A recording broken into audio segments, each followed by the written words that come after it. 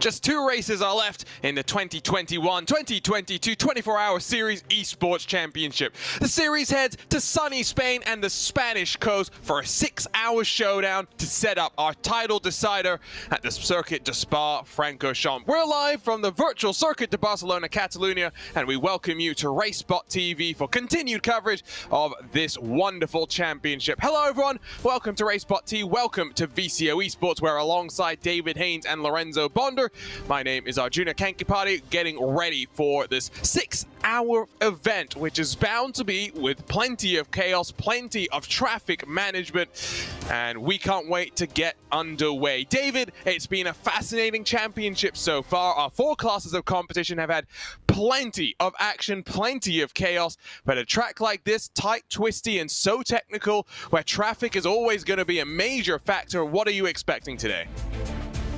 Well, I'm expecting potentially a shake-up of form in the GT3 class. Many changes to their underneath the skin in the regulations. The models that we're going to see still the same, and that's of course been one of the most fiercely contested, most densely packed, highest car count classes. But we do have 4, and it means there's always somewhere to look. There is never a boring minute across the full 6 hours of the race. That's what I'm predicting. Let's grab a quick look at the schedule before we start to run you down some of the other things that are going on in this championship. It started in the middle of October, and in just over a month's time, we'll have the longest race of the campaign to determine it all. Quick rundown of the cars and classes as well. We've got GT3s, GT4s, 911 Cup cars, and TCRs with a brief BOP addendum to be added. Like David mentioned, brand new GT3 update drops just this past week. The teams and the drivers trying to get themselves understanding how that affects the tires, how that affects the strategy. The only balance of performance note to speak of is a 7-kilogram addition to the Lamborghini Huracan GT3. Let's run you down through the championship standings as they run right now, and I start with the GT3s. And Lorenzo, R8G have scored podiums in every single one of the races so far, but by virtue of the victory last time out, the Biela Racing Team EURONICS have closed the gap out front, but it is very much looking like a potential 2-horse race for the championship. Although having said that, if R8G fall into some strife after some of their struggles last time out as well, it really could spring more surprises for us in the championship. Yeah, there could be a swing in this race, because I think of all races though, where it could potentially all go wrong because of traffic management or everything, because it gets very clustered with the traffic, and we saw that I think last season when we covered the 12-hour race at Barcelona. Is this race, right? You need to be properly managing your traffic, and just in one incident your race can go in the bin immediately. So RWG need to be on point in this race, and Biela just having a major resurgence in this championship. To correct myself, R8G podiums in all 3 of the first 3 races, 8th last time out. Quick look then at your 992 Cup class standings, and this has been an up and down campaign with some teams showing up strong at the start. Altus with 2 victories to kick things off, Davids, but Williams have bounced back, and if not for the fact that they finished outside of the top 10 in those first 2 races, they'd be in the mix as well. But your hometown heroes, the lads from the land down under, lead the way here. It would take a lot of strife in these next 2 races, you'd think, for that car, given the performance we've seen from them, to not work itself towards the championship. Yeah, but you've got to remember the carnage and the chaos that they had at Spielberg. Take nothing for granted, even though they have consistently been at the pointy end of this class and this single-make field. It's always exciting to watch. And what the teams do with the tyres in this class has changed and flip-flopped track to track weather conditions. Are they single-stinting them? Are they trying to triple-stint them? Look out for maybe some different strategies here, but it is Altus leading the way from a tied Assetec Simsports Volante and Core Sim Racing for second. GT4 is close as well, although having said that, Team 75 Bernard by SimRC victories in 3 of the 4 races, and only the Red Bull Ring was not kind to them with an 8th place finish there. The Undercut Race Team, they've been consistent, no lower than 4th, podiums in 3 of the 4 races. Team Fordzilla, well, after the almighty struggle that they had last time trying to recover some positions, they're looking forward to potentially try and build towards a championship hunt, but it is very much looking on the outside in. second smallest class that we have, though, is the TCRs, but they always know how to put on a show. 3 contenders: Core Sim Racing, MSI Esports, and Team Hoising Veld. Only 2 of them have tasted victory, but MSI are on the back of 3 consecutive second place finishes. Core Sim Racing in that 159 have been impressive across of the series that they run in that TCR car. For example, the Hyundai EN Festival Global League, where they swept round 1 and 2, all 3 of their drivers getting on the podium in that final race, in that inaugural race meeting. So that's a look top to bottom at how the standings are shaking up. Let's talk very quickly about this track, David. It's a long main straight where you'll need a little bit of top-end performance, but then you got the tight and twisty infield sections that really do change the way that you approach this track.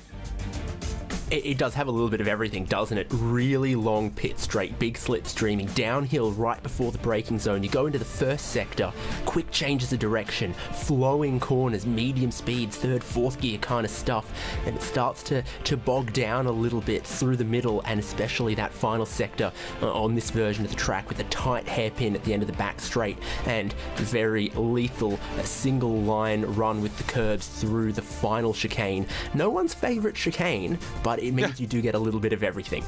Yeah, and of course that chicane added, well, what, 10 years ago, something like that. Since then, it's not been the most popular corner on this track, and certain leagues, when they come here on iRacing, will skip that and run through that flowing penultimate corner that builds all of that momentum into that final turn onto that main straight, but it will add some extra traffic complications, and that's something to think about. Plenty of elevation change as well. So get ready for a 6-hour showdown here. Let's talk to you about the track conditions, and a reminder, you can follow along with live timing and scoring that includes your weather updates by heading to timing71.org. The in-sim conditions right now, relatively cool, Lorenzo. It's 26 degrees in the air, 33 degrees down on the track. Now, you and I were commentating on a race yesterday where the track temperatures got up to about 50 degrees Celsius. Now, specifically in the GT3 class, where there's a bevy of changes that the teams and drivers are trying to come to grips with, it's good that we've got some slightly lower track conditions, but Barcelona is a place known for burning through the tires. It is a place burning through the tires. So what they need to do over here is more like management on how they actually want to push in this track and do some different tire strategies. I don't know if they're gonna go for maybe for 1 tire strategies, 2 tire strategies. We've seen that at Monza because it is a track that doesn't burn way too much, so you can be a little bit more aggressive with those tires. Here you might have to go for the 4, but it's gonna pick up a little bit of more cold during the session because we're right at the peak temperature, so we're not gonna see anything higher than maybe 36 degrees in the track, so expect a very chilly race moving forward. For an update on what's changed with the GT3s, well, one major update outside of the dynamics of the car itself has been an update with the fuel tank capacities to get them more in line with the IMSA WeatherTech Sports Car Championship. Now, talking to some of the teams, it doesn't really change how the fuel usage has been going in terms of how long these cars will run. They're still going about an hour, so something to note there. We'll see how the stints will play out over the course of the 6 hours here, but it's really change how you approach the setup of these cars. They've gone a lot faster. There's a little bit more downforce through the high-speed corners where you can run a little bit faster. However, through the slower speed corners, the car's a little bit more sluggish, and when it comes to setting up the cars, you've got to understand the ride heights a little bit more so that you get in that optimal aero window, and that, given the short notice that the teams have had, David, is going to be a key point. How have you managed to get to grips with what has been thrown at you in the short amount of time that you've had? Yeah, exactly. Better through the fast speed corners, more clumsy through the slow speed stuff. Got to be careful with the ride height so you don't stall out in porpoise. But enough about Formula 1 in 2022. GT3, a real shake-up, and that is what's definitely going to be our talking points for the opening hours here, especially as they then roll from the first stint into the strategy. We know that there's some tyre strategy gamblers out there. Are they still brave with less running, less experience, less practice? Well, let's run you down the starting grid for the penultimate race in the 2021-2022 24-hour series Esports Championship. We're live from sunny Spain on the Spanish coast at the Circuit de Barcelona Catalunya, and in their hunt to try and reel on in R8G, the Biela Racing Team EURONICS and Luca Kita have punched it to pole position with a 142.276. Phil Denez returns to the 24-hour series and puts it on the outside of the front row, just 0.04 of a second off the pace in the BS Turner liveried car, while Daniel Lafuente and Danny Elgabe, Williams Esports and the MSI Esports team lock out row 2. 1 Lamborghini, 3 BMWs inside that top 4. Row 3 is all about the Lamborghinis, where Vlad Kimichev in that championship leading number 88 will line up alongside Sven Haase for that 45 Biela Racing Team EURONICS car. Yannick Lapchan for the Altus Esports lines up inside of Sami Matti Trogan, who has plenty of real-world GT3 experience in that Mahler Racing team powered by Williams 55. Bram Van Putten and T3 Motorsports by Maniti and Big Tim Matska complete the top 10. Philip Matreski and PRT Ronan look to continue on the good pace that they showed us last time out, with Ross McFarlane lining up alongside them in 12th position. German Sim Racing and RSR by G Performance 13th and 14th spots. 2 Vandervaal machines then line up on row 8 with the number 9 and the number 8 alongside one another. Ronan Simsport and Arnage Competition 17th and 18th respectively. So that's a look top to bottom at GT3. Here's a look at the 992 class, and it's Alessandro Bico for the Williams Esports team that puts it on pole position for the second time in 2 races. Can they make it 3 victories in a row? Well, look at that margin to Carl Jansen in that Core Sim Racing 959 car, almost under half a second. That's a big old margin, but the margins back from that not so substantial. Javi Ross in the Oris Racing 977 will be inside of Simona Mira Marcheno in the Altus Esports 943, while Pure Sims Esports Team 75 by SimRC share row number 3. Back in 7th spot is the Aztec Sim Sports Volante number 996 with Rico Wenzel in the T3 Motorsports by Maniti 978. Rounding out the top 10 and the cars in class is TFR by TFR Lab and the DRE Endurance team on their debut in the series. Team 75 by SimRC get another pole position though in the GT4 class. They'll line up alongside Pure Sims in the 416, just over 100th of a second between them. The Entropic 412 will be inside of row 2 with German Sim Racing by Hetzner alongside them. The TFR TeamSpeak 481 and the Undercut Racing 418 share row 3.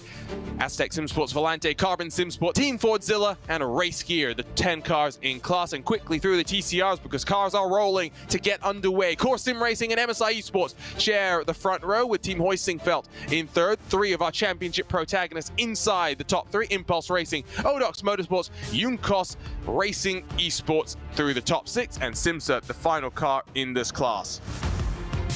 So quick here, David, I mean, it's a long run down into turn 1. Getting the jump will be crucial. What are we expecting first in the GT3 starts? Well, of course, staggered start for all 4 of the categories. They've got a starting zone. It's from the DRS board to the timing lines, a relatively short 150-meter window for your leaders to control the start. They can't jump earlier than that. The cars behind them can't jump earlier than that. Watch out for that in all 4 categories with their race starts. 2 races left to go. We're live from the Spanish coast, and Biela Racing Team gets us underway at the Circuit de Barcelona Catalunya for the 6 hours in Barcelona. It's a great start from Biela, but BS Competition might just get launched down on their inside as Williams Esports tries to sneak their way to the top 2 positions. BS will hold on for now. The GT3s get through there safely, but here come your 992s storming their way down in towards turn number 1, ducking back and forth. Alessandro Bico trying to hold off the charge from behind as Core Sim Racing sees a lunge to the inside from Javi Ross in the Oris Racing machine. Side by side for second, but single file up front. Bico tries to run away. The GT4s get rolling as well in their single spec Porsche 718 Cayman. It's a nice start from Jürgen Frank in the Team 75 Bernard by SimRC car. A car cutting hard to the outside as they all fan for some track position in towards turn number 1. But again, the leader gets through cleanly. Battling goes on for second behind him. Totally Chaotic Racing, well, it's a little bit more calm for your TCRs, but Core Sim Racing has the jump as Hoisingfeld and MSI squabble over second spot. Nice clean start in all 4 of our classes, David. Yeah, perfect jump from all of your pole sitters. It's second on back where the action has been. GT3 though, a horror opening lap for the number 43 Logitech G Altus Esports. Cut part of the track, got a slow down penalty, and they've lost 7 positions already. Racing fierce across all categories. Nice little battle in the GT4s as Pure Sims has managed to hold off Entropic for that second spot as they work their way into the middle sector of the lap, and the little sweeping left-hander that builds you towards that back straightaway. You see that anti-cut curve. We'll see how much the cars are able to run over that and cut that here today. Already maybe some drama on the start. The Biela team coordinating their launch, but it is Luca Kita that leads across the line to complete lap number 1. That coordination has also enabled Sven Haase to get his way up into second, as the MSI Esports team might have an opportunity to look and get past Sven Haase. Has a little bit of an overlap, but has to back out of that one as Sami Matti Trogan watches from the rear. We jump on board with Danny Elgabe, who put it on pole position last time out, Lorenzo. He's got some work to do. Yeah, he's got some work to do, and it's going to be an interesting one how you move up the field. Sven had a massive start, a little bit of a dangerous moment, because when he made the overtake on turn number 1, caused some contact with the MSI, nearly got spun around. MSI had to move up into the RWG's lane, nearly making 3 wide at turn number 1, but they actually managed to funnel it out to 2, and then 1 into a single foul. So now just try to find your stride and maybe work the field numbers, and then you can start to plan your race maybe upside down if you want to, but it's going to be eventful maybe first 10 minutes, then the traffic's going to head. In GT4s and TCRs, the gap for the lead has grown to almost a full second. In the other classes, it's been kept a little bit closer. The Auris Racing Team has gotten past the Core Sim Racing 959 in your 992 class as they come down into that back hairpin. Nice start there from Javi Ross to get his tires into that right window to be able to leapfrog his way forward in the field. Plenty of battling going on around this track, but of course that first time through traffic is always the most intense, the most terrifying for the teams and drivers, and that's when, David, as well, track position is rather important, because a lapped car, or a car you're putting a lap on, is always more willing to help you if you've got a number 1 next to your name. Not so willing to help you if you've got the number 10 next to your name. Yeah, it does seem like that at times. I think the good thing for the GT3 field is that the other 3 categories are a little thinner. You can see all 10 of the 992 class cars on screen right here. 10 cars in GT4 and just the 7 in TCR at the minute as well. So they'll, you know, catch 7, bite off that, chew, swallow, then go to the next 10, then the next 10 cars for traffic, rather than maybe, you know, having to catch a field of 20 still in a pack to lap them. So the TCRs are working their way into that final chicane. The GT3's already rolling onto the back straight, so traffic going to start being a factor in a lap or two's time, and once the traffic starts to be a factor, it will be like that for the rest of the race. Great to see Phil Denez back in action today. Always rapid no matter where he's racing, as long as you throw him into a GT3 machine. And I have a feeling that he's going to lead the charge alongside Nathan Lewis for the BS Turner liveried machine to try and get its first victory since the race at the Sebring International Raceway. That time it was Ryan Barneveld and Rainer Talvar that took that car to the checkered flag. So 2 different drivers, can they get that same result on the board? 0.8 of a second, the gap though already for these cars. And because of those changes to the GT3s, Lorenzo, we're talking about how the cars are a little bit more sluggish through some of the slower speed corners. That's something that we're really going to be feeling and talking about here for these competitors today at this track.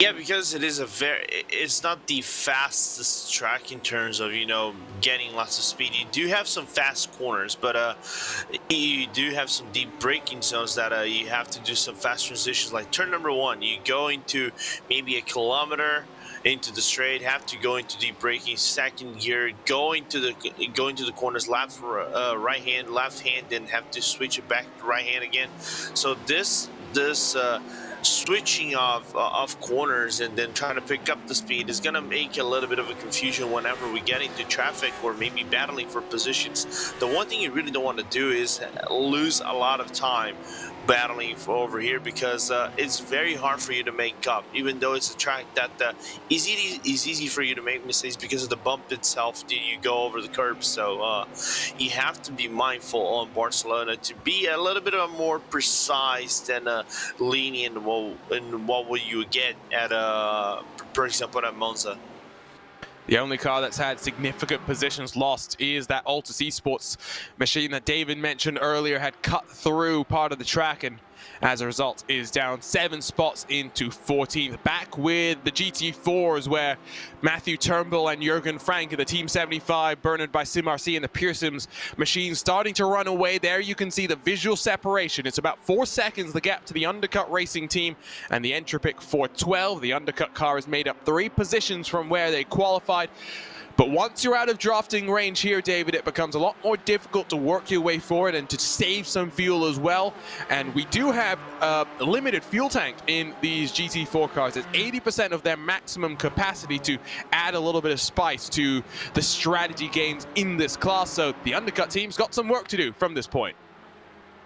Yeah, that's right. 992, GT4 and TCR all with slightly reduced fuel to just to try to open up the strategy possibilities there, and also have them come down a pit lane off cycle to your overall class GT3s as well. It gives the pit lane a little bit more time to spread out, but it also lets us keep our focus across the different pit cycles and who does what and driver changes and all that. And yeah, I feel like breaking that toe even more important in your GT4 and TCR than in the fastest 2 classes, because while the length in meters of the straight is the same for everyone, a slower car spends more time going down the straight. The slipstream becomes a bigger effect overall on the lap time.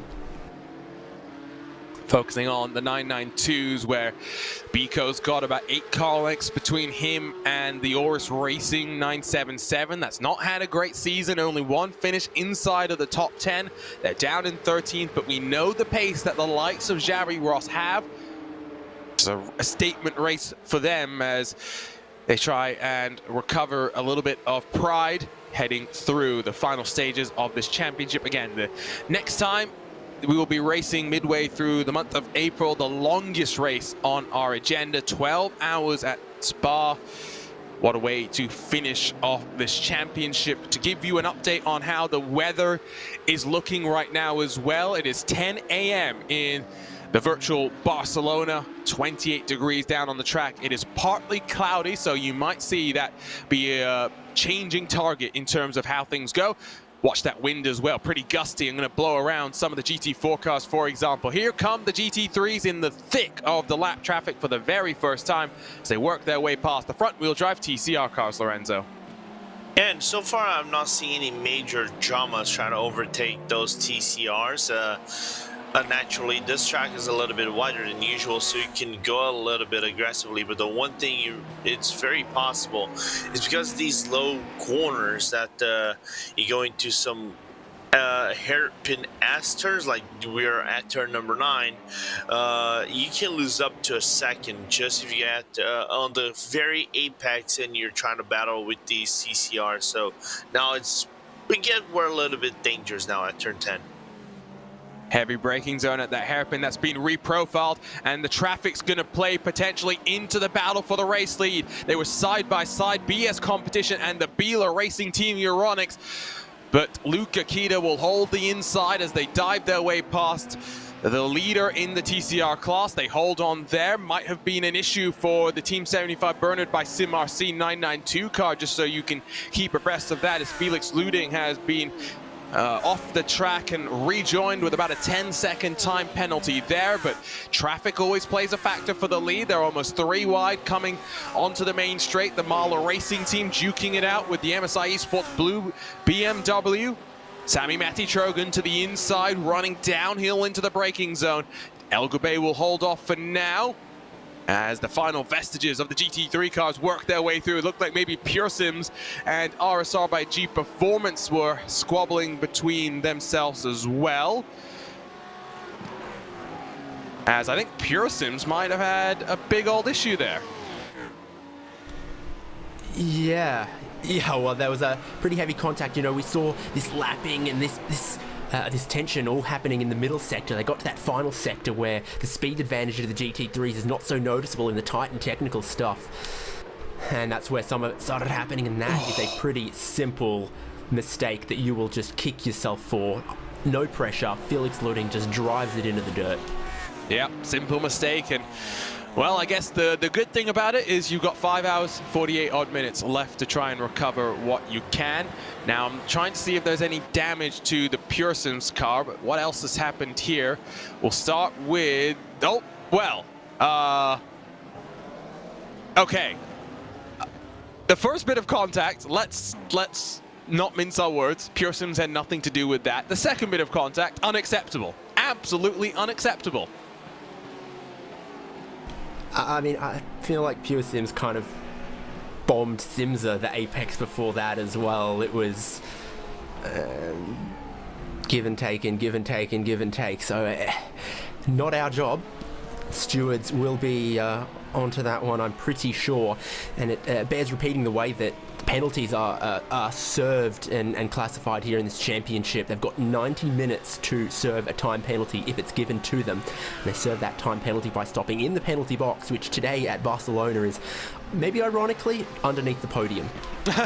The Uspis powered by Vendavar car will go to the inside of Ricardo Rico in the Arnage Pink Porsche 911 down into turn number 1. That's a swap around for 14th position. And yes, you're right. It's a good. I'm always glad that we're not in race control. We can just watch on and spout our opinions. Oh, that's Maciejewski making another mistake down in towards the same corner where we saw Team 75 lose it. That's the run down into turn 7. So that might be a place that we just watch out for today as one of the trickier places to get your car slowed down, roll the momentum through the corner.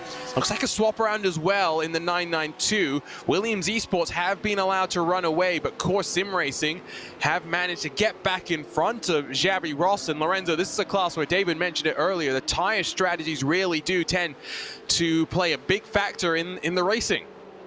Yeah, because you don't have that ABS like you do get in the GT3, so you can lock up the braking going to turn number 1, and if you lock up the brake in a track that demands grip more than usual, it's going to be a little bit tight. It's going to put you in a whole world of pain. So the one thing you really want to be in this 992 class is calm. You really don't want to be overstretching the tires way too much, and whenever you find the opportunity to make an overtake, it has to be clean as possible. So about just over 14 minutes done with this race. Calm down very slightly now at the front of many of your fields as they just roll the speed through the initial part of this race. It's going to get hotter, so tire management now might pay benefits later on in this race, where if you go and do some nice double stinting early doors, you can be a bit more aggressive with the tires and single stint them a bit later. The question really is, we don't know this yet. We don't have the benchmark, David. How feasible are double stints going to be with this new update? That's something that we're going to find out on the fly. And teams, well, they may have done their preparation, but race performance is always very different to how things will play in the heat of battle. As talking of battles, the Acetec SimSport Volante car will launch it to the inside of Pure Sims. Yeah, that is obviously the key overtaking opportunity there in turn number 1. We have been seeing some dives, maybe as drivers and teams get different runs, and with this difficult off-camber corner of Campsa, you can then see some overtaking happening at the far end of the lap. But I'm thinking, what is it, 28 on track at the moment, still mostly cloudy. You see the sun come and go and come and go. That's definitely still feels like the kind of weather that we're going to see a lot of attempts at double stinting.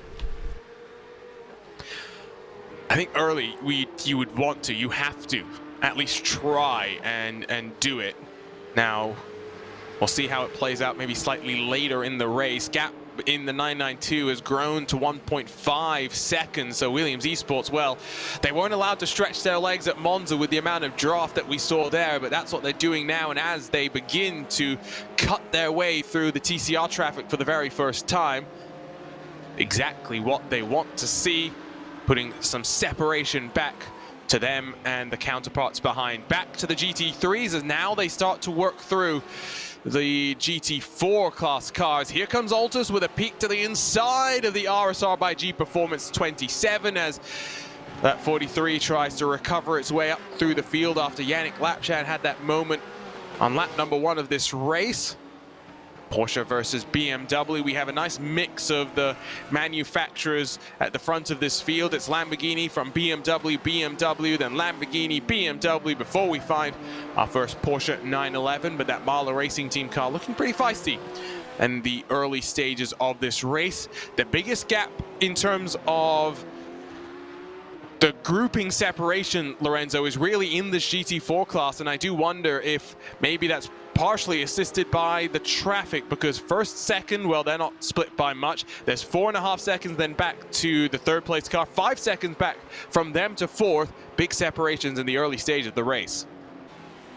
I'm not gonna say it was heavily assisted by the traffic itself. I'm gonna put more in the fact that T75 Bernhard by SimRC and Pearson's just managed to open up the gap really by, I think, their own pace. They've been doing 53s lows regularly instead of everybody else doing 54s or even 53 highs. So it's more on them. It's a little bit of a mirror what they've done to Monza of sorts, like Pure Sims, more specifically at Monza, you know, just opening up a huge gap, then we're caught up by everybody else. I think more specifically T75 by Bernhard, by SimRC, eventually because of the fuel strategies and everything. So is it going to repeat over here? I really don't know, because it is not a fast burning or a high burning fuel track like Monza is.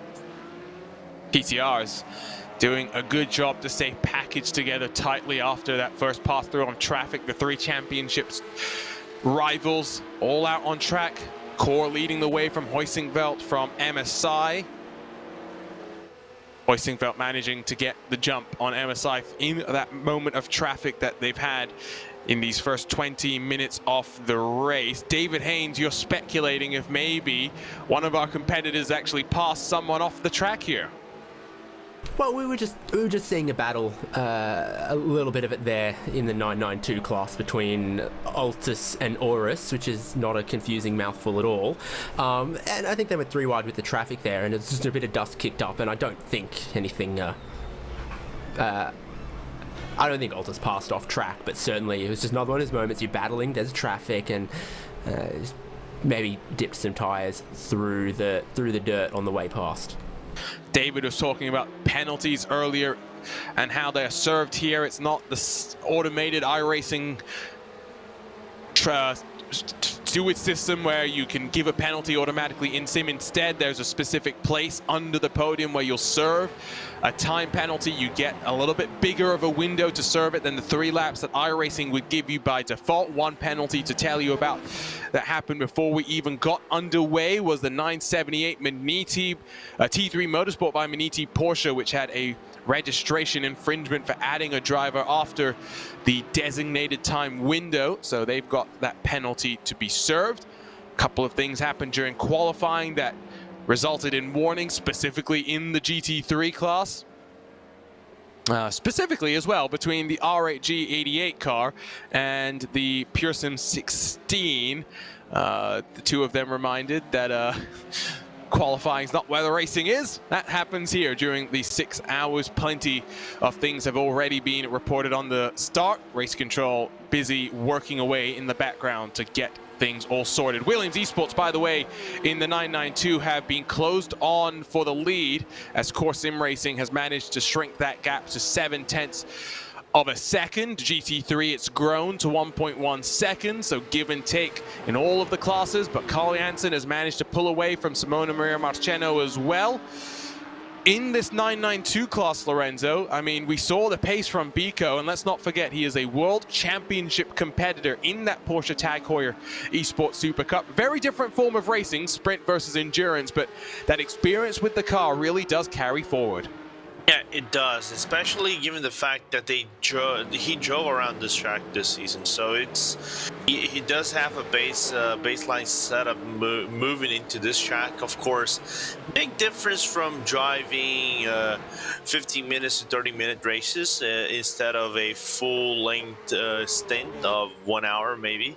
So it does make a little bit of a difference in the car in terms of weight, how does the tire perform, or how does the aerodynamic shift in terms of having a low fuel to high fuel. So you have to make those small adjustments to get the car rolling, and so far his experience is paying out. He had a little bit of a gap about up to 2 seconds early on before getting out of the GT4 traffic and the TCR traffic, but good on Jensen to close down the gap and make it less than a second now.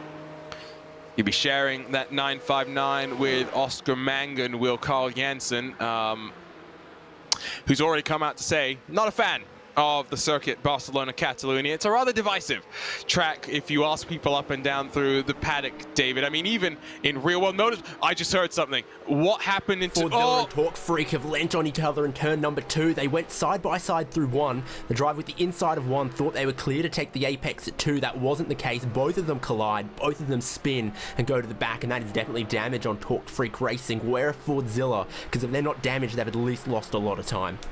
So let's grab a replay of this one. So through turn 1, Fordzilla's trying to go for a gap when they didn't have the overlap. If I take a brief look there now, is that where the damage happened? Because it looked like maybe there was a bit more, but Torque Freak have been able to get back up to speed without too much drama. So I wonder if maybe they've gotten away with that one. Fordzilla has lost more time. No, in fact, Fordzilla managed to get up and running before the Torque Freak Racing car was able to. So first big crash that Race Control will take a look at. They're battling for 4th in your GT3 class as well. Sven Haase, Danny Elgabe has not done their teammates any favors here either. Torque Freak to Torque Freak on screen right now. The GT4 car costing time to their 992 stablemates. But can't always help things out like that, as Felix Luding will get past Antti Salminen in that 981 car, as into the final sector they will come. Great cameras today provided to us by the great Dougie Beard. Tyler Maxon, who is producing our broadcast, also designing our track cameras for today. There's the Team Fordzilla car, there's the Torque Freak car. You can see the gap between the two of them. I would postulate and speculate that it's Fordzilla that will get the slap on the wrist for that one. And currently behind the wheel is Javier Roman. He'll be sharing that car with Will Chadwick. As soon as Will Chadwick leaves Snetterton in the Porsche Carrera Cup Great Britain, where he's racing right now. You can also catch that live on RaceSpotTV. Focusing back on your GT3s as half a second splits the top 2. For the 6/10 back is the Williams Esports number 5 with Daniel Lafuente behind the wheel. They've broken away from the 4th place grouping, Sven Haase, Danny Elgabe, and Tammy Matti Trogan by 4 and a bit seconds. And now if you're BS competition, if you're Williams Esports, Lorenzo, good time to do a lot of fuel saving, preserve your tires as well. Yeah, and talking about Biela, I've been looking at the gaps, and I'm not talking about the lead itself, because the thing is, this is more like a battle for the Biela to try to pass RWG in the point standings, since the number 2 car is the leading car in the points, which is an interesting one to talk. For me, the more interesting is Ven defending from MSI, which caused a little bit of a pile up of sorts with the RWG car and the Biela Racing Team not far behind, and the gap that was about 3.5 seconds up to 3 seconds now extended to 4 seconds. It is extending a little bit because everybody up in the front is running 43s and the guys behind in the second group are running 44s. So I don't know if there is any shenanigans happening in the Biela Racing Team EURONICS chat to say, Sven, slow down a little bit so we can open up a gap and be okay by the remainder of the race. Battle for second in your 992 class seems to have seen a swap around, or is that, no, it's not a swap around just yet, but Altus has managed to close and Biko has managed to build that gap and that buffer once more. A couple of penalties have been handed down from race control. The first of them has been thrown down on the shoulders of Tim Matska in that T3 Motorsports by Maniti car for the incident with Altus on lap number 1, a 5-second time penalty, which will be served within the first 90 minutes, or the next 90 minutes after it's handed down. Then the 469 has been handed a 5-second penalty for a moment with the Torque Freak car. So the Torque Freak car has had a couple of moments in this race, but the Carbon Sim Sport 469 has a 5-second penalty of its own. There's the gap that Alessandro Biko has once more between those cars. One thing that we should also note as well, David, in years past, or in races past, that 992 car is faster in a straight line than the GT3. So when the GT3s do catch up to this class, which might take a while given that the time gap in terms of lap time is only about 3 seconds between the two classes, it's going to be very difficult if a GT3 car tries to pass the 992 heading down into turn number 1. You got any hard and fast numbers from your timing? Because I think I've got a little bit of an outlier for Altus Esports, but generally it doesn't seem like the end of straight speed is as crazy as it's been at some previous rounds. I've got mid 260s for GT3s and mid 260s, low 270s for 992, as you see there is hella straight line speed for that Altus car. And they seem to got it trimmed out, and that's the one that I'm getting the highest speed number for, so maybe it is true. Well, as long as they can cut their way through and survive their way through the infield, might work out nicely for them, not just to get past lap traffic, but to get past their competitors as well. Now 2.5 seconds, the separation between Williams Esports and those behind in the battle for the 992 lead here. Though some work to do for Simona Maria Marcheno to close that gap to those in front. They've pulled away 5 seconds, this battle for second, and with Javi Ross in behind from the Aztec Simsport Volante car. So it's not like last time out where we did have a 4-car train for the lead, but that group of second place cars has some work to do. I see Sven Haase dropping down the timing screens. What happened to that 45? He's rejoining through turn number 1. Another moment there. Safely back onto track in front of the Junkos TCR car. We'll grab a look at the VCO replay, and Danny Elgube has made some contact there. We'll need to get another look at that one. Looks like Haase then hard into the tire barriers, so he's moving back and forth. He's allowed to do that. Now there is plenty of air between the two of them. Hard to get a great look at what happened with that angle other than the actual contact into the wall, but this might give us a better look. Maybe Elgube just pinching a little bit too much there, Lorenzo. Yeah, I was looking at that, and it is just like I said. I think Sven defending a little bit more than usual going to turn number 1, but of course we don't know how strong is the BMW in comparison to the Lambo on the straights, even with draft. And even though there was air, I think the contact would have been inevitable because they were so close with each other heading to turn number 1. I think if the contact into the rears would have not happened, I think there would have been something more side by side, and maybe both cars would have been around, just like we saw it with the Forzilla and Torque Freak incident a little bit early on. Netcode is idiot prediction. That is a phrase that one of my teammates told me a long time ago, and it has stuck with me since then. iRacing did have a number of updates this last week to try and mitigate some of the netcode issues as well, but it is an ever-evolving product, and with people racing from around the globe, it's always wise to just leave a little bit more space to ensure safety across of all of your classes. Now the 992s cutting their way through the GT4s. Sven Haase has been able to stay out on track, at least for the time being. We'll see what the lap times are going to be for him as Arnage Competition and Purshins duke it out on the run down into turn number 1. Rico trying to squeeze That white and blue Lamborghini all the way to the inside, but Ross McFarlane wants to try and fight this one back. Might be able to get the momentum up the hill underneath the bridge into the braking zone at Repsol, but Rico holds the inside. Rico defends that for now. A long way around. If McFarlane can get this set up, he'll have the inside down the hill into turn 5, but Rico able to cover him off once more. Plenty of great fighting, but remember, this is for 16th position, David.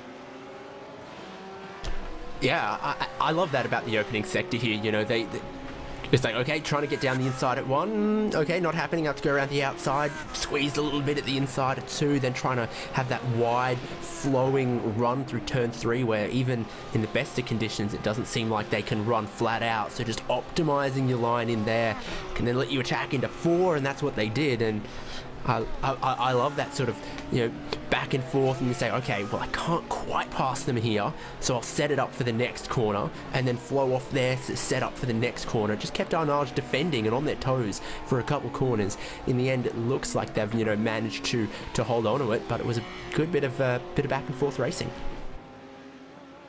Lorenzo, you're pointing out as well that battle between Sven and Danny in the Biela 45 and the MSI 74 cars was actually for championship positions. Those were 2 cars that were only separated by 3 points in that battle for 3rd in the championship. Yeah, so a little bit of a beef going on prior to this race, and MSI needing the points as they were trying to get a little bit of a resurgence. Won the first round at Hockenheim, just couldn't get good results afterwards. The best points were actually 10 points at the Red Bull Ring, as the Biela Racing Team EURONICS had I'm not going to say the best results as well, heading to Sebring and Red Bull Ring and also the Monza track, but a little bit more solid and a little bit more consistent with the results. That's why they had the 3-point gap on MSI. But so every point here matters, especially with the final round coming up in Spa. So that beef unfortunately resulting into the crash. Of course, maybe not intentional to take out his Sven, but nevertheless some beef going early on. MSI put it on pole and Danny Elgabe put it on pole at the Temple of Speed, but dropped 12th when all things were said and done in a race that had plenty of strategy games. We're halfway through the first hour here at the Circuit de Barcelona Catalunya. Now looking at German sim racing being hunted down by that PRT Ronin sim sport car, and that tried to make a strategy gamble work last time out. The tires just not playing nice with them at the end of the race. They held on to a podium, their best finish of the season, got them into the top 10 of the championship. That German sim racing machine, meanwhile, has only got 3 points to its name. The top 15 positions score points. They've only finished inside the points twice. Been an up and down season for them, but they look like they've got some pace on their side here. Running up in ninth, Fabio Umvedrus at the wheel of their BMW. As in towards turn 1 they will fly. The Arnage and Pure Sims battle seems to be going on as well again, as Ross McFarlane is closing up on Ricardo Rico just outside of the points positions, and I think McFarlane has got that position. Battle for the lead as well. You can see top left of your screen working their way down in towards turn 5. I think Phil Denez wants to snatch away the lead. They've been checked up behind some traffic. Luca Kita again has been able to fend them off. Phil Denez looking to try and use the traffic as his opportunity to snatch away the race lead here, David. Yeah, and they still got Williams Esports not far behind her, a little bit closer not long ago. I thought they looked like they were in a good position too. Are we maybe seeing a difference to that tyre longevity and how long they'll keep performing in these kind of conditions by this point in the stint now? Two very different cars, Lamborghini and BMW. We'll see how it's going to fare out.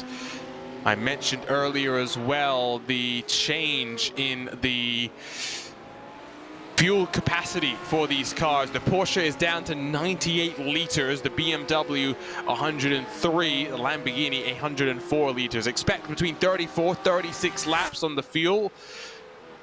Be fascinating to see how it works out. Top 3 split by just 9/10 of a second. Plenty of draft down that 1 kilometer main straightaway down into turn 1. The track falls away from you. Gravity worked against you as you try and slow that machine down. So always something to keep your eye on when you're spotting your braking marker.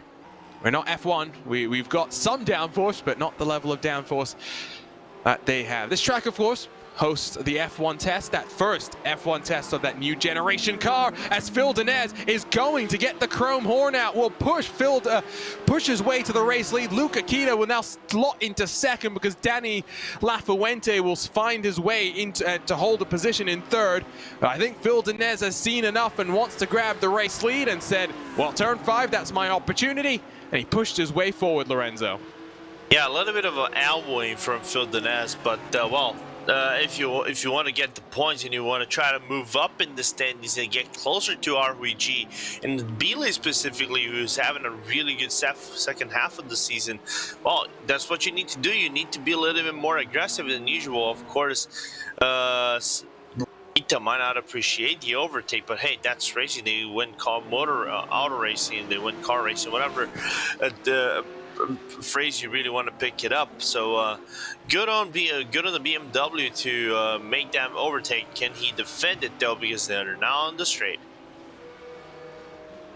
Tim Matska has managed to get past Bram Van Putten for 7th in the GT3s as well. So a bit of action in class, bit of passing as well. Will Race Control have to take a look at that? We'll have to wait and see. Still got about 7 different incidents that they're reviewing right now. A couple between the GT3s, couple between some GT4s, and 2 multi-class incidents to review as well. One involves the R8G car, one involves BS competition, one of them's on a TCR, one of them's on a GT4. Lights flashing from Luca Kita, which we know, David, what that means. He's a happy boy with what just happened there. Yeah, it means, how you doing, friend? Good to see you. Alternatively, contextually, it can mean several different things, including, I'm not well pleased with the move that you made. So there's a bit of niggle here for sure, and now the traffic is not helping BS competition get away. They're going to find themselves under pressure, and will we see return serve?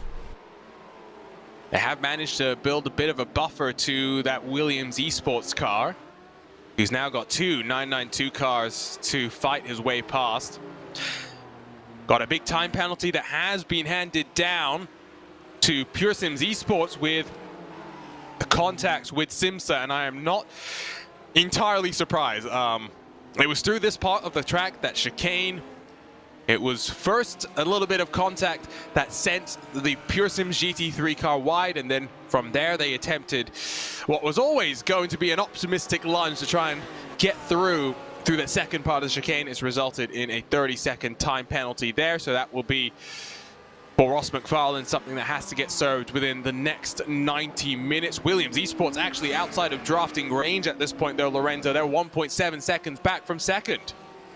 Yeah, I'm just gonna try to take a look back if they were actually affected, but yeah, definitely affected by traffic with the DRE entrance in the T75 by Bernhard by Sim RC 992 class cars on the chicane, and losing tons of time right after that. And of course, traffic giveth and traffic taketh away. So we can see La Fuente coming back eventually. And big smoke in turn 2.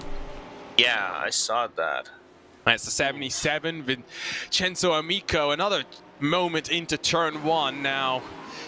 Who did this involve? Oh, it looks like it's going to be a solo car incident. Oh, and that's... didn't look like he really mounted that anti-cut curb on the inside. A bit of a bizarre one there, if we're being completely honest, David. We see cars get squirrely as they bump themselves and jump themselves over that curb, but it looked like he lost it much earlier through the corner. Yeah, to be honest, it kind of almost looked like the car popped down into a lower gear when he wasn't expecting it, or accidentally ripped the handbrake or something like that, because it just sort of rear decides nope at the apex of turn number 1 there. So clearly a little unstable. Live timing is following in the dirty air of the GT4 in front as well. There is more, effect to the handling from following another car than just the slipstreaming down the straight. True. The GT4s, though, not really a big aerodynamic beast, if you know what I mean. They're much more reliant on the little mechanical grip that they do produce, as the 978 Maniti T3 Motorsport by Maniti Porsche 992 car will get out of the way. Ross McFarlane, I think, is coming down to serve that 30-second penalty now, because I see him onto pit lane, and there is that penalty box that I think... Nope, he's blown right past that. Yeah.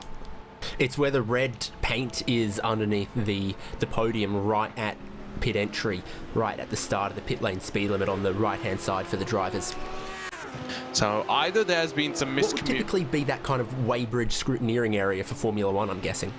Yeah, so either there's some miscommunication, or he's decided to retire the car, and I think that's what's happening, because I see Daniel Ferguson has left the track, and I would not be shocked if after reviewing the incident, Ross McFarlane does the same thing there. So BS competition down the inside of the Pure Sims 992 car, as he now gets some separation back to Luca Kita through the traffic. Williams have managed to close a bit on the gap, but it's opened back up very slightly, and Biela will lunge it to the inside, heading down in towards turn 13 to get that separation back between them and Williams. Gap for your 992 class, by the way, has actually been opening up. Now 3.3 seconds clear is Alessandro Bico, who is having a blinder of the start of the race here. Now, he is going to be sharing that car with Moreno Sirica, another World Championship caliber driver. They didn't start the season off great, Lorenzo, but 3 victories in a row. They still require Altus to have some bad luck in that 943 car, but they're dragging themselves, if not into the championship hunt, into the fight for second in this category. Yeah, they need, I think, major luck so they can actually battle with Altus, because Altus won the first 2 rounds at Sebring and Hockenheim, but the last 2 rounds went Williams' way. But the problem is that Williams just didn't get any points at all at both tracks in the first half of these 4-round span that we had this season. So it's a little bit complicated for Williams to make up the ground necessary, but I think this race, if they get a win, maybe Altus get up to 10 points, then they can start dreaming of maybe getting the title, but still very, very long shot. Update from Race Control is that return fire or servers being returned. Simsa Esports have also got a 5-second penalty for that moment that they had with the Pure Sim 16. 5-second time penalty for that initial contact before the favor was returned, and Simsa got a big old smack into the side from that the Pure VHS was returned fully rewound. Yeah, and then some as well. There was some tension being relieved there. I think we can put it that way. Battle for 8th in the GT3s. You've got a Porsche followed closely by 2 BMWs. We saw an issue for one of the Ronin SimSport cars, but the PRT Ronin car, that 78, best number in all of racing and motorsport, hunts down the German Sim Racing by ACV, Team 75 by Sim RC. Teams and drivers have an affinity for numbers, and actually before we get to that, let's first talk about German Sim Racing having a look. I think Pure Sims in that 992 class might have also had a bit of a moment, because I see they've lost some time working, as rather GT3 traffic has been working their way through them down at the chicane potentially. Let's take a look at the replay here. I don't think MSI makes any contact from behind as they're 3 wide heading down into Repsol. German Sim Racing might have the opportunity to go the long way around, as that Junkos Esports car might operate as a pit, but that Team 75 Bernard car shuts the door on them as it sweeps its way out wide.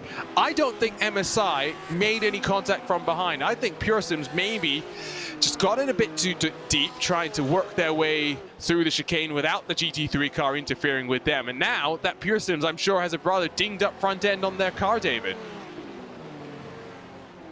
I mean, I don't know what to say about that. Maybe we can grab another look at the replay. And German Sim Racing is struggling here, though. Yeah, I think the door has been opened coming out of turn 9. But they'll have the inside, and I think that will be enough for them to hold off Ronin for now. And they will hold on to 9th for the time being. 1.3 seconds the gap at the front of this class, by the way. So the BS competition car stretching its hooves as, is that a lunge to the inside on a TCR car? Yeah, I mean, it's not always going to be the fastest way because front wheel drive TCR cars, and there we go, open the door for the PRT Ronin Simsport car to take it 3 wide to try and get to the front of the queue there, but because of the outside line giving more momentum to the German sim racing car, they'll hold on to the spot for now. Impulse totally did that on purpose. They got hella dive bombed. They say, okay, we'll take it too wide through here. I'll hold you to the outside. I'll let your opponent down the inside.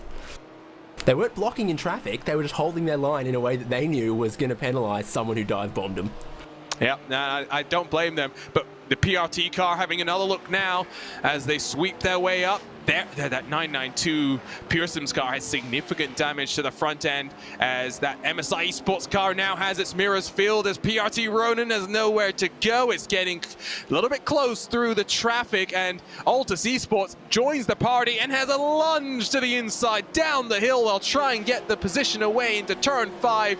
It's now a 3-horse fight for 9th position. Plenty of entertainment to keep your eyes on, but this is why traffic is so difficult to work your way through that. Once it becomes a thing, it is a reality for the rest of this race, and it will influence the battles everywhere. Look at the speed that they carry working through turn 9, Lorenzo.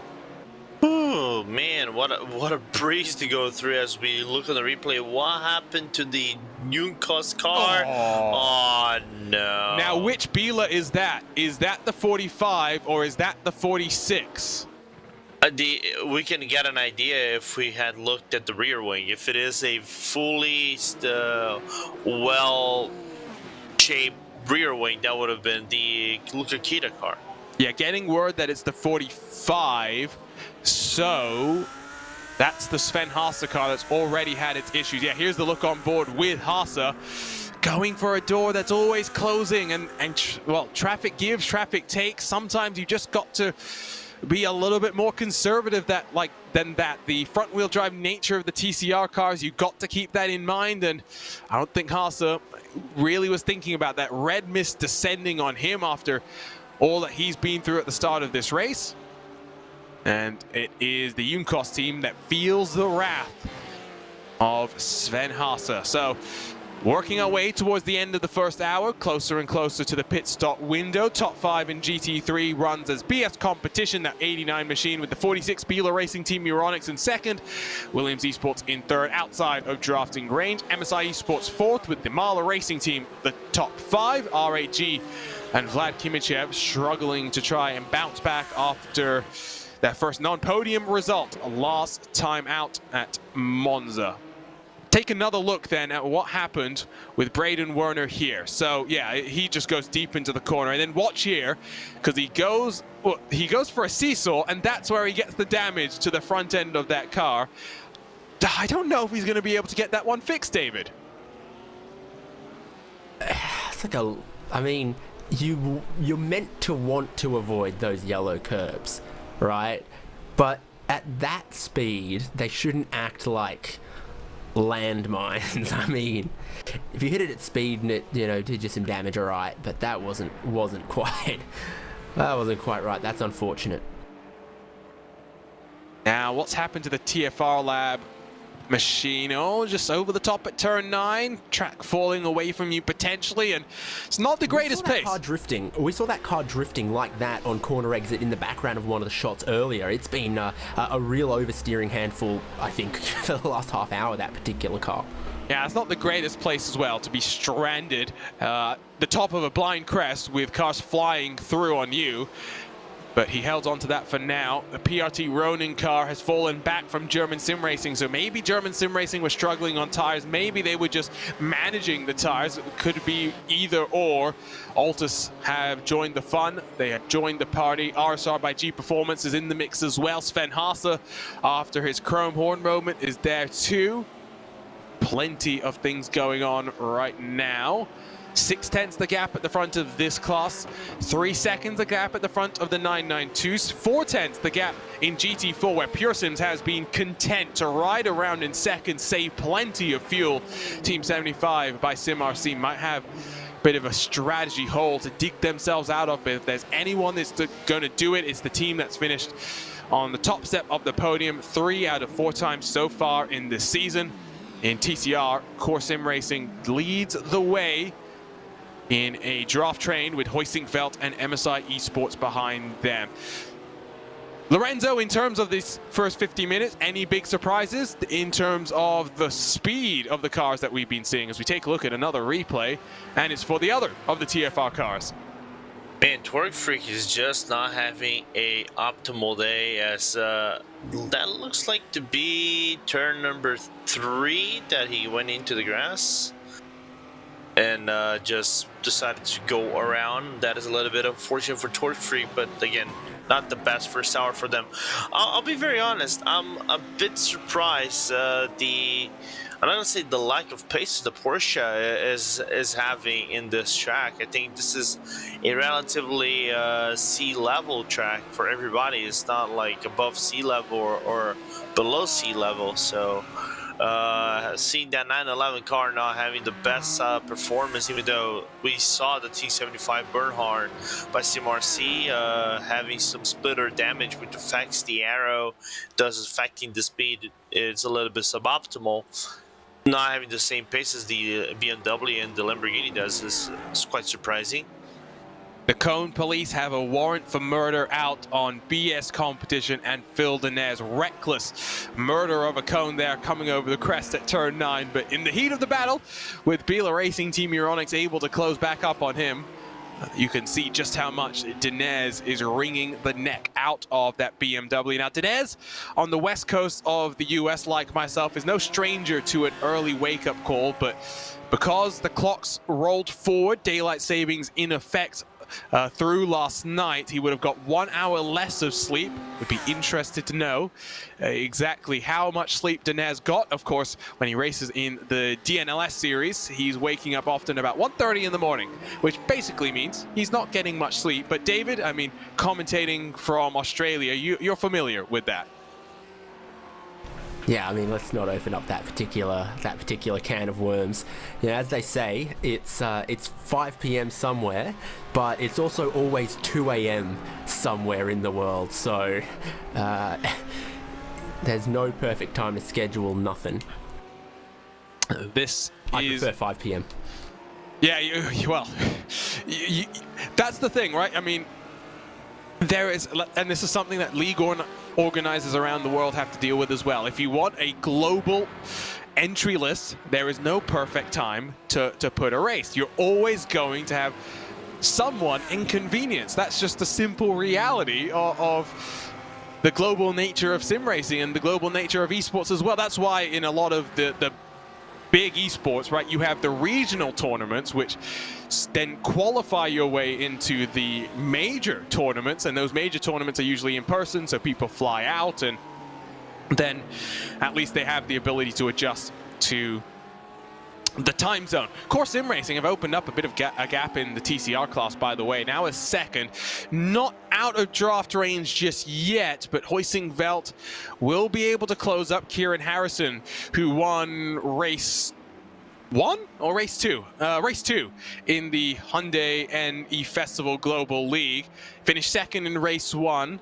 Led the core contingent to a clean sweep of the podium in that second race at Knock Hill, in one of the most interesting and miraculous races that we've seen. Kieran Harrison using a healthy dose of that front-wheel drive nature of the TCRs to be able to save a big incident. Pit stops underway though in 3 of our classes. 992, the leader is down. Williams Esports along with Core Sim Racing. Altus able to go an extra lap out on track. GT4, we're watching the battle for the leaders as they work their way up onto the back straightaway, but the likes of Entropic, German Sim Racing, Aztec Sim Sports, Volante, Carbon Sim Sport, and Racekey are all down on pit lane.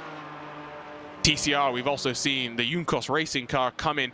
Is this early, Lorenzo, for some of these classes? Because even with the limited fuel tank, I'd have thought they'd be able to get just a little bit closer to the top of the hour. Yeah, I'm thinking about that as well, unless... it's weird for me. We've been seeing, I think, Bard Monza every team going around the hour, or even a little bit over the hour. So it's a little bit interesting.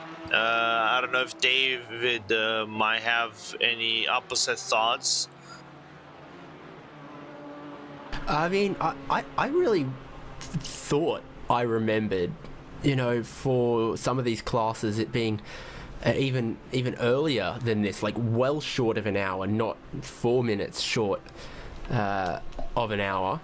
P.S. I did just totally witness Altus trying to pass off track again. I love staying to the left-hand side on the exit of Campsa when people aren't necessarily expecting it. But, you know, across these classes that aren't GT3, I think they've all gone pretty long, which is surprising to me. I'm still waiting on what GT3 gonna do and what kind of form guide that'll set for the remaining stints. Battle for the lead as Biela look to the inside, coming in towards Repsol at 4. Dinez will try and sweep around the outside and maintain the inside line down the hill into turn 5. They get close, they leave each other just enough room, and I think for now Kita's gonna have to back this one out with 4 minutes left to the pit stop window. So these two being able to hold that gap to Danny Elgube, even with the little bit of fighting that they've done amongst themselves. All now but Anders Dahl in the Aztec Simsport Volante 992 car have come down to pit. Varying pit times, 57.4 seconds for Alessandro Bico, indicates maybe some tires being taken there, maybe only 2 though. Carl Jansen with just 43 seconds. I believe that would be fuel only, David. Would look like it. You've got a couple of cars that are basically exactly at that 43 seconds-ish kind of thing. You've got Core Sim Racing, Aurus, maybe German Sim Racing, maybe Carbon Sim Sport that are all around 43, 44, 45 seconds. So, Fuel plus 2 tires for Core Sim Racing is the word. So it's 4 tires for Alessandro Bico in the Williams Esports camp. Now, 4 tires have been taken by Altus as well. 2 tires by Xavi Ross. So a bit of a split strategy, although interesting to note that even though Xavi Ross took only 2 tires, he came out right behind Simona Maria Marcheno. So not really getting the launch over the strategy. Interesting stuff going on there. Gap between Bico and Jansen is 8 seconds, even though the delta in pit lane was 16 seconds. So now we'll get to see the value of tires with the first cycle of pit stops in the books. In GT4, it's basically status quo with all the teams, all the drivers doing the same 47-second stop. Couple of driver changes I did think I saw there. Meanwhile, in the TCR, it's Team Hoisingfeld that has significantly underfueled their machine to work their way to a 7-second lead at the front of the class. 24 seconds of fuel for them compares to 33 seconds for Core Sim Racing, where Corentin Gunes has jumped in. Marc Perez in that 111 also had a 33-second stop. Has Altus come down to pit lane? Yes, they did, I believe, in the GT3 costs. They become the... Oh, no. They're just having some significant technical difficulties right now. Although, interestingly, it's not from the team house, where on at least one occasion they've lost power before. That's Yannick Lapchan, who has had a bit of a temporary disappearance from the race server. So, almost at the top of the hour. And we did speculate, Lorenzo, how long these cars were going to be able to go with the slightly smaller fuel tanks that they've got. It does seem like there's a little bit less usage, though, in terms of the consumption of the fuel, because they are looking like they'll be able to go to the top of the hour without much difficulty. Yeah, it looks like it. Well, it's a track that only has a big straight, and then it's a few sequence of turns. You barely get any time to go on the accelerator, and you already have areas where you can lift the car, just cruise it around, and then go back on the power. So you're not spending a whole lot of time going on the accelerator. Therefore, by lifting and coasting or not touching the accelerator at all, which this is a simulator where it's instead of not only counting with the fuel, not the fuel, but the engine revving and how much fuel is consumed by the engine revving itself, it's very on the how much pedal you're using, how much acceleration you're going. So that efficiency can maybe take you an hour and 5, maybe an hour and 10 minutes in terms of your stint lane. It's pretty simple that if you're carrying more speed through the apexes in the middle of corners, you are burning less fuel because you're carrying more of that momentum rather than stop, start, stop, start. But by the same logic, if you're able to go, if you've got more downforce and are able to carry more momentum, there might also be more time on the throttle itself, which is when you burn the fuel, right? So like swings and roundabouts, I think you could approach that, the argument from multiple different sides of the equation. But onto pit lane, here comes BS Competition, here come the Biela Racing Team EURONICS. So they managed to get past the top of the hour, but not much more. MSI Esports, Danny Elgube has done the fuel saving required to inherit the race lead, to stay out on track. So has Biela Racing Team in their 55 Porsche. Sami Matti-Trogan will go 1 lap longer as well. Now, how can they do an extra lap past this? That will be the question. Course Sim Racing and MSI Esports, by the way, still in a draft train amongst themselves as they try and close on Team Hoisingveld. That gap now down to just over 4.5 seconds. So they are closing. Look at the smorgasbords of cars that are down on pit road in the GT3, David. Yeah, and that number 46 Biela car right up the front overshot their box a little bit. Tyler Maxson spotted it, and I can tell from the difference between their lane time to their stop time that it's cost them maybe 3 or 4 seconds. Look at how much longer it takes them to get done fueling than those cars you can see behind them. BS and Williams done fueling onto the tyre change, and nothing until then for Biela. So that gives you an idea as 2 tires. Shorter change there from Williams, and they are out quick and are probably going to inherit the race lead then. 2 tires for Biela, 2 tires for Williams. It's going to be 4 tires for BS Competition, who are going to roll alongside with RHG, and that's going to be very close on pit exit between those two. But the BS Turner car will hold off for now, and the pit stop times do bear that out. 4 tires for BS Competition and BS Competition alone. There are still 4 cars yet to pit, so we'll wait and see if anyone else goes on that 4-tire strategy. But interesting to note that already 1 car seems to be on something very, very different, Lorenzo. Yeah, I was gonna say that I'm a bit surprised to see cars switching tires right here early on in this first stint. Of course, it's gonna pick up the heat. We're just past 11 a.m. on the stint, so it's gonna pick up the heat maybe to 33, 34 degrees. But I'm a bit curious, as we saw. I think that was Team Undercut not happy at all with the overlapping that the BS Competition RHG did. So the gap between Williams Esports and BS Competition is just about 10 seconds. Now, it's about 14 seconds delta in pit lane itself, but BS Competition, by virtue of the lead that they had over the Williams Esports number 5, will be able to build a bit of speed now and try and close that gap down. Will the tire strategies separate further, heading down into the second cycle of pit stops? MSI Esports, Biela Racing Team, T3 Motorsports by Maniti, and the IUSP.S powered by Vendaval Sim Racing cars all down on pit lane. And appears to be 4 tires for MSI Esports, 2 tires for the Biela Racing Team, who actually might emerge just behind BS Competition. In fact, no, they'll emerge just in front of BS Competition. So an interesting note there. You also saw a peek to the inside from Pure Sims in their GT4 as they try and maybe look for the lead on Team 75, Bernard by Sim RC. Action up and down through the field. And Sami Matti-Trogan now has his mirrors filled with BS Competition as they split the difference inside-outside. The Impulse TCR had mirrors filled with, well, GT3 cars swarming him there. 4 tires at a track like this, David. I think early in the race, you'd want to try and go for 2. And, well, Phil Denez does the same thing that he did with Biela and tries to launch it to the inside. But Sami Matti-Trogan's a wily old veteran in these cars, both in virtual and real competition. He's having none of it.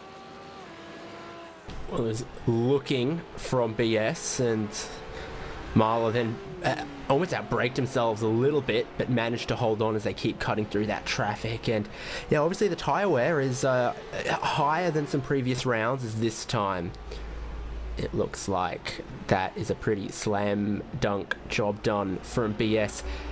Definitely your left-hand side tyres cop a pretty brutal beating around here. Turn 3, I've seen these cars really moving about, rotating through there. You have the front left, the rear left if you've got a pointier setup. Just everything on the left side takes a big hit through there, as well as through turn number 1, as well as through Campster. So all the fast corners are pretty much right-handers, and all the slow ones are left-handers almost.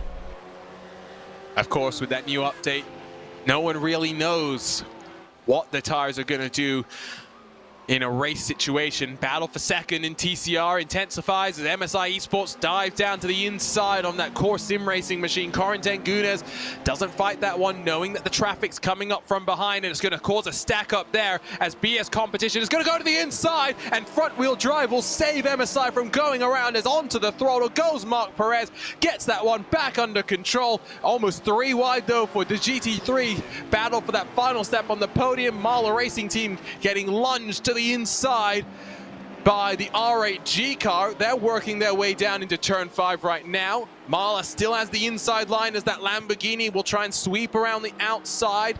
Battle for TCRs is status quo right now. Where's Biela? Where's R8G in all of this as they work their way towards that back straightaway?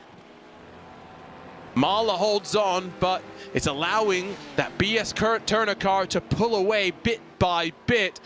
And opportunistic driving from Vlad Kimachev doesn't bear any fruit. The question will be, what does race control have to say about that, Lorenzo?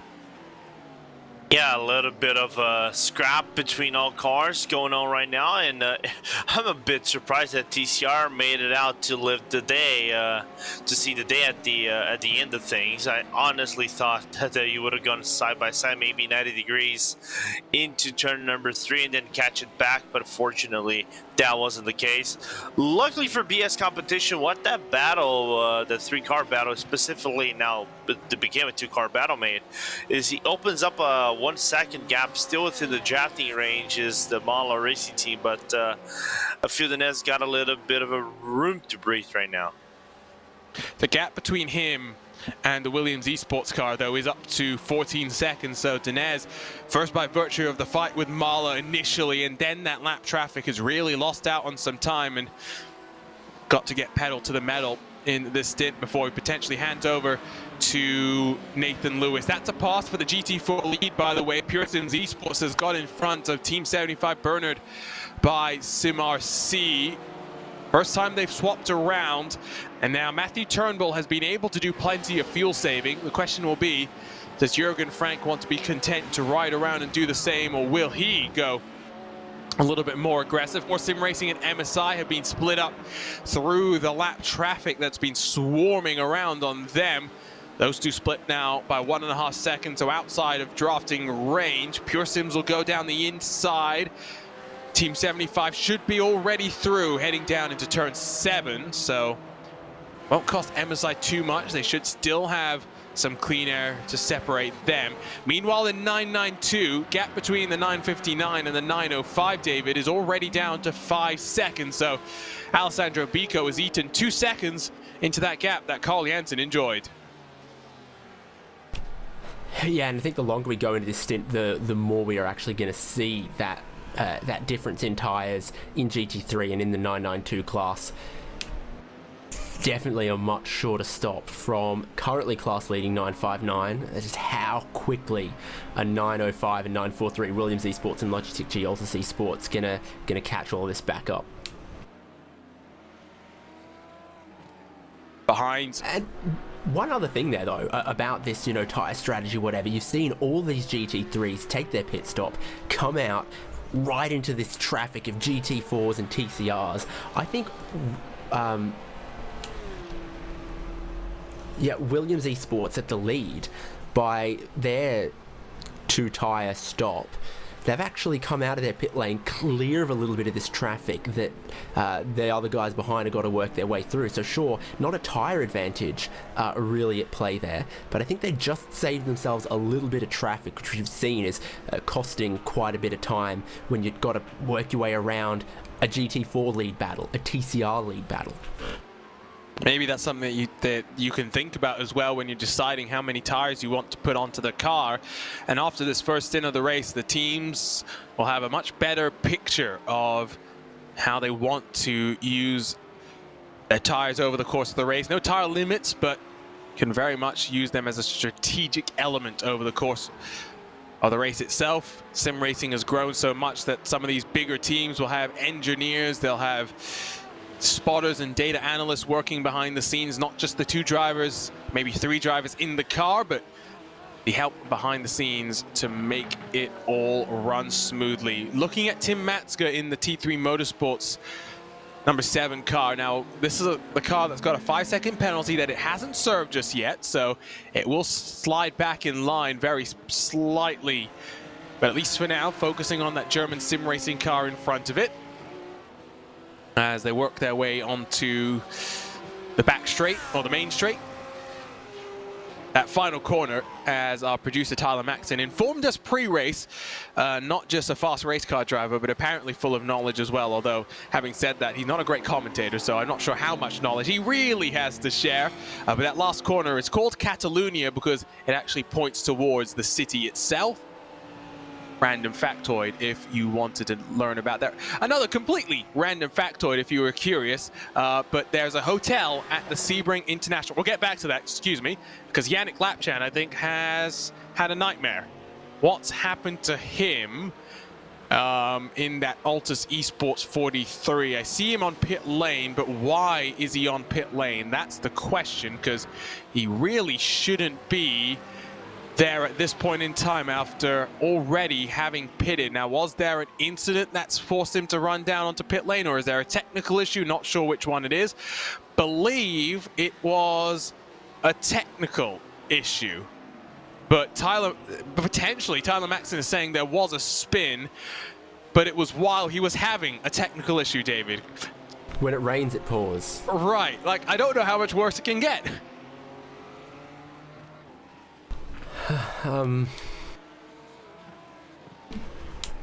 Yeah, that's a real shame for them. I mean, it's been a tough break since lap number 1 when, if you believe the steward's interpretation, which I do, they got forced off track, lost some spots there, had to fight pretty hard, and now some potentially technical problems to go on top of all of that for the number 43.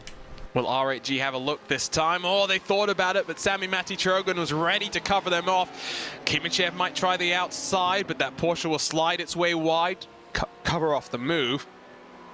Now, I had a point queued up, and now it's just totally disappeared from me. I'm not going to lie.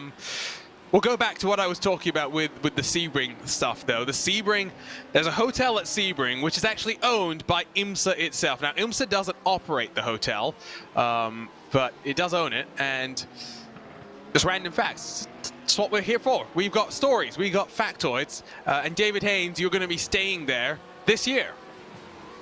Yeah, that's one of the things I've got to go ahead and book this week. So if you're watching this broadcast, don't go ahead and book out all of the rooms for July. Be right back getting my credit card out. Can I borrow it? No. Damn it. Oh, there's another bit of a cone murder. But yeah, a lot of hotels are... the building is owned by one company who leases it to a different company who've then licensed the name and whatever. There's actually always a pretty deep rabbit hole to a lot of properties. Yeah, you could really go down that rabbit hole if you really wanted to. Something's happened. I stayed at a hotel in Sydney once where the building was owned by the government of the Philippines. Oh, interesting. Because the hotel was on a piece of land that was owned by the government of the Philippines for their, like, embassy or whatever. Right. It occupied the ground floor with a hotel above it that was operated by an entirely separate organization. So watch this, by the way, with the 9.9... What was Vendaval thinking there? I mean, come on. That was, I believe, Stefan Ash behind the wheel of that number 9 GT3 car. But, I mean, There's cars in front of you. Anders Dahl, the innocent victim there, and I think lucky that they didn't take out that TCR machine as well during that incident, and that was the Core Sim Racing TCR car as well. Now, there was never a door there, David. Never a door there.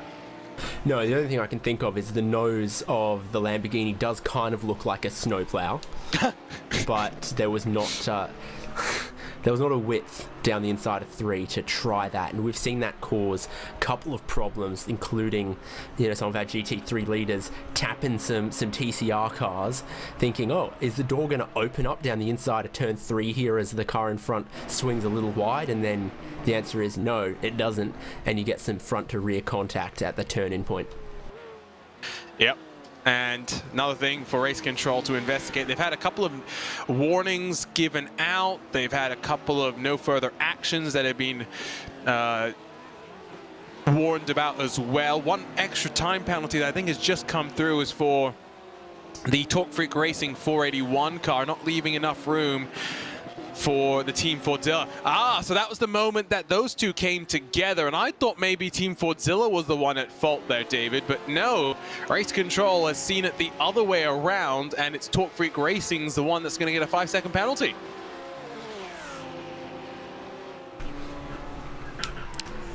I mean, both of them were the losers in that, regardless of what Race Control ended up figuring, right?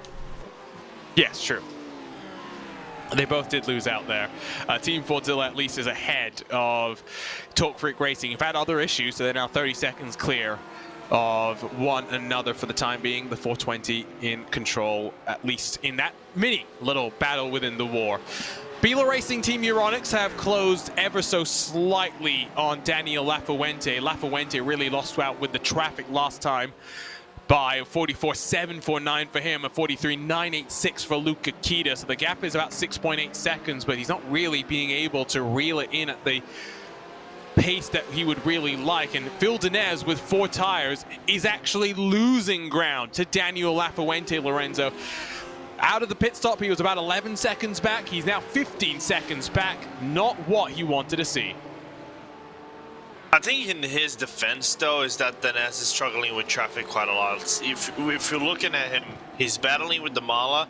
There's a Torque Free car in front, nearby him. There's RVG behind, so he's trying to do 3 things at the same time. So multitasking sometimes is difficult. Of course, I'm not saying that he cannot do it. It's just the fact that the situation right now in the second stint is not favorable to him. It happens. It's racing. So all you have to do is try to forget what happened now. Try to get some really good laps in. Open up some gap and basically forget that the first half of your second stint didn't happen.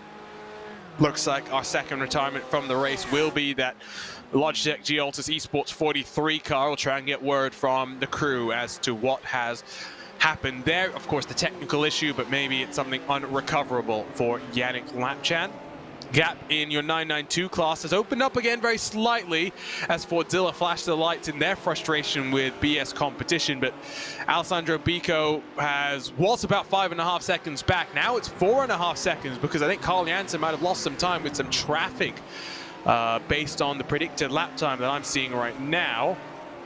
Still close in GT4 between Pure Sims and Team 75. It's now Pure Sims, of course, that is punching the hole in the air for Team 75, flipping around from what the first hour of the race had in store for that class. And in your TCR, it is Hoisting Velt that still has a 5-second advantage, although it's come down since the pit stop cycle. Marc Perez has been chased down and is now towing around Corentin Guinez in the Core Sim Racing 159 as more cones go for a murder. And this time, I think it's Sami Matti Trogan who's the one in some hot water there. Yeah, David, before the court, get a jury of his peers, and they'll find him guilty on all counts of that one. In TCR, I don't.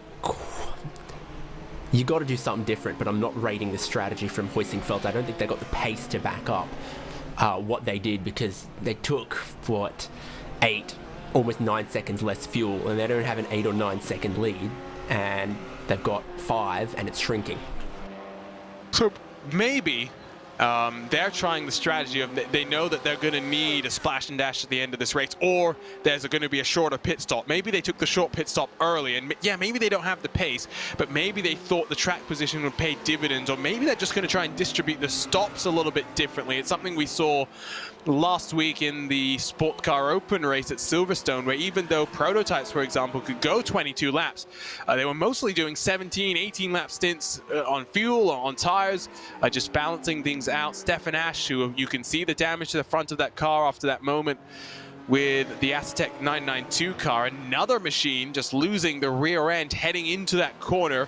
Just maybe a little bit too much speed, Lorenzo, maybe as well the balance of that car not where it needs to be. Yeah, and it's a corner that you pretty want to hit the curbing on the inside. So if you want to hit the curbing on the inside, you kind of have to be precise in your braking.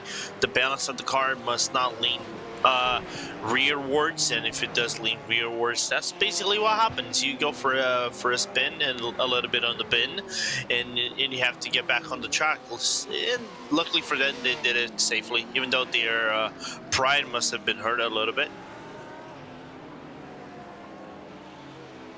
So, getting towards the halfway marker in hour 2 of this race. We were just talking about how Huizinga maybe didn't have the pace, but they've opened the gap up to now 6 seconds, so maybe they're just getting a bit more aggressive with the traffic. Maybe they've lost out a bit more in the early stages as we ride on board now with Vlad Kimichev in that Lamborghini, rolling through the final corner. Running yourself out wide. Got Impulse, has some TCR traffic to dive your way through. So we've got 3 GT3 representatives. We got the Porsche, we got the Lamborghini, we got the BMW. 3 very distinct engine noises. David Haynes, which one's your favorite? Team Porsche all day. Good answer. My desktop background cycles through like 10, 12 images, and one of them is the engine from this car sitting on a stand. Ooh, I like the sound of that, and I like the sound of the engine too. Let us know, by the way, if you're watching on VCO Esports on RaceSpotTV, which one you like the sound of the most. Lorenzo, I mean, come on, surely it's Team Porsche.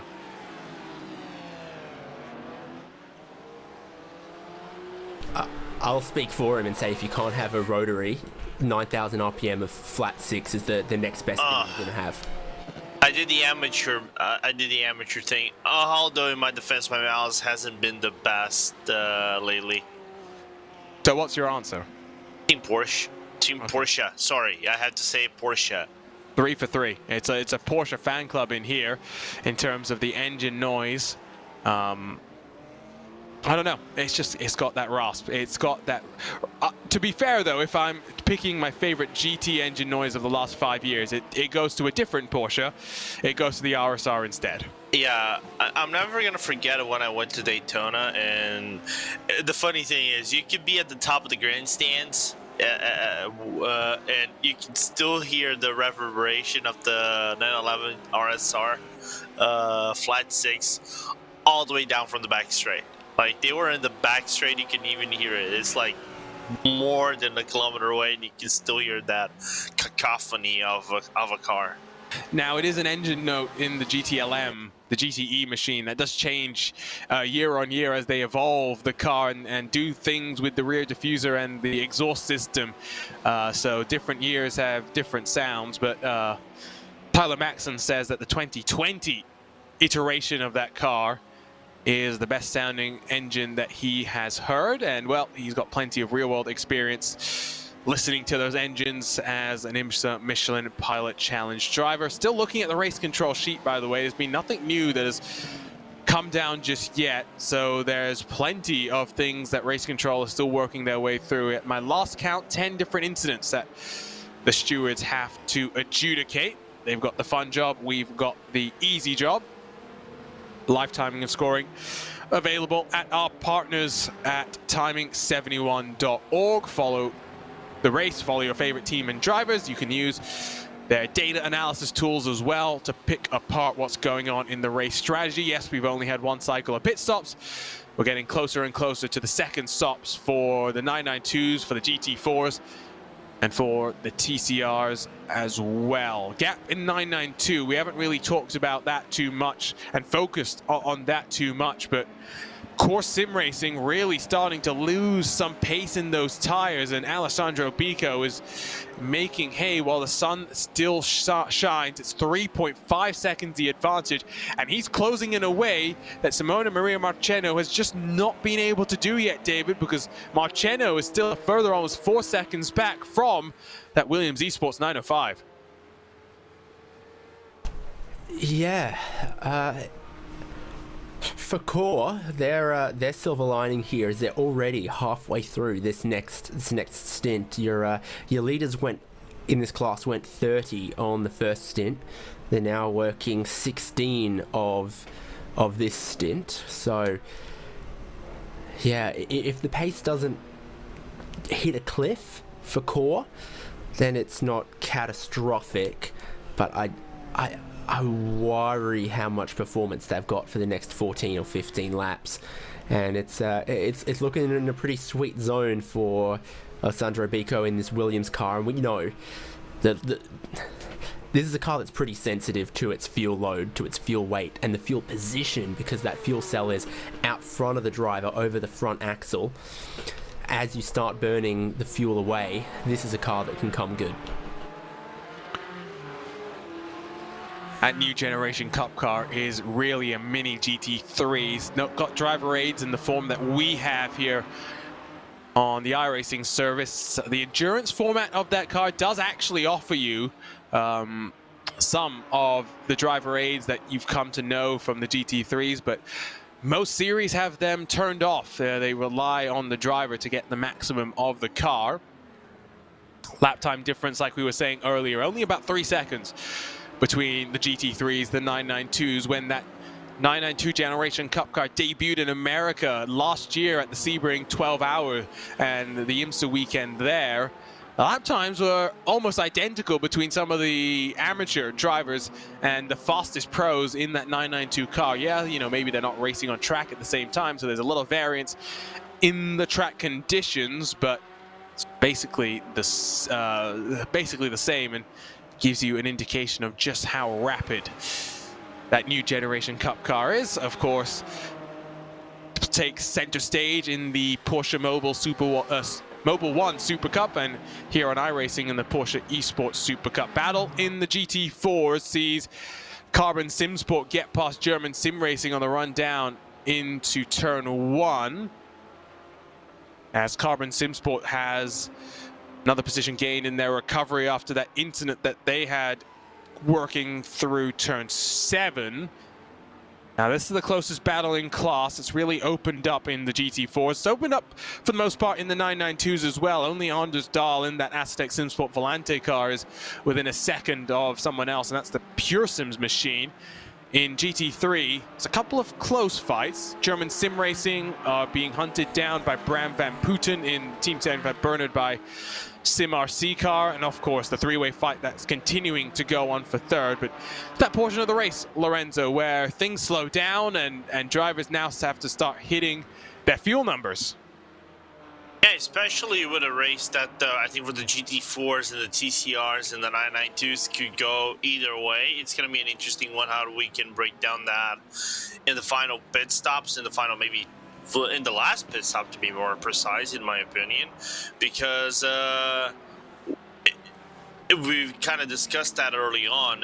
That might have been a late pit stop or an early pit stop, because we saw sometimes these cars going 40 minutes, 45 minutes, like we saw at Monza, because it is a burning up track. It's a track that burns up the fuel, and some of the tracks like Red Bull Ring also can burn up the fuel as well, but you can save so much on the straights. So it's a little bit of an interesting one, how this one can go, and who can go maybe the longest while being still the fastest, can actually get on this one and make up some ground if you're trying to battle for positions in the podium standings. One race to go after this, so crucial for some of these teams in the championship fights to make sure they get some good points heading into that final race. In terms of championship leaders, R8G, they were 7 points clear of the 46 coming into this one. They didn't qualify.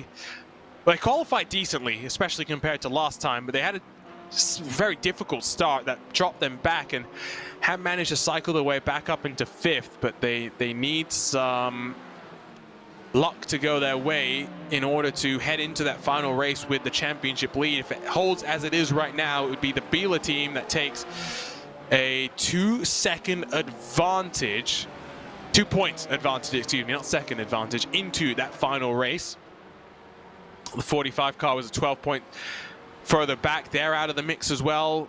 BS Competition, they're not in the hunt. Williams Esports definitely not in the hunt after 2 finishes outside, 3 finishes, excuse me, outside of the top 10. Only 1 podium to speak to their season. In the 992s, Altus Esports is in a good spot. They were about 18 points clear coming into this, so looking okay for them. Core Sim Racing, well, that's maybe why they're gambling a bit on the strategy, is they know that they need to try and gather the maximum points that they can here today. And has there been an issue for the race gear team?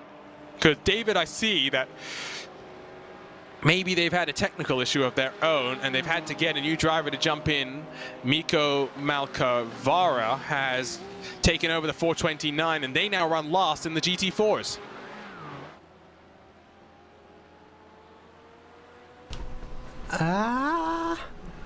Yeah, true.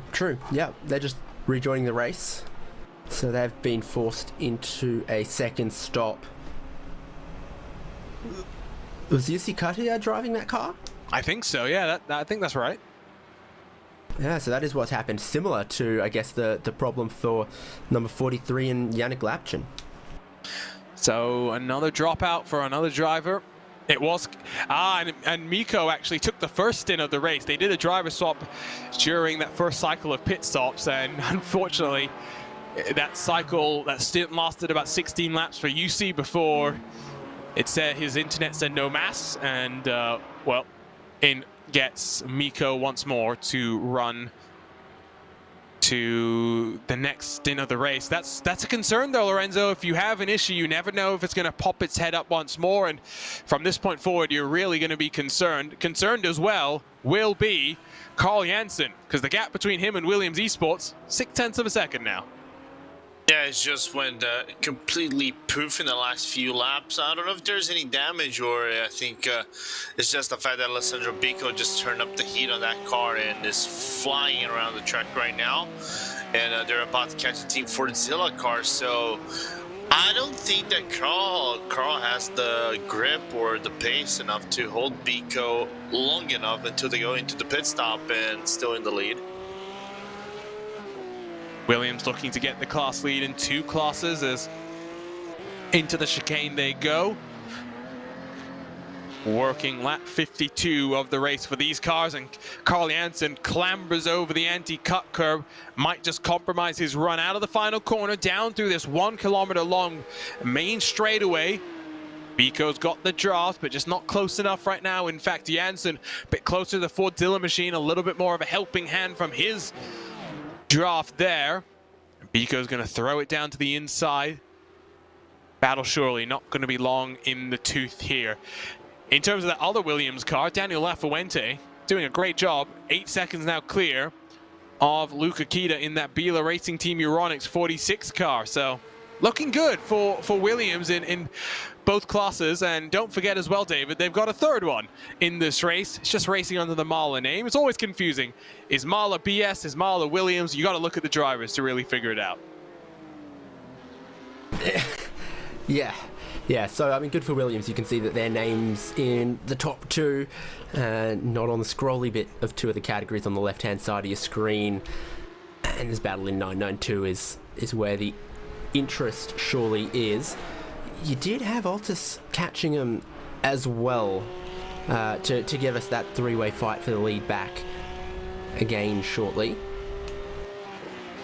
And one thing I noticed in turn 1 particularly, both of these drivers, both these cars, straddling the yellow curb at the apex of turn 1, something that something I'd seen GT3 cars do in past, but a lot of them have been avoiding this weekend. Interesting. Of course, when the Porsche Esports Super Cup came here, it played host to a, let's say, roller derby of a race. Joachim Frenosch, if you want to go check him out on Twitter, did a wonderful little meme video. I can hear Lorenzo laughing. You just check out his Twitter, you'll see what I mean. He put things to the Mario bowling music. Fantastic. Haven't seen that so much today, which is a good thing, with four classes, very different classes in terms of the speed they run as well. Sometimes you do expect plenty of traffic incidents as they navigate through the traffic, but it's been good. It's been overall, other than a couple of moments here and there, been very, very good. Williams all over the back. As David mentioned, Altus only 3 and a bit seconds further behind as they look to try and get into this battle for the lead. But the pace from Alessandro Bico is looking impervious, and he'll look down to the inside, coming down through turn 5. Will usher off Carl Janssen to the very edge of the track and have the inside for the next bit of the corner. And while Janssen wants to fight this one back, he's got to be sure that he doesn't get involved in anything here. His tires are already surely right on the edge of their grip and their limit, but he's holding on for now. But Bico is coming, and Bico is coming on quickly.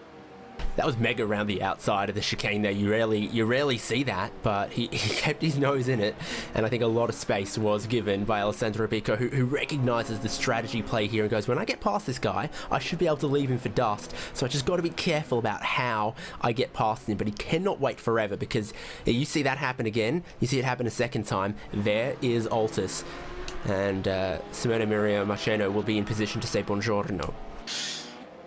Closer and closer does the Italian get. Now, it's not just the tires, but like David's saying, the more you fight, the better it looks for us, the worse it is in terms of the ultimate performance. You lose so much time going wheel to wheel, no matter where you are out on track. Here comes the run. Janssen's going to the inside to defend this time, and again, will cost them just a little bit. MSI and Core, by the way, are to the lead in TCR because Huizingavelt's down on pit lane. Can Bico sweep that momentum around the outside of the corner? Through turn 3, they run up the hill, they climb. Bico's got the momentum, he's got a nose in front, but still Janssen fights this one back. Great defense from Janssen, but now might just be squeezed out to the outside line. Bico's a little bit more alongside than he was a lap ago. They bang doors, Janssen pops himself out wide, and Bico once more sends it deep through turn 5. Can Janssen do it again? Can he go around the outside at the chicane? Now Altus only 2.5 seconds back. Janssen continues to defend, but Bico finally slides his way back to the point, and Williams in control in 992, Lorenzo. Yeah, battling for nearly half a lap side by side. Good to see they're fighting cleanly, giving space to each other. A little bit of a door banging, but that is part of racing. That's part of Porsche. Good to see that. What that did in favor for Simone Maria Marcheno is that brought the gap to 2.3 seconds to both of them. So that ciao buongiorno from Simone Maria Marcheno could become real if Carl's get a really good run on the main straight to try to make an overtake on turn number 1. But of course, traffic pending because they're right in the middle of GT4 traffic. I thought maybe that Carbon SimSport GT4 car might help Carl Janssen to maybe even try and get the lead back away, but they were able to catch it onto the main straightaway, so didn't check up Bico too much. Now that Acetec GT4 car might play a bigger factor as Bico goes ultra defensive all the way to the grass, and Janssen gets almost into the rear end of that GT4 car, locking the brakes, almost running into the back of them through turn number 1. For now, Bico continues to lead, but the tires from Janssen don't seem to have dropped off a complete hill right now, David. He's able to keep quite close, is Carl Janssen. Yeah, he's staying in this fight for the moment, and they didn't lose as much time fighting as you might have expected. Only half a second or so. Altus have now got still a bunch of traffic between themselves and the leaders. So how does it play out? Let's say it's close, and you would give pretty much even odds on all of your top 3 for the win at the moment, the way they're going. Now, the other thing to consider is the fact that if Core Sim Racing can hold on to this spot for about 10 minutes or so, we'll get into the pit window. So if they can keep in the draft, they'll be in a great spot, all things considered, after taking the 2 tires. Here's Bram Van Putten trying to get a move done on Filip Matrevski behind the wheel of that PRC Ronin Simsport 78 car. Towards the tail end of the points positions is this fight.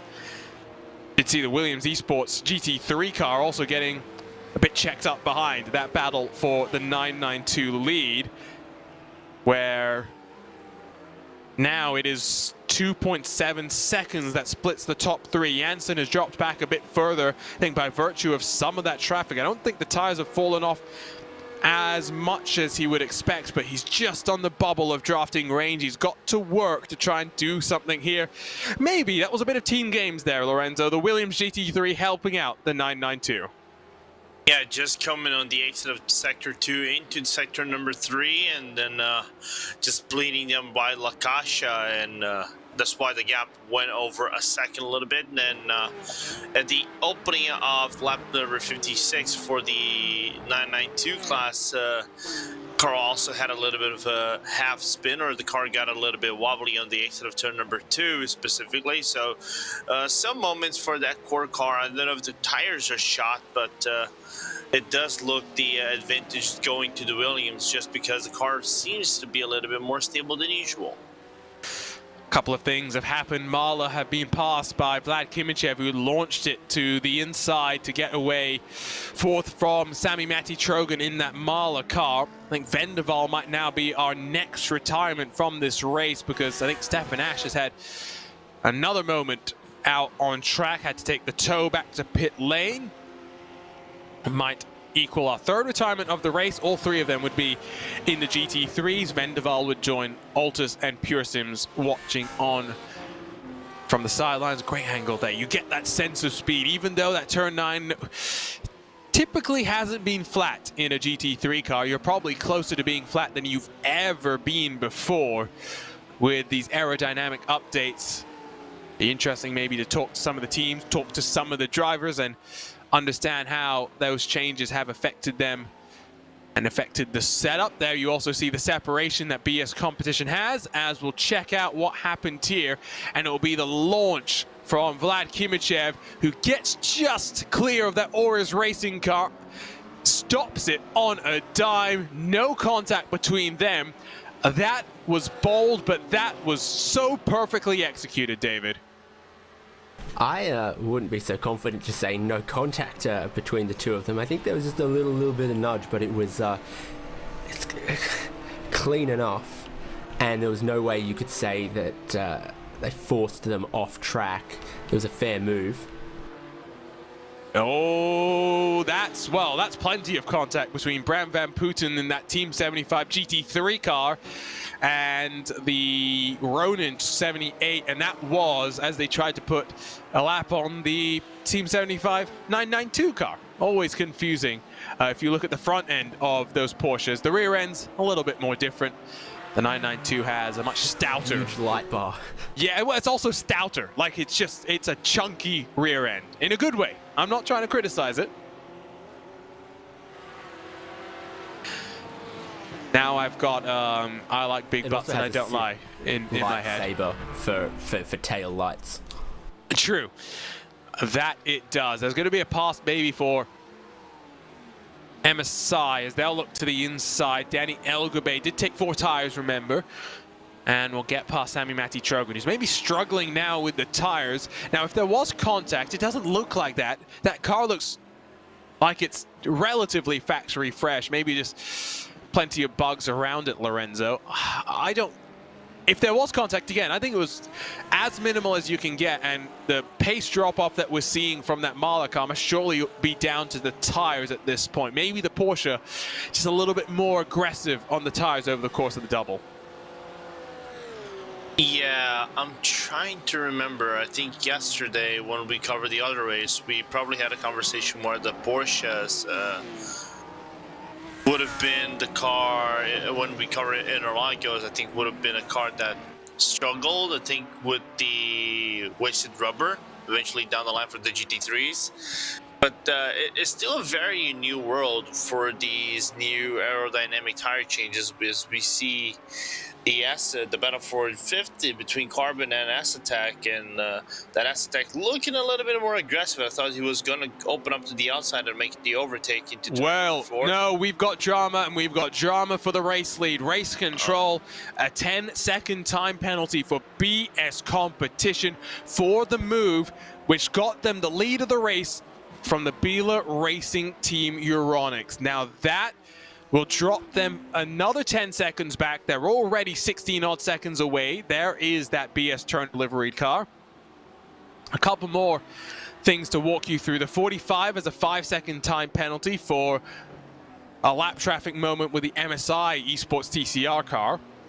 And then a big penalty for the PRT Ronin 78. That's a 30-second time penalty for a defensive move in reaction to something with Altus, and that was in the first hour of the race. So 3 penalties there, all for GC3s. But again, the big one is the one that has implications for the lead of this race, David. I mean, it was a hard move. Was it a fair move, in your mind? I don't know. I'm not sure.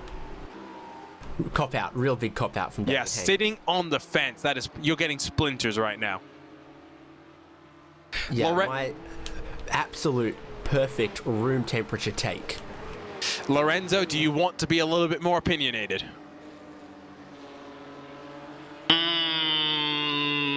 No. I'll rather sit on the fence on this one. You guys, Radio Show Limited would be ashamed with you guys. If you tell me, Lorenzo, look at the replay and see if it was fair, then maybe I might look at the replay and see if it was fair. Go look at the replay.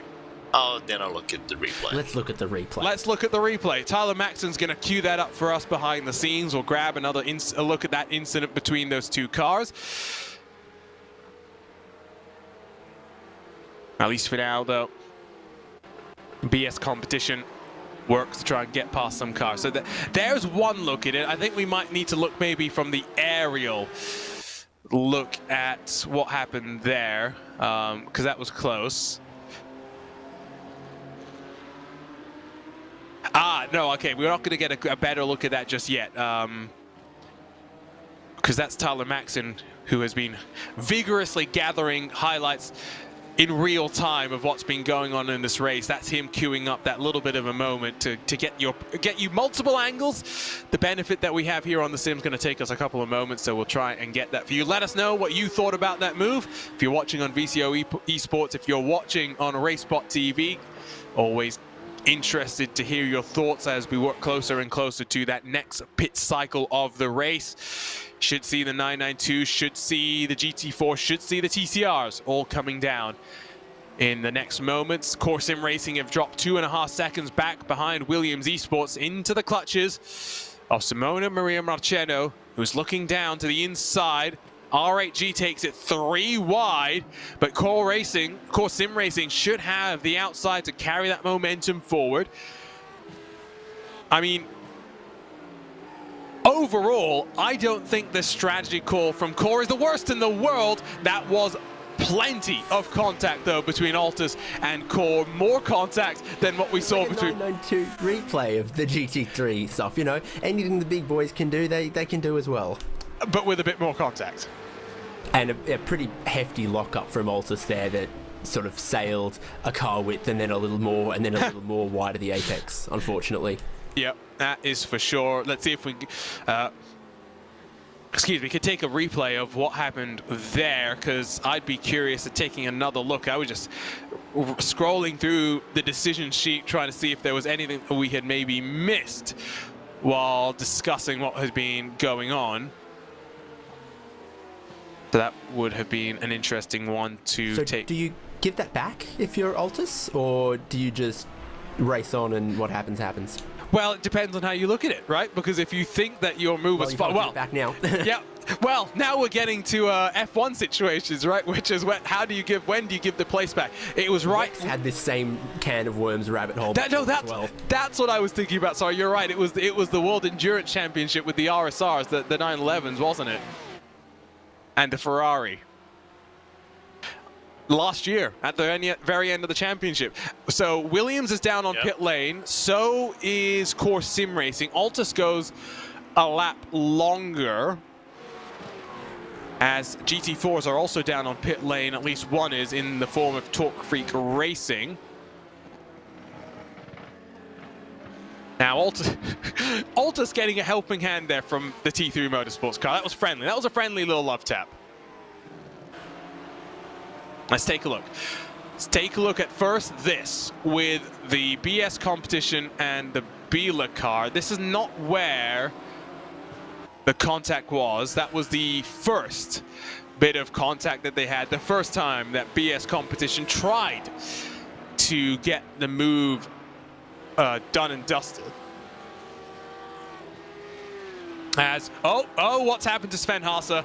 More drama for Sven Haase, who I think has actually had an incident. There's another look. That's a better look. Now BS competition does miss the apex, so I think we can say that. Now does he lock up? I don't know, but yeah, he's nothing.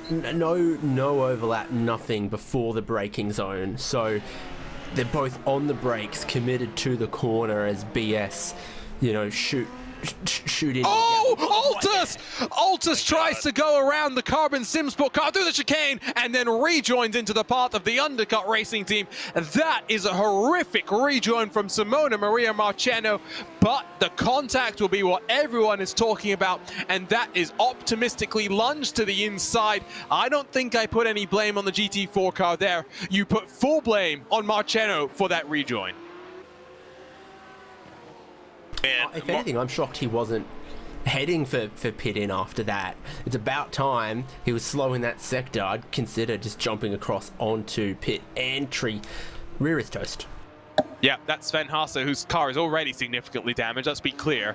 You can see the right rear portion of the wing is drooping down very slightly. It's not happy. It's got a frown on its face, but let's try and turn that frown upside down. Sven Haase is at least still in the race. GT4 pit stops, by the way, getting underway for your leaders as Team 75 and Pure Sims roll out in opposite directions. Go ahead, Lorenzo. So I have point of views as we look at another replay. Let's see what happened with the car. This was before. Cold tires. This was before. That carbon car had actually just come out of pit lane and was before the contact that it had with Altus. Oh, okay. So, but of course, not related whatsoever. Code tires right there. But the incident with Altus is that the rejoin. I love Simone, man. He's a great guy. A horrible rejoin, but he got lucky because Team Undercut, I think, was just coming into the pit lane. I think he had Team Undercut not come into the pit lane on that lap. I think the contact probably would have been made. There would have been a good chance. Of course, the GT4s can stop that car quite well, so it was a little bit surprising. And the issue with Sven is even guys with 10 KI rating can make mistakes. That makes me a little bit more happy. Yeah, fair enough. But you penalize the incident, you don't penalize the outcome. Rejoins need to be done safely, because if there's more cars coming, that's going to be a worse incident. That's the reality of the situation, right? So if I'm in race control, which again, I'm glad I'm not, I would look on that very, very dimly. And the big thing is as well, by virtue of that contact, it's going to send Altus backwards. But don't forget, David, Altus were the ones that made that humdinger of contact with the Core Sim Racing car, which has cost them a bunch of time. They went from being 2.5 seconds back through the pit stop cycle to now 5.5 seconds back. Yes, about a second or 2 seconds of that is down to the time in pit lane.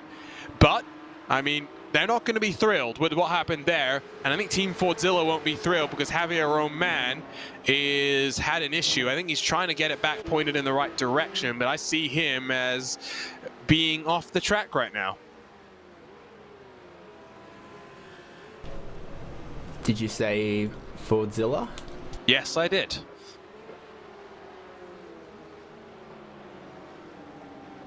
Well, it would have been on their outlap as well. So we've seen that the cold tyres are a mighty, mighty handful for these GT4s. And that's, I mean, it looks like he's hit a patch of oil. He's not going that nothing that crazy. And just loses the rear, a little lazy in the middle of the corner. And it is a tough spot to be spun around, as your sharp intake of breath let us know.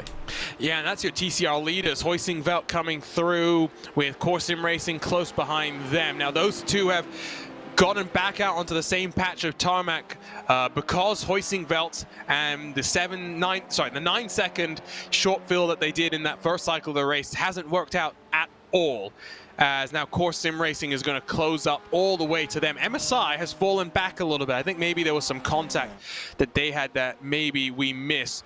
Lorenzo was reporting that Williams and Altus potentially had some major drama. Altus has come out right alongside with Williams as well, so that's why Altus has gone for the short fill, and some drama there, Lorenzo.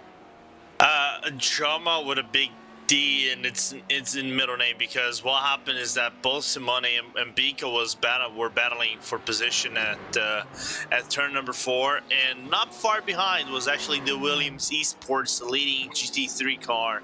And what happened is that both Simone and Biko came together on the downhill into turn number 5 and nearly just made contact that would have sent them both around the track. So let's look on the replay here. It's down the hill into turn 5. Marcheno does have the advantage, but Biko sends it deep, maybe bumps Marcheno wide, and then as Marcheno tries to get back onto the tarmac before that curb comes to an end and grass is on the outside of the corner, there's just not much room. Now there is maybe maybe a quarter of a car length to his outside, but I don't think Marcheno really had too much more room to operate there. Biko is always trying to squeeze him, leaving as little room as possible, and that is fantastic car control, David, from Alessandro Biko to hold on to that one. Look, I'm also a card-carrying member of the Simone Maria Marcheno, appreciation group, but he has not done himself a whole lot of favors in the last 15, 20 minutes. Oh, another Varnage. Okay. They sneak past our little TCR battle. TCR battle works its way onto the back straight, and if you're Core Sim Racing, if Hoisingveld's not terribly off the pace, you don't force the issue! Team Fordzilla through the final corner. Well, it might not just be cold tires, maybe that setup imbalance, because through that final corner, it pitched to the inside and straight into the wall. We're going to do straight to the replay. Oh, they get into the gravel as well, and not just into the wall, but into the wall goes that Team Fordzilla car as Core Sim Racing takes away the race lead in TCR. GT4 lead battle as well as Team 75 holds on. My, oh my, what an exciting 5 minutes of action that has really just picked up the speed, picked up the tempo of this race. As here comes Altus almost running into the back of Williams. They totally did, bumping them off the corner there as they both got checked up by GT4. Now you got Biela working their way around the outside of the both of them. There will be steam coming out the ears and the radiators of both of these. I thought you were just going to say the head of Marcheno, to be completely honest, which is not uncommon. Pure Sims, by the way, I think got a slowdown penalty for trying to set up the entry into turn 1 a little bit too much, because they've dropped now 1.3 back from that 475, but they're not totally out of the drafting range.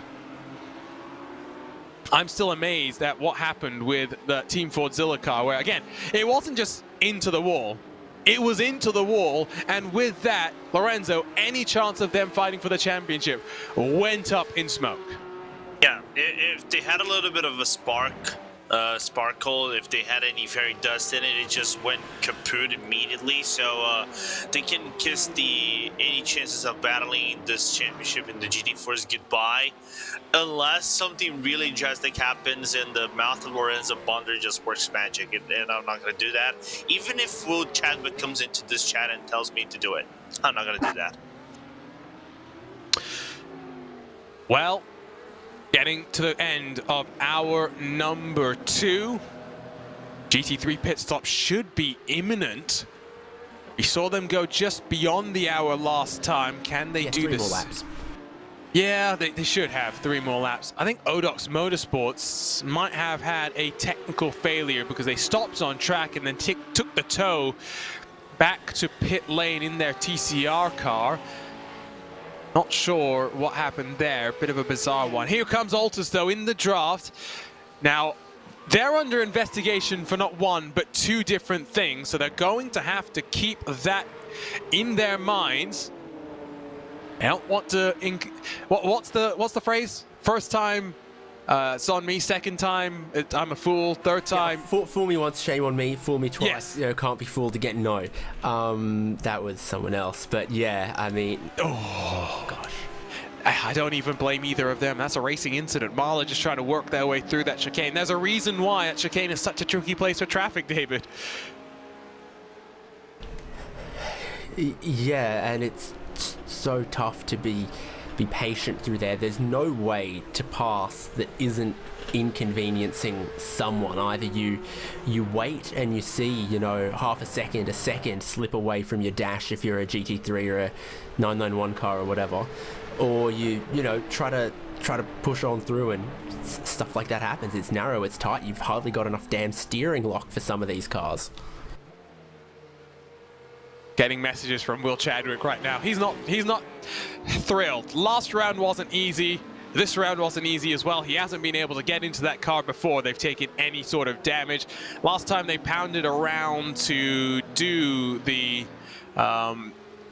laps to just get some points. I don't think we'll necessarily see that today, but we'll wait and see. They were able to get back onto track after just 46 seconds of repairs. That's remarkable. I don't know. That must be a Magic Ford. The Magic Fordzilla carpet ride or something that they used there to get that car back and rolling after the hard impact. Williams Esports, by the way, in GT3. First to come down to pit road. BS Competition follows them down. The Biela 46 car goes 1 lap longer, Lorenzo.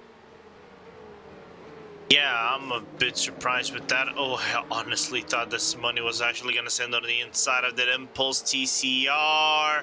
And now it gets blocked off on the exit of turn number 2, and the gap is going to widen up a little bit. Who's that behind? Is that Core who joined the fray? Oh, yeah, this is going to be interesting.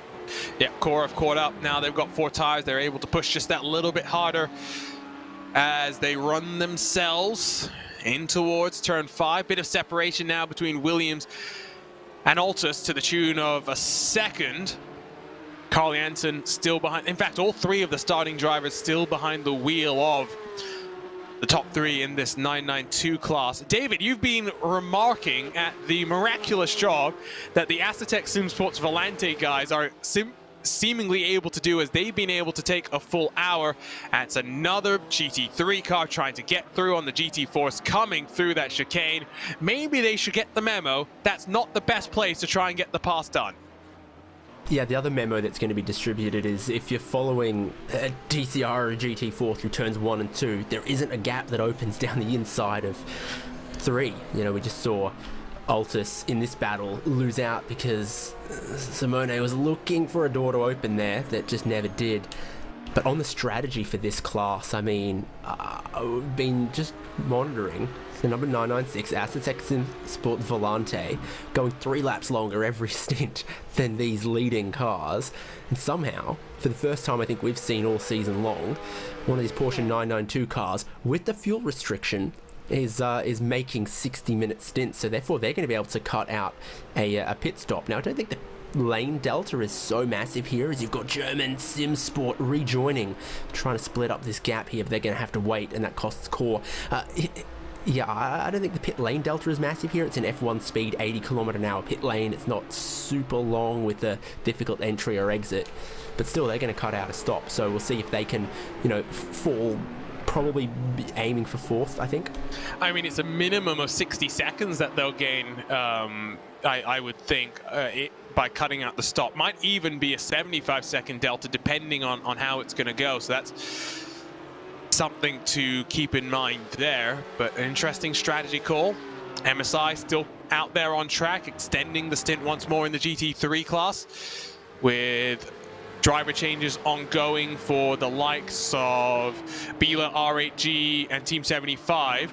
Williams and BS Competition have already done their driver change, and Interestingly, BS Competition has done the driver change, but only changed 2 tires. Nathan Lewis has gotten into that car, but only a 54-second stop. They've closed up to Sotomuto, the Japanese man who has jumped behind the wheel of that Williams Esports number 5. Now, where are they going to come out in comparison to the Biela car? So, BS Competition is in the middle of Williams and Biela. Again, remember, they've got the 10-second penalty to still be served. RHG's then 15 seconds back from the Biela team. So BS Competition would slide into net third as things run. But given that they didn't take 2 tires on stop number 1, Lorenzo, interesting that they're taking 2 on stop number 2. Yeah, which in my strategy book right here is basically strategy P, in my opinion, because that makes no sense anymore. The one thing I'm quite surprised though is that none of the teams went for a risky gamble of double stinting the tires, right? So I'm a bit surprised none of the teams has done that so far. I'm wondering if they're saving that for maybe the final 2 hours of this race, try to go for a risky strategy to try to move up places or make up some ground and try to survive with the fact that the track is going to be at its coldest maybe. Now, in terms of your track conditions, it is about 33 degrees Celsius right now as we've just passed noon here in the virtual Barcelona. Might get a little bit warmer, but we're getting closer and closer to the top of the temperature window. It's going up that lift hill of the roller coaster. Eventually you reach the peak and it has to come back down. Yeah, no, we're getting usually maybe 1:30. The peak window. It all depends on, again, where the sun is in the sky. 12th of March to coincide with the real race date as well.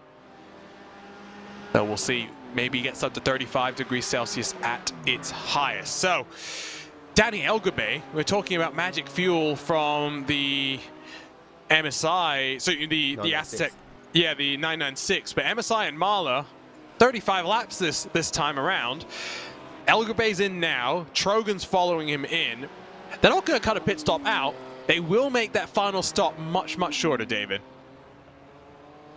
And then, again, this is what we see sometimes of the tyre strategy driving the fuel strategy, or the other way around, is they go long on the fuel on some of these earlier stints. When it comes to the end of the race, if they're looking at, you know, their last stint only being 30 minutes or, you know, 35 minutes or 40 minutes or whatever, we'll be far more confident on taking 2 tires or double stinting tires if they fancy that as the track cools off. They're gonna have a couple more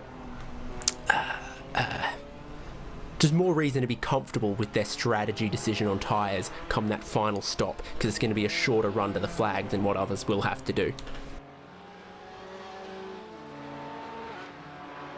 So we might have another retirement, and it does look as though it's the Biela Racing Team 45 car. A lot of people do retire to Spain. True, it's a nice place to retire, but they were sitting 3rd in the championship. I have a feeling that MSI, Team 75, and even BS Competition will leapfrog them there. Maybe the Mahler Racing Team. With a win, Williams Esports would be able to jump over them as well. So watch for that. We'll give you the rundown at the very end of this race. MSI Esports Blue, Danny Elgabe, has done another 2-tire stop. Although, correct me if I'm wrong, Lorenzo, they actually did the 4-tire stop last time around. So this is their first 2-tire stop. Danny Elgabe will be taking that car to the halfway marker of the race.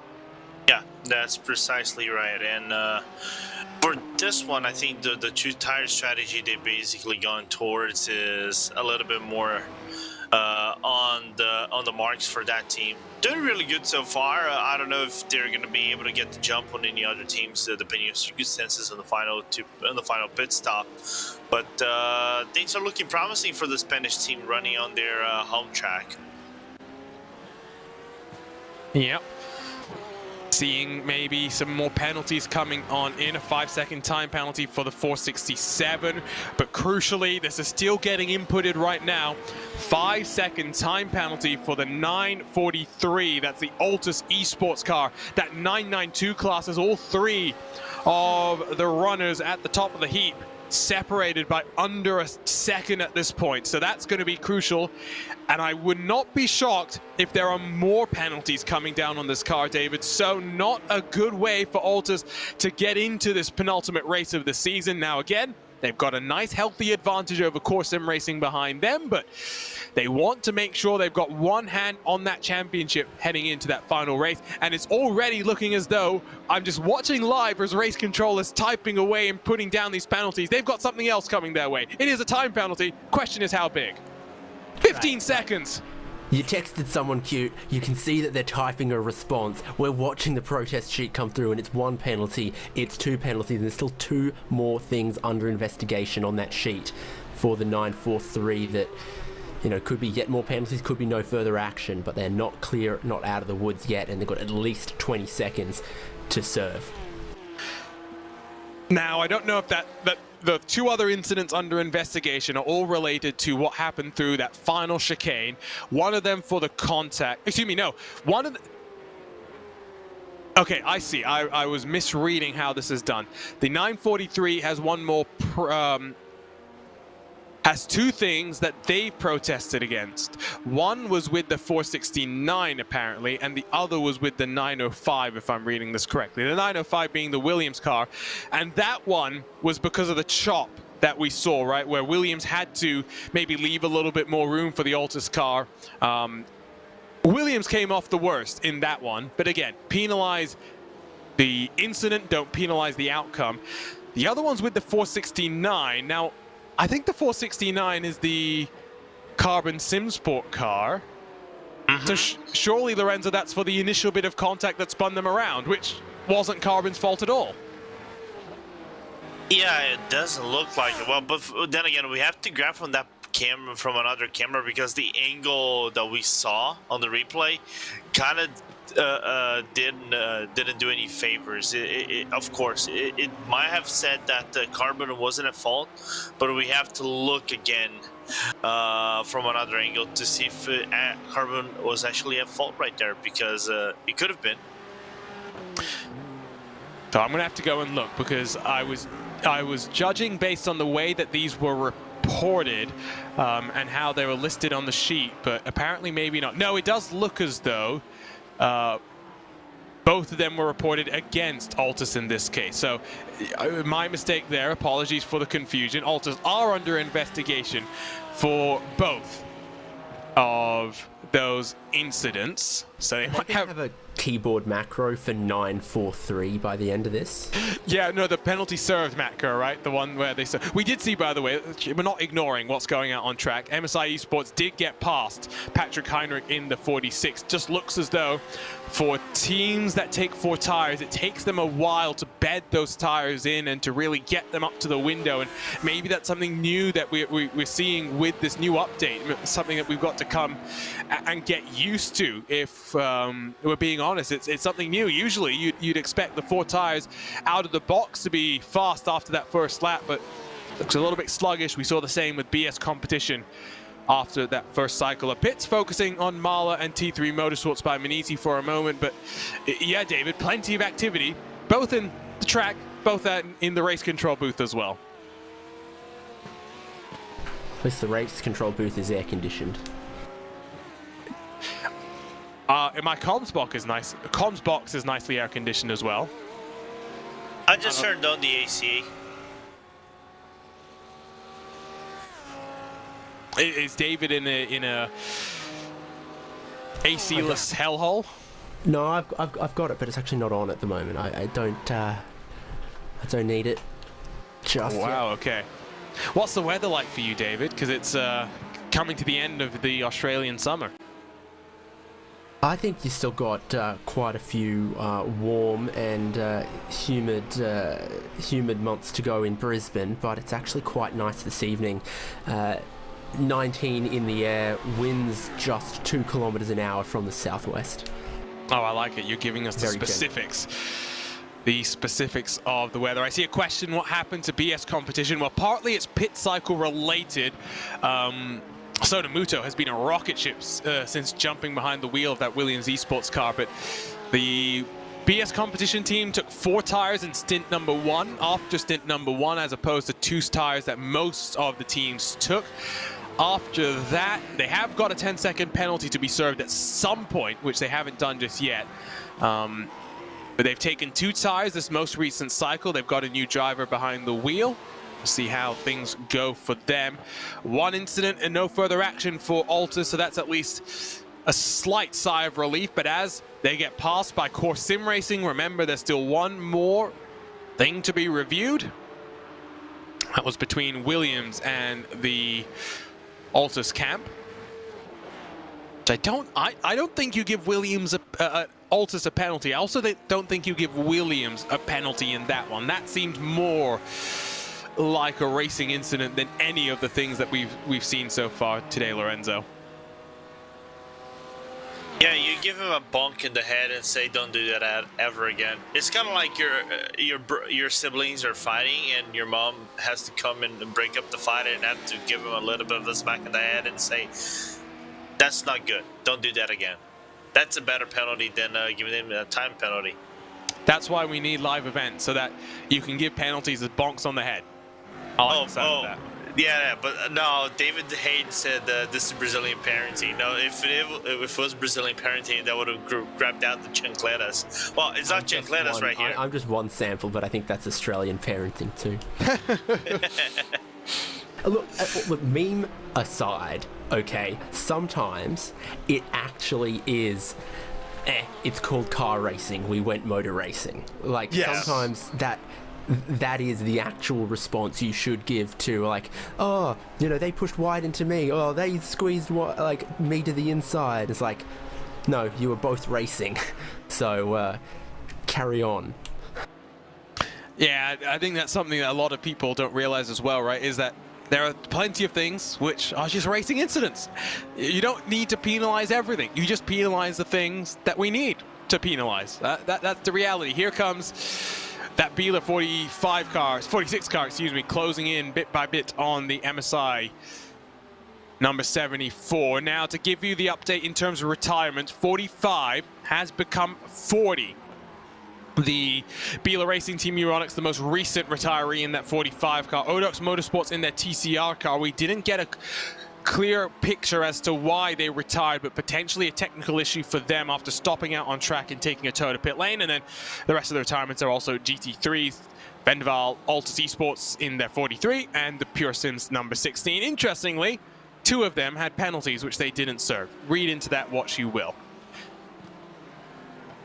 How far do you think the dummy went from the pram? It took me a second there because I'm not at my sharpest right now, and when I got what you meant, yeah, that's a good one. Pretty far in some cases, I think that's to put it mildly. Although in the case of Vendaval, yes, they had the penalty, but they were also struggling. They'd been involved in multiple incidents. Their car seemed to have a lot of damage, not much balance either, so I don't totally blame them. When you're fighting for just a finishing position rather than points, it can be quite demoralizing to be out there on track and to be pounding around the laps. Danny Elgube getting a move on, by the way. Nathan Lewis not looking maybe as rapid as Phil Denez was, and that's not a knock on Nathan Lewis, because Phil Denez might be one of the fastest in a GT3 car across of iRacing, but he's really being reeled on in by the man that put it on pole position last time out. Elgube's been in that car since the start and will likely hand that over to his counterpart in the MSI camp at the end of these 40+ odd minutes here, Lorenzo. Someone's parked outside turn 1.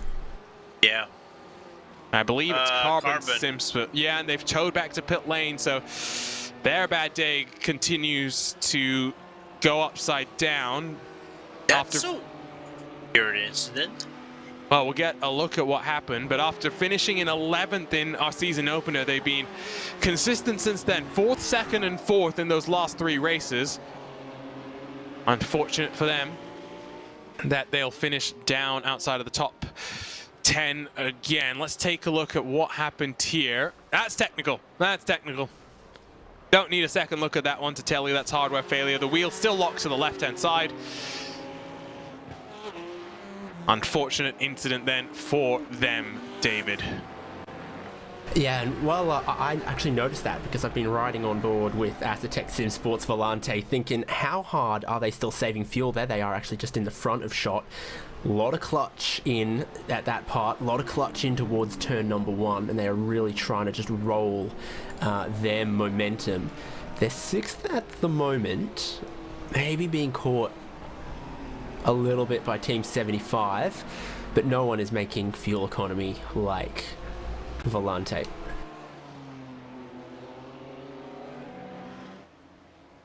Eight and a half seconds, the gap that Williams Esports had, who are on a flyer. They are running away with the lead of this race right now. Leading in 992 as well, looking like a good day for the camp overall. And Lorenzo, if you're Danny Elgube, you want to get the move on. If you're Nathan Lewis, how do you approach this? It's like, I'm looking at the lap delta. Sota is just flying around the track. The Japanese is doing his best to open up the gap. It was 7 seconds by the opening of the second to last lap. Because of the traffic issues, it went up to as 9 seconds. Now it's stabilized a little bit, but the thing is, between the three, the second fastest is Daniel Garbai. So if I'm Nathan, I'm not slightly slower. I can use the draft a little bit. Just let Dunny go through. Try to save fuel. I think that might happen right now. I hope. I don't think that Nathan's going to fight way too much. Now, with this switcheroo, if I'm Nathan, just follow as best as you can and try to close the gap. Yeah, I think that's the smart thing to do. The question will be, does he have the pace to be able to keep up there? Or will he maybe fall behind Patrick Heinrich, who's there just inside of drafting range and has 4 tires on his car? Now, if I'm working backwards for BS competition, Nathan Lewis will take 4 tires next time by, likely then do a stint on them, then maybe take 2 tires from there. Do you put Phil Denez in at that point, David, or do you wait for the final hour to unleash Phil back out onto track with 4 tires to run to the end? Because they're on this different strategy, I'm not exactly sure how you do it. Usually the conventional wisdom is, right, when you have a new driver getting into the car, they get 4 tires as well. I am cautious to try to project into the future what tyre strategy path these different teams will go down. I mean, it seems like there are some that almost would consider taking 4 every time. And then at the end of each stint, whether you went 4 or 2, it's kind of shaking out relatively equal. So I think there's still too much variability in the way the track temperature is going to go. Yeah, I don't know.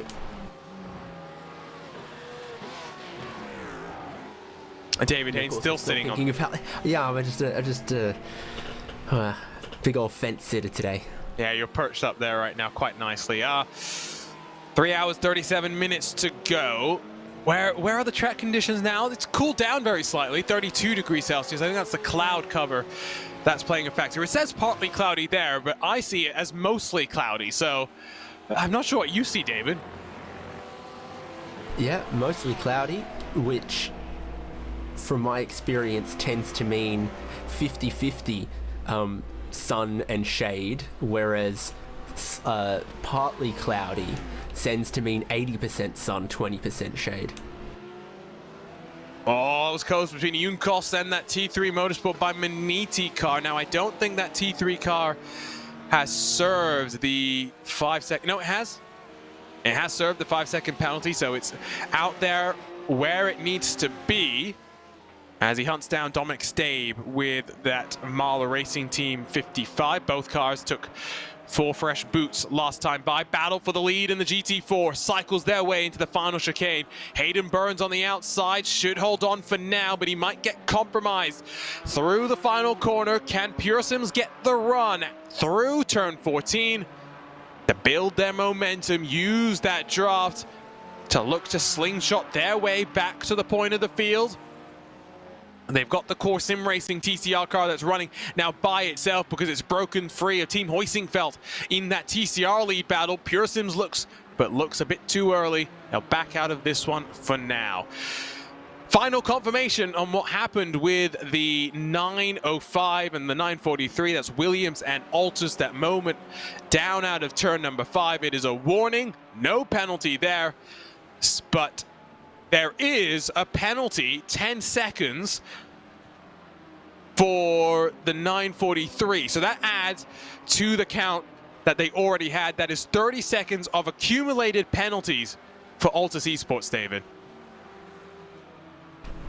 Yeah, across every category too. It's 5 for dive bomb, 15 for unsafe rejoin, 10 for contact. And of course, that then moves you up the grading for any of those later in the race as well. So not only 30 seconds penalty, but they've got to be on their tip-top best behavior in every way, with still quite a lot of racing to go where, well, they might not be with first and second. In fact, I think this opens a door for Volante to get on the podium potentially if their strategy does end up being the goods. I agree. I think it does. Now, you do have to be sure that you're going to hit that fuel number if you are Volante, and this early in the race with multiple drivers, you never know. I mean, you've seen fuel prices at the moment. I'd try it. Yeah, don't talk to me about fuel prices. It costs me a lot of money. The US traditionally has fairly, low fuel prices around compared to around the world, but yeah, my wallet's feeling the pain. If it is like it is here in Brazil, you can go to Argentina, so you can fuel by 2.99 real the liter. Yeah, I don't have that choice, Lorenzo. I live in California. It's a big old state. No, I know. It's just that I really don't want to have a 1,000-kilometer trip to Argentina, so I can just fill up my tank and then come back to my town, basically with the fuel already empty.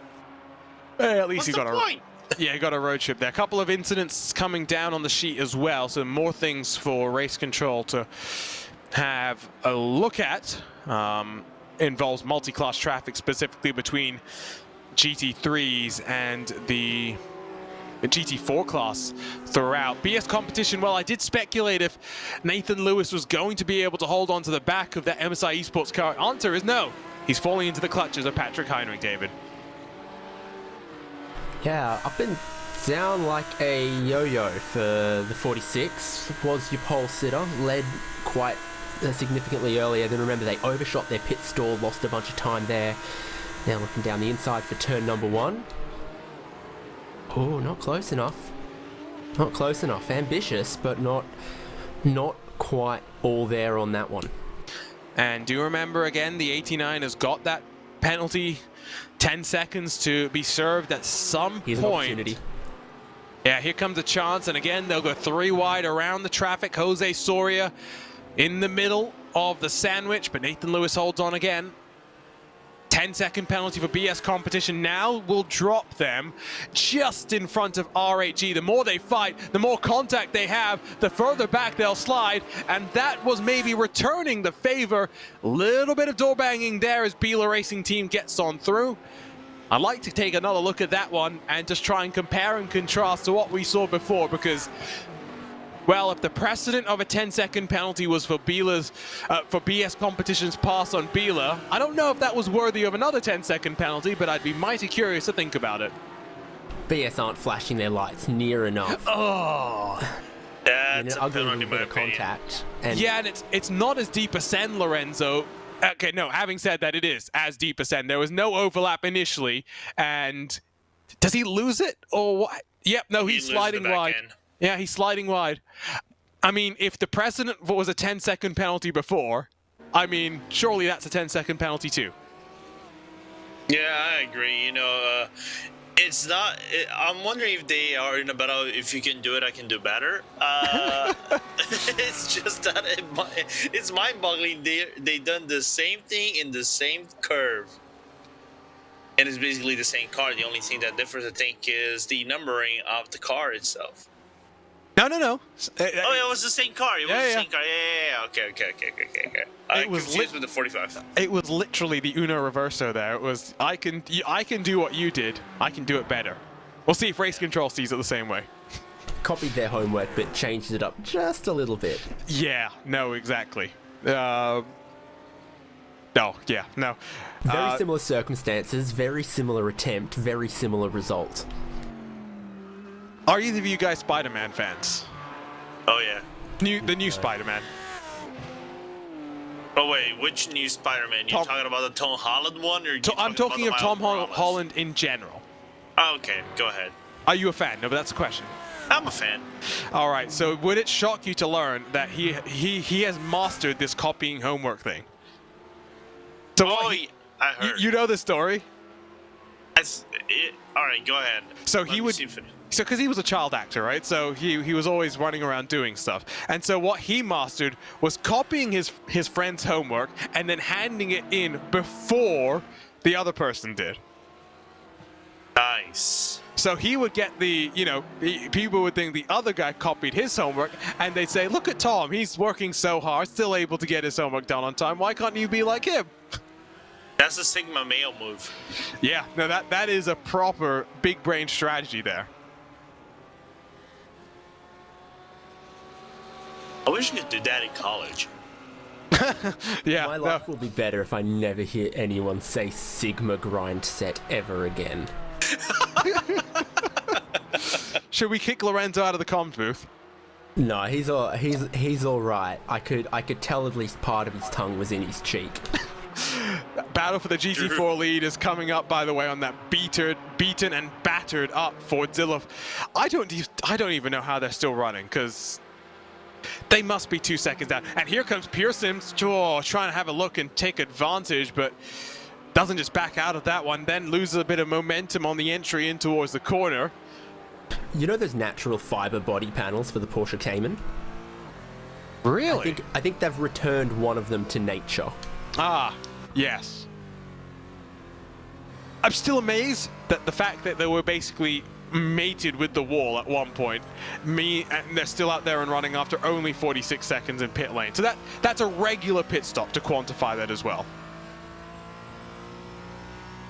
Well, how's the straight line speed down the 1,100 meter pit straight gonna do for them? I suspect they would yield regardless.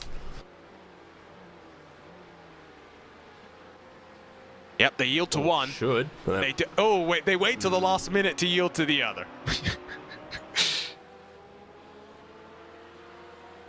Working through that sweeping right-hander battle for Marla, and T3 Motorsports I see is getting close as well.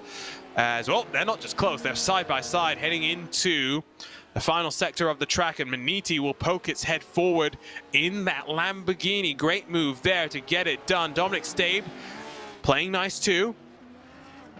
Yeah, really, really good performance there for Luka Wunsch and T3 Motorsports Maniti, because they were around the outside of basically a hairpin and the big braking zone, and then managed to switch that back into the inside in the next sector and take the position away. And almost all the moves you see happen there is a big move down the inside, but they held firm, held their ground, and obviously had pretty good traction off the slow corner too. Oh, but this is going to hurt him a little bit. They get checked up behind the GT4 Volante machine. Marla tries to sweep the momentum the long way around. Now, Maniti will slam the door shut as they pop themselves back to the outside. Great little fight going on here for what is 6th on track. 10 seconds back from the R8G number 88 car. Not really that close as we work our way quicker and quicker towards the halfway point of this race. Let's give you the rundown of how things stand in each of the classes and their top 5. Quickly, we'll start with TCR, where Core Sim Racing now enjoy an almost 9-second advantage to MSI Esports. Team Hoisingfeld have come onto pit road just this very lap to cycle their way onto their strategy, of course, after having a very short pit stop in the first hour of the race. Impulse sits in 3rd with Team Hoisingfeld, then 4th, Junkos in 5th, then Sims of the last running TCR machine there in 6th spot, just behind that Hoisingfeld car. Then in the GT4s, it's Team 75 Bernard by SimRC that leads the way from Pure Sims. It's close between the two of them. It's not close with anyone else. Undercut Racing Team and Entropic are 3rd and 4th respectively, about 25-30 seconds back from the leaders, while the Aztec SimSport Volante GT4 car a further 25 seconds back from 4th position. Then in the 992, Williams Esports continues to lead the way, but Carl Janssen for Core Sim Racing is only about 1.8 seconds behind them. Simone Maria Marcheno in the Logitech D-Altus car is on 2 tires and trying to hold on to that machine, but he's now 5 seconds adrift from 2nd spot and has 30 seconds of accumulated penalties to be serving at some point in the next 70-odd minutes. That will drop him into the clutches of Jose Soria for the Urus Racing 977. Pure Sims are in 5th, a couple of seconds further back from them, but don't count out Vince Peters in the Aztec SimSport Volante 996, because they seem to be getting past the top of the hour in every single one of the stints, and they may just be able to cut out a pit stop from the race. Then in the GT3s, there's been plenty of drama in this class, but Williams Esports leads the way. Sotomuto doing a sterling job to break away from the rest of the pack, now 7.5 seconds clear of Danny Elgabe for the MSI Esports Blue 74. Biela Racing Team in their 46 sit in 3rd, although there are questions about the validity of the pass that they made on the BS competition car, but that was really serve being returned. BS competition bundling their way past Biela to get a 10-second penalty. Might we see the 46 get that same penalty? RAG, after dropping out of the podium for the first time this season, last time at the Temple of Speed, find themselves in 5th, looking good for a potential top 5 finish, maybe a podium if things stay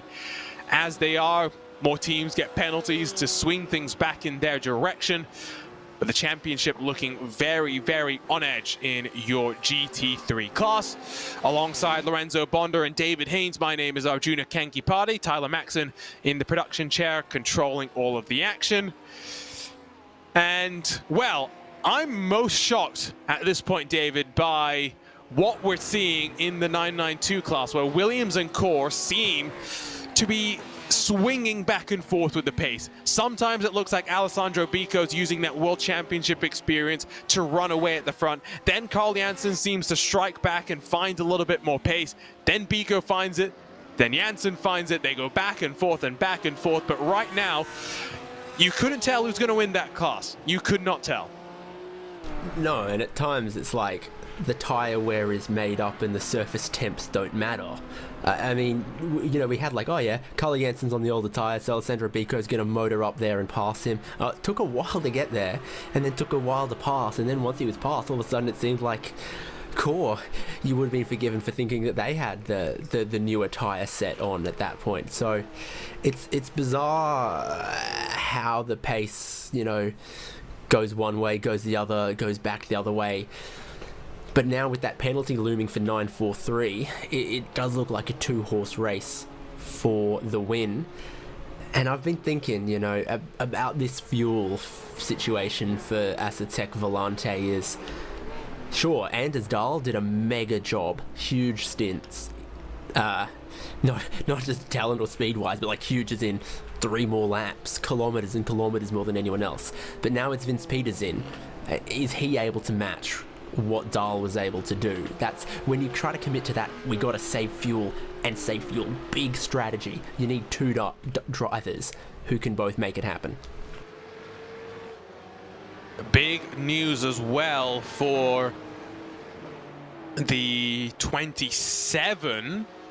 Now, which car is that? That's the RSR by G Performance car, failing to serve a penalty, which results in another penalty. I think they've now actually had that one served. There may be some miscommunication there. We'll have to follow up on that one. Remember, interesting penalty rules, Lorenzo. It's not the regular penalty system for those that watch other iRacing events. Instead, there is a dedicated penalty box where you serve your time penalties when you come down to pit lane.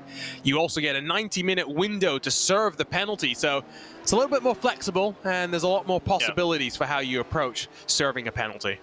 Yeah, and you have to do that on a penalty box that, again, in this track is just beneath the podium. So it's a blast penalty zone of sorts, and or depending on the circumstances, of course. And you can do that prior to your pit stop, but you have that 90 minutes to serve that pit stop, which is good to see. You're not held back by the iRacing system where you get, I think, up to 4 laps before you get a black flag for a disqualification flag for failing to serve a penalty. There's also warning to track limits to keep in mind. Now, only 2 cars have gotten warnings so far, and it is for both cars in the 992 class. One's the 977, that's the Auris Racing car that finds Jose Soria at the wheel. The second, though, more importantly, is Carl Jansen in that 959, who we're watching right now. Got to keep an eye on that. Don't want to drive through penalty because of your abuse of track limits. But it's much easier to do here, David, than I think people think. They see the outside of the tracks, they see the grass, they see the gravel. They don't realize how hard that you push at a place like this, how much you rely on the downforce as well. There's one here. If you go that side of the camera, like maybe that's just okay with tires to the curbing, but very easy to get one if you understeer up there. There's a few times you're seeing drivers hop the wrong side of that yellow curb. So yeah, very possible, especially if you need to take a little avoiding action with your traffic management. Being a note from some of the not TCR, excuse me, it's even the GT4 cars, where they're not happy with the GT3s about passing into that last chicane, because the reality is, Lorenzo, if the GT3 car waits, they'll lose maybe a second. If they don't wait, they lose both cars multiple seconds. It's that minimization, right, of what happens in traffic. Yeah, in a track that you need to minimize the time loss, where you can get lots of time loss, especially at the final sector. You need to make those split-second calls, and if you make that split-second call of, I'm just gonna try to lose at least at worst a second instead of 2 seconds, you just have to make that overtake cleanly. And there are some corners right here, especially at the chicane, at the final 3 corners of this track, that it's not the best one for you to make that, but you can make it. Seems like there's another incident for track limits, or warning for track limits, excuse me, that involves the RSR by Jeep Performance 27. Here's a look at, and that's the MSI TCR machine that was running in second. And, well, Talk Freak Racing, they've had some bad luck so far this race. That one minding their P's and Q's. Not much they could do as the MSI car gets onto the grass and loses control under the brakes. Marla might drop another spot back as well, as rubbing doors and banging wheels down to the inside comes that 78 PRT Ronin Simsport car that has just been given a 10-second penalty to add to the 30-second penalty that they've already got, but Dominic Stabe able to hold on for now. I love the attitude of these cars too, through turn number 4, both of them kicking the tail out, desperately trying to scrabble out of the corner to try to get in front to keep the position or make the move. And the updates to these cars, the racing's going pretty well. I still need, more info on how they feel to drive and how the tires are behaving with them, but just visually you could just see both drivers really pushing it and getting feedback and response from the car. 9.5 seconds the gap for your GT3 lead here, as Sotomuto in the counterpart, the sister car for the Marla team, runs itself at the front. Marla, of course, a big name electronics brand. They're going to be manufacturing part of the hybrid system for the new NTT IndyCar Series engines, which we'll see them debut in 2024 after they got pushed back a year. But sometimes that car run under the Williams banner, sometimes run under the BS Competition banner. For example, in the DNLS, Phil Denez, one of the drivers for that Marla Racing Team car.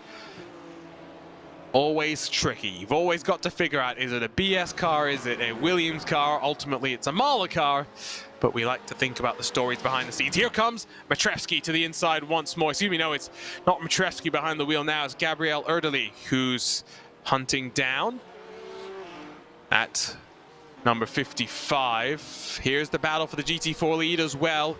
It's been close all race. These two, I mean, they've been separated at most, I think, Lorenzo, by like 1.2 seconds. Yeah, which for Pure Sims is a little bit of a blessing in disguise. I was going to say maybe something has happened to Undercut, but they're pitting. But Pure Sims is doing what they should have done at Monza, you know.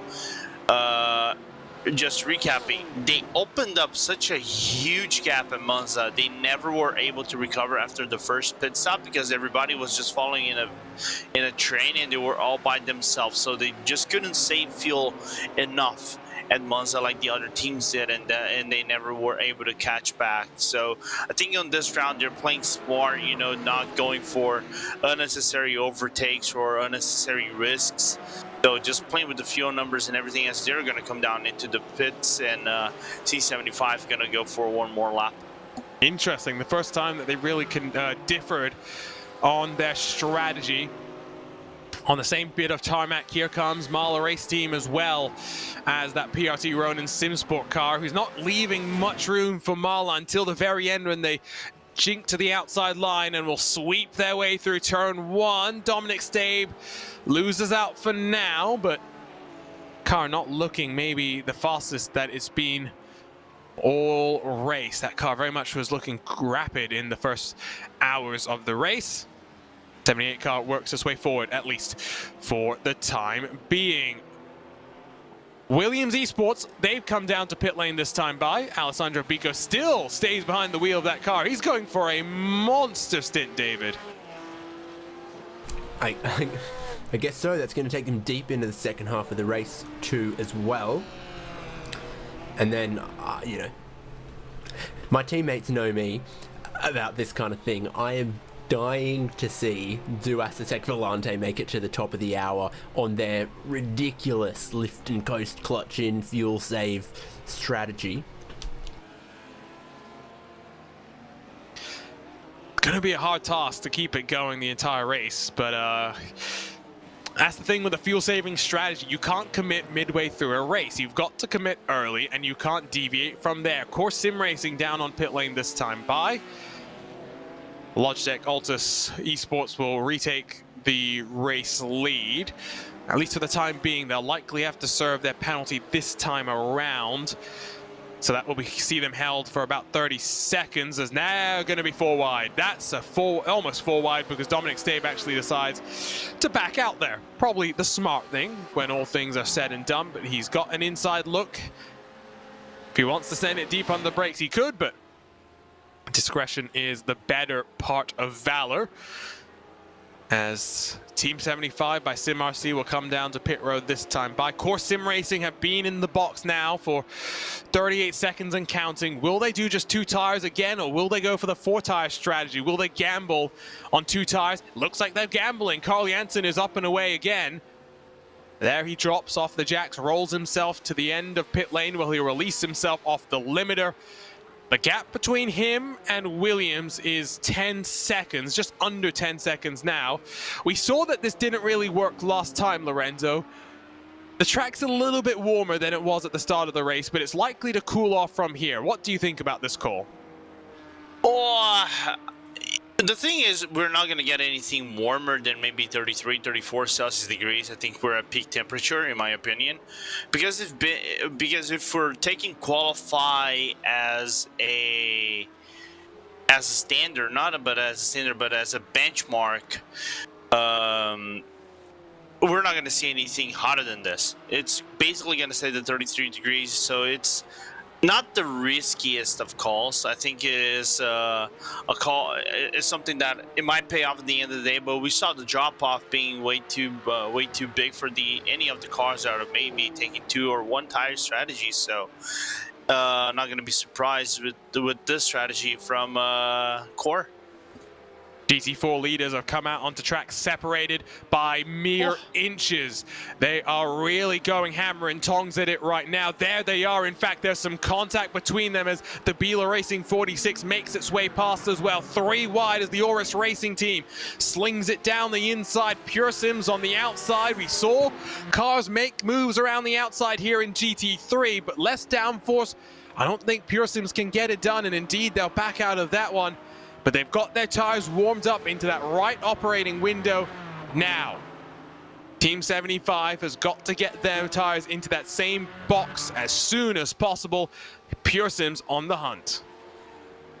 And that was good. You saw just send it pretty deep in. Now they're under pressure again. Around the outside, they're going to need to put the power down. And just time and time again, doing that well enough around the outside or down the inside to hold on to this particular spot. I liked the racecraft a couple corners ago too, where there's sort of half a car overlap around the outside and 75 just really threw it down the inside. Corner exit speed be damned to clear the overlap. And Pure Sims is coming in again. Oh no. What is this about? Did they get a penalty? No, they haven't got a... Oh, no, they did. Their GT3 car got a penalty. Now, is there a tech? What the? You know what must have happened? Sped on pit lane, unsafe pit entry, unsafe pit exit. One of the 3. Pick and choose. I'm going to take a look because I'm curious right now. Amazing. Amazing. Cars that had been split by at most 1.2 seconds out on track now find themselves split by 18 odd seconds. I don't think even with 3 hours to go, there is any way that on pace, Pure Sims will be able to close that gap down. It's going to be a big task, although they are one of the strongest teams in GT4, David. It's unfortunate that that's an automated penalty. That's not race control manually stepping in and intervening. Unfortunately for them, that one mistake has led to them now dropping backwards in the pack. And I'm taking a look because Altus Esports 943 are on the pit lane right now. Did they serve their penalty on the way in? No. Well, Altus probably... Oh, Altus didn't serve their time penalty just yet. Interesting. There's damage to BS competition that we might have missed as well. The right front of that car. Yeah, the way that the wheel is now extended past the body line of the car, not looking great. Getting word from Pure Sims, by the way, that it was on pit exit where they got the penalty. Half a tire off outside of the line. Those are the margins. That's how narrow it can be. And we'll try and get a look at what happened there, but Matthew Turnbull takes over control of that car, and unfortunately, his first action after taking back over from Ian Gagnon Renault after a sterling opening 58 odd laps for him is getting that automated penalty. Lorenzo, I'm going to task you with trying to go back and figure out what happened to BS competition. Yes, sir. Go on. Because that's a big one. Here's a look. Here's the replay. So out of pit exit, the white line you cannot cross, and there.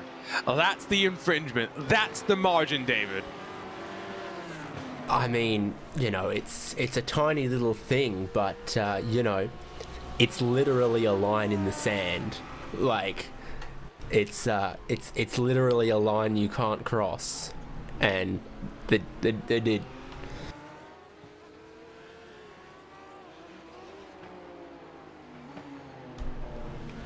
More damage on the left side of that BS car as well. Do we have a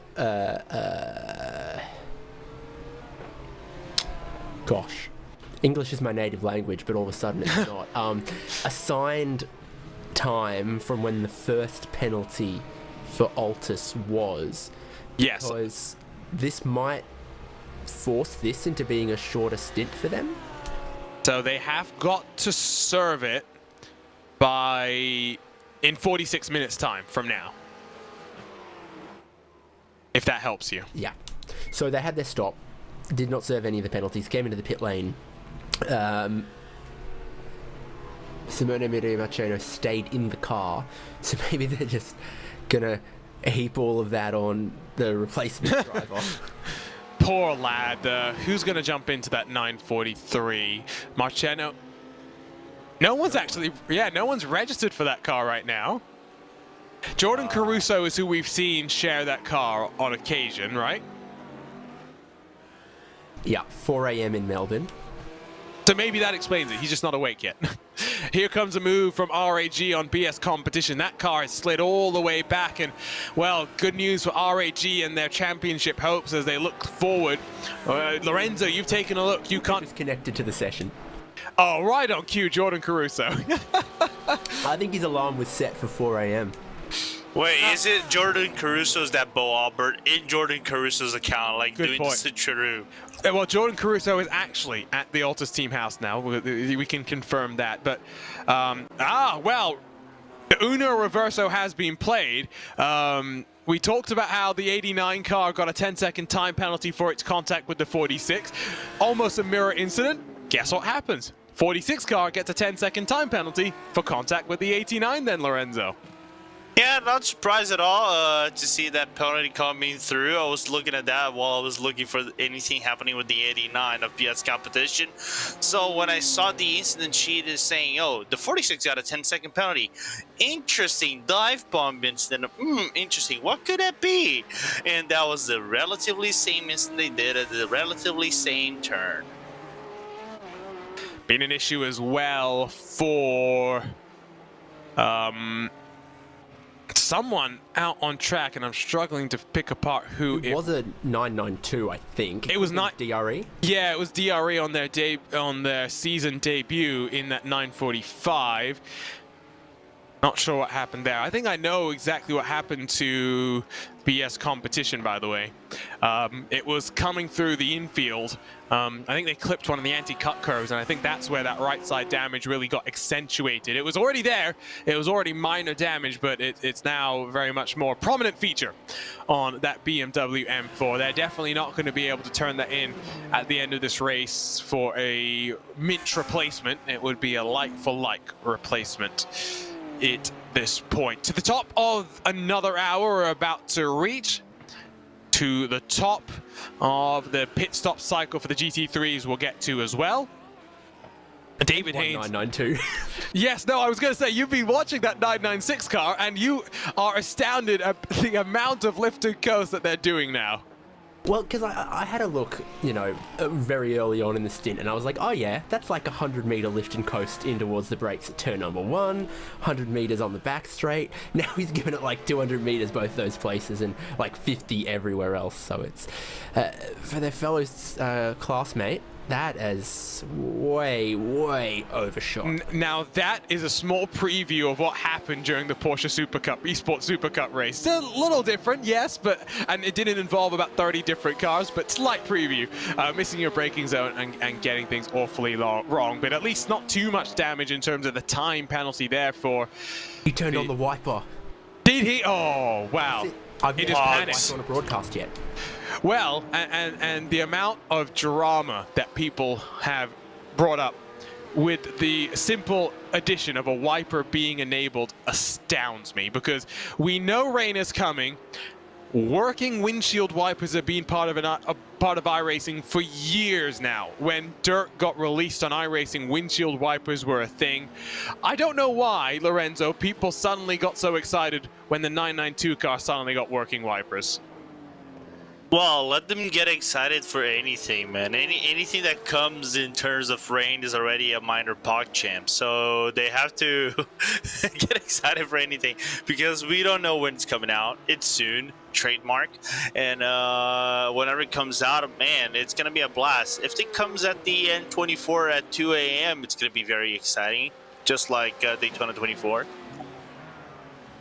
Monsoon rain at Daytona would be fun. 992.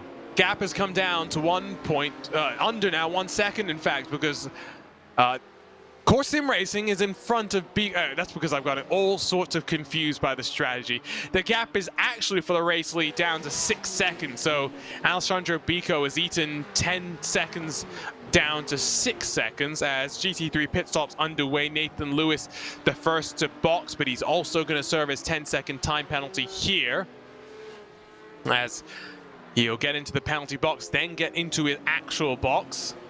So hopefully they can get some of that damage repaired and get back out onto track. Williams Esports likely to come in maybe 2 laps time. MSI Esports at least 4 laps away from coming down onto pit road. Danny Ogabe has done a sterling job with the fuel management of that car. And given that he's on a 2-tire stop last time, you'd expect Christian Lamella to take over in that MSI 74th and to run to the end of the race with whatever tire strategy they think is viable. Course Sim Racing, though, they are now just behind the Asetek Supersport Volante car. Not going to be a long battle here, David, because of how much fuel saving they're doing. Yeah, it's tough to defend your position when you're like rolling 250 meters off throttle into every braking zone. They're just approaching that top of the hour. Vince Peters thinks he's got at least 1 more lap. What's he got to do? This and 1 more. I think he's going to manage the same, as long as he doesn't splutter out of fuel before he gets to his box. I think he's going to manage the same as what Anders Dahl did. But I think Core, if they're wise to it, probably... yeah, they have to go down the inside. They can't wait. Yeah, no, and even if they lose a half a tenth on the corner going deep, it's worth it. That gap is coming down dramatically, and they really cannot afford to lose more at this point in time. So with now half the race in the books, BS Competition actually came in a bit earlier than planned. They'll be hoping to extend like they did earlier. Good point that Lorenzo has just brought up as well. We know that Volante can do this fuel saving. They've done it before in either club sport competition, but this is a slightly different level of competition in terms of the drivers, in terms of the teams, Lorenzo. Yeah, I know, but they still managed to pull at the end of the day. But the thing is, one thing is battling against T3, another thing is, of course, not taking T3 away from the fray. I'm not saying they're not worthy opponents. They're very worthy opponents. But fighting against Carl Jensen, Alessandro Bico, and trying to see if their fuel margins are better at the end of the day is a little bit more complicated than usual. I don't know if they're going to be battling for the win over here, but definitely after what happened to Altus, maybe top 3, maybe even top 2 is a little bit of a long shot. It is cards for them. We'll definitely get towards the podium. That is for sure. The fact that Altus have that 30-second time penalty will aid them. They've got past the top of the hour, and off to the right they peel down on towards pit road. Here they come. 9:59. That's Course Sim Racing. They've got a 10-second stop time penalty to be served. That's for contact with the 136 Junkos Esports TCR machine. That's a big drama there. Other penalties in class, 9:16. The Pure Sims 992 car gets a 5-second time penalty. The MSI Esports TCR car gets a 5-second penalty for the incident with Torque Freak Racing. So that 111 now will slide backwards. Maybe Hoisingfeld can use that to their advantage in the fuel strategy game that they're playing right now. It's a big, big drama in all of our classes at this point in time. When it comes to that penalty game, of course, Sim Racing, what can they do, David? I mean, now they're very much looking at just damage limitation, holding on to second, maybe.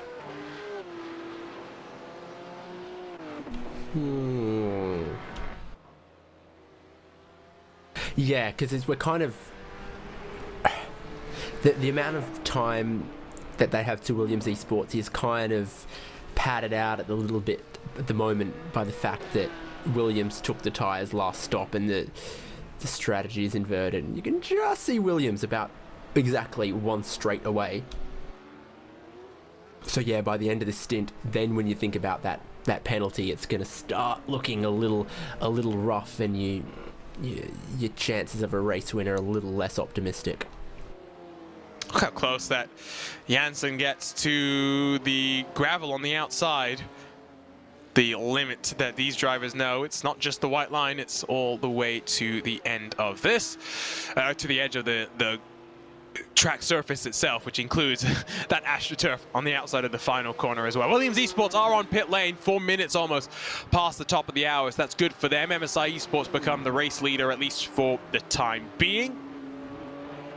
Well, Sotomuto take just 2 tires. BS Competition took full service, as you'd expect, but not much longer than a regular stop. The question will be how much of the damage were they able to get repaired in that regular cycle on pit lane.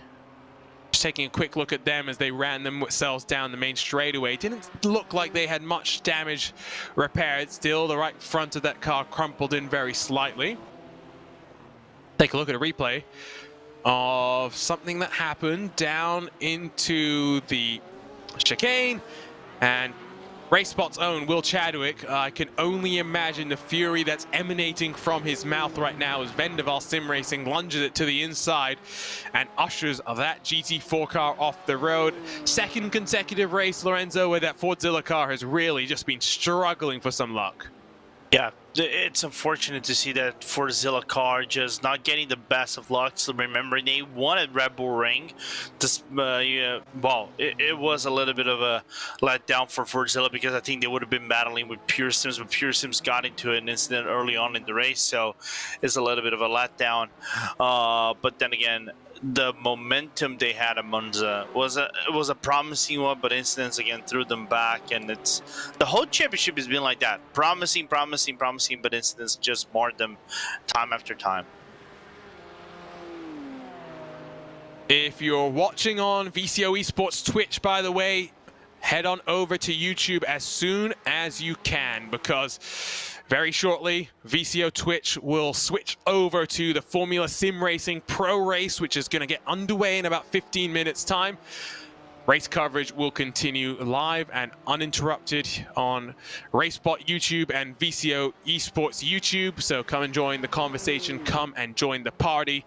Don't miss out on the next 2 hours and 54 minutes of this race as Danny Elgabay continues to work through the fuel strategy here. He's 33 laps into his run, and based on what we've seen from him in these first 2 cycles of the race, he could go another 2 laps longer. Tires do seem to be falling away from him, though. He's not going as fast as he was at the beginning of the stint, but you compare the lap times of him to even someone like, I'm trying to look at for a good comparison right now. The Biela Racing Team, he's actually doing well compared to them. That's because they had a pretty shocking last lap. 2 tires taken for Sotomuto in the Williams Esports number 5 car, David. I mean, clearly we're not able to do double stints in the same way that we were on the old tire model. 2 tires looking like the new no tire strategy. Remember triple stinting? Remember that? Remember people were trying that? Man, that feels like a long time away, a long time ago, what we're seeing from the GT3 strategy so far. Remember when quad stinting was a thing as well? Remember when quintuple stinting at Daytona was a thing?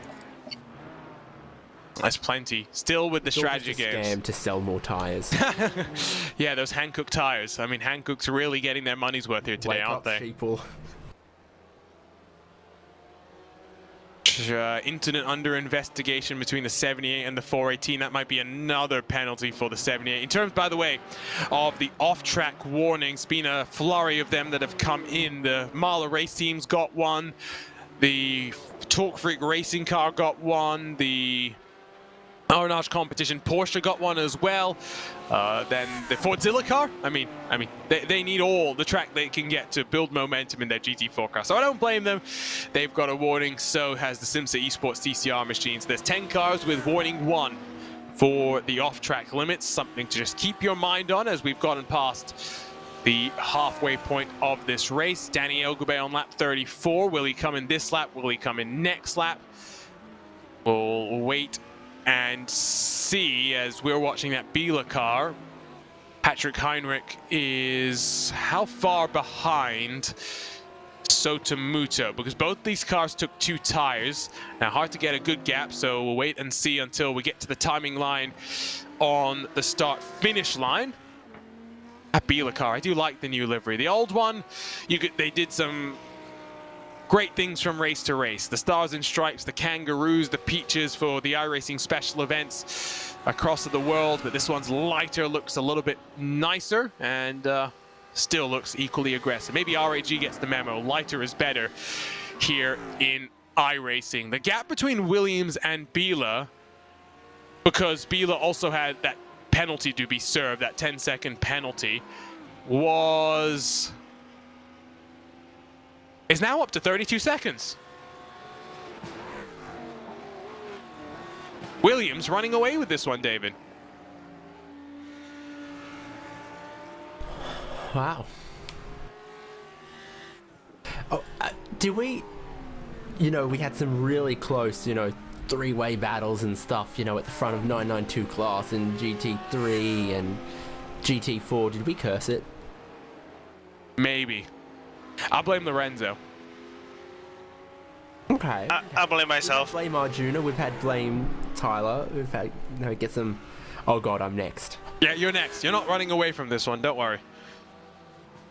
You can try, but it's not going to be far. We'll get assets made up and everything. We'll get T-shirts printed, so that when you come to Sebring, we'll give them to you.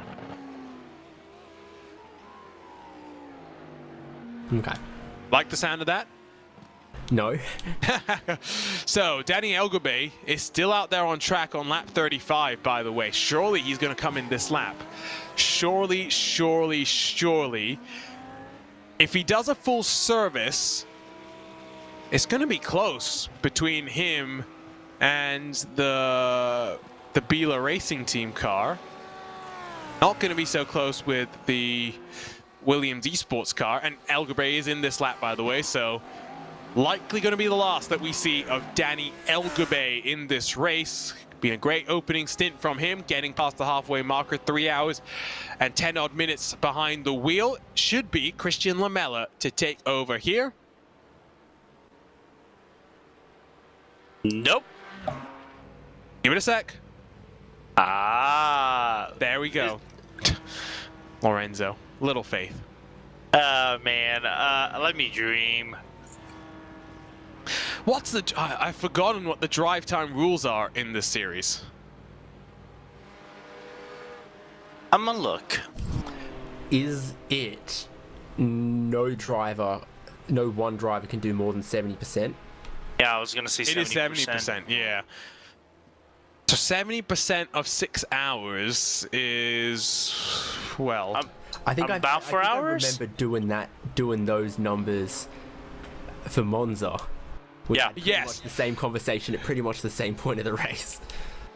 So that would be 252 minutes, basically. So it's just over 4 hours would be 4 hours and 15, 20 minutes or something like that would be your... 4 hours, 12 minutes, isn't it?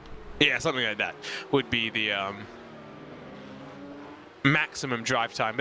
It's done in laps, it's not done in time, but time just makes it easier to figure out. You know, time limited races always are fun. One more reminder, and I'll give you one final reminder in 5 minutes. If you're watching on VCO Twitch, make sure you head on over to the RaceSpotTV YouTube, to the VCO Esports YouTube. The VCO Twitch will switch over to coverage of the Formula Sim Racing Pro and World Championship races as they head to Sepang for round 2 of their season. Fantastic circuit, Sepang. I'd love to have it on iRacing. I thought about going to F1 there one of the years that it was on, and then I never ended up happening, which is a bit of a shame because it was really good value, but maybe the fact that the tickets were so cheap is why it's no longer on the was calendar. Indicative of what was going on behind the scenes. Yeah. Yeah. I just wish if they ever come back to Malaysia, they need a Sebastian Vettel rent somewhere in the track, because I'm never going to forget Sebastian Vettel throwing one of the biggest tantrums I've ever seen in racing at Malaysia. Yeah, some tantrums being thrown in the virtual paddock right now, that's for sure. We focused though on the GT4s, where Torque Freak Racing and the race gear cars both have had their issues. One technical, one having issues out on track. That's the DRE endurance car that's bobbling over the anti-cut curves as Ricardo Rico slithers down the inside. Now, there's an old adage in racing, whether it's real or virtual, white or black rims and nothing else is acceptable. But that race gear car is making orange rims look quite good. And I'll take insult to that credence as well, because Subaru is known for what? Gold rims. And they always look good. Looks great. Yeah, the only thing I do not promote, and I'm never gonna promote, is green tires. I got a teammate that has green tires on his LMP car, and me and everybody in my team at EuroSpr, we call him like, man, he says his car is beautiful, and we call out, dude, you have green tires. Your taste in cars or anything in general is invalid. David, what are your thoughts on colored rims?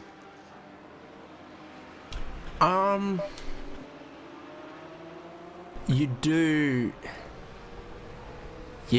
gotta be careful with it. Like, it's not good more often than it is good, but that's not to say it can never be good. And that's our counterpoint. I liked AlphaTauri white rims. I really did. Yeah, they're okay. But then again, I cannot speak much because my LMP livery combined with the tires that I use red tires in the LMP too. For some reason, it looks like a McDonald's livery, and my taste in cars goes invalid when I actually mention that. You have the best paint ever, Lorenzo, which is your Arjuna tribute paint. Yeah, I need to update that livery for season 2 of the Indy cars whenever we start broadcasting that on RaceSpot in just a little bit. This coming Monday, new iRacing season, plenty more official iRacing series to be covered. Make sure as well you get subscribed because Friday night primetime is approaching. Which series will we cover? Well, you will have to wait to find that out. But plenty of intrigue. We are 3 hours and 16 minutes into this race. Let's give you a quick top 5 rundown, top to bottom. Williams Esports, MSI Esports Blue, RAG, Biela, and T3 Motorsports run 1 through 5. Only MSI Esports has done a driver change in the most recent cycle of pit stops. They've also put 4 fresh tires onto their cars. As the temperature begins to drop, the cloud cover begins to increase here at the Circuit de Barcelona Catalunya. And then in your 992, it's close between Core Sim Racing and Williams Esports, but with a 10-second penalty to be served. It's likely going to be oh, well, sorry, I'm going to jump into my mid-race update with a mid-race update. Dominic Staben, that Biela Racing Team car, has had a big old issue. We'll get a replay shortly as to what happened there. But I think that car is retired. I think that car is done. Sammy Matti Trogan has already left the track itself. Back to the mid-race update. Core Sim Racing with a 10-second penalty will drop behind the Williams Esports team, but it's a 2-horse fight between them because Altus in third has 30 seconds of accumulated penalties still yet to be served.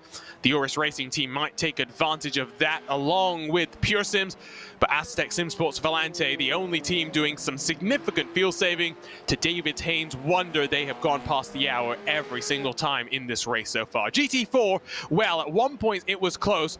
Team 75 Bernard by SimRC and Pure Sims duking it out with one another, but an unsafe pit exit for the Pure Sims 416 dropped them 18 seconds back. They have eaten into that gap to 6 seconds. It's down to 12, but still plenty to go, plenty left to fight for. Undercut Race Team and Entropic third and fourth spots, while the German sim racing car driven by Marvin Lesmolen currently sits in fifth. Then in your TCRs.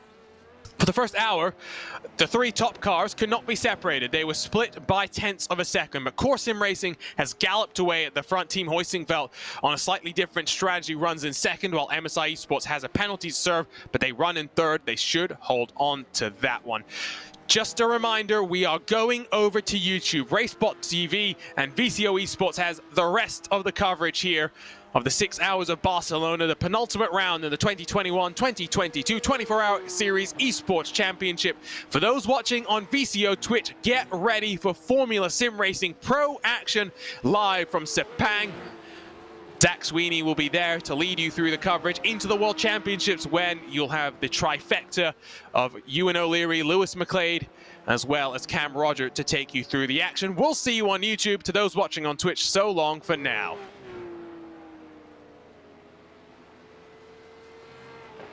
For those watching on YouTube, you will stick with us uninterrupted from here to the end. Glad to have your company. We're alongside Lorenzo Bonder and David Haynes. My name is Arjuna Kankipati. We've got Tyler Maxson behind the scenes controlling all of the action. And, well, breaking into that mid-race update with the mid-race update, David. Big drama for the Biela Racing Team. Yeah, it's like Dominic Stabe got to the end of his stint, got to the pit lane, and then just parked it. Like it's come at the end of their run there. So I don't know, but I think it's something outside of, you know, a contact or an accident. It's either a technical problem or a driver availability issue or something like that. Yeah, we'll see if we can grab a look at that, but I'm not sure. We need to see, we need to hear the engine as well. I mean, maybe there was something that went wrong with the fueling. I'm not 100% sure. Maybe we can get word from the Williams Esports camp too. That would be great. So here's a look. Let's listen in as well. In their 911 GT3R, running down the main straight. Just lifts off. Doesn't go up into 6th. Then, so he's still got control of the steering, still got control of the brakes, still got control of the gears. And out of turn 2, he's on the throttle and then backs it down, and it's going to come to a stop. What do you read into that, David? He forgot to pit? But they're not due for a pit stop. Were they not? No. They were. I don't think they were. They'd already pitted.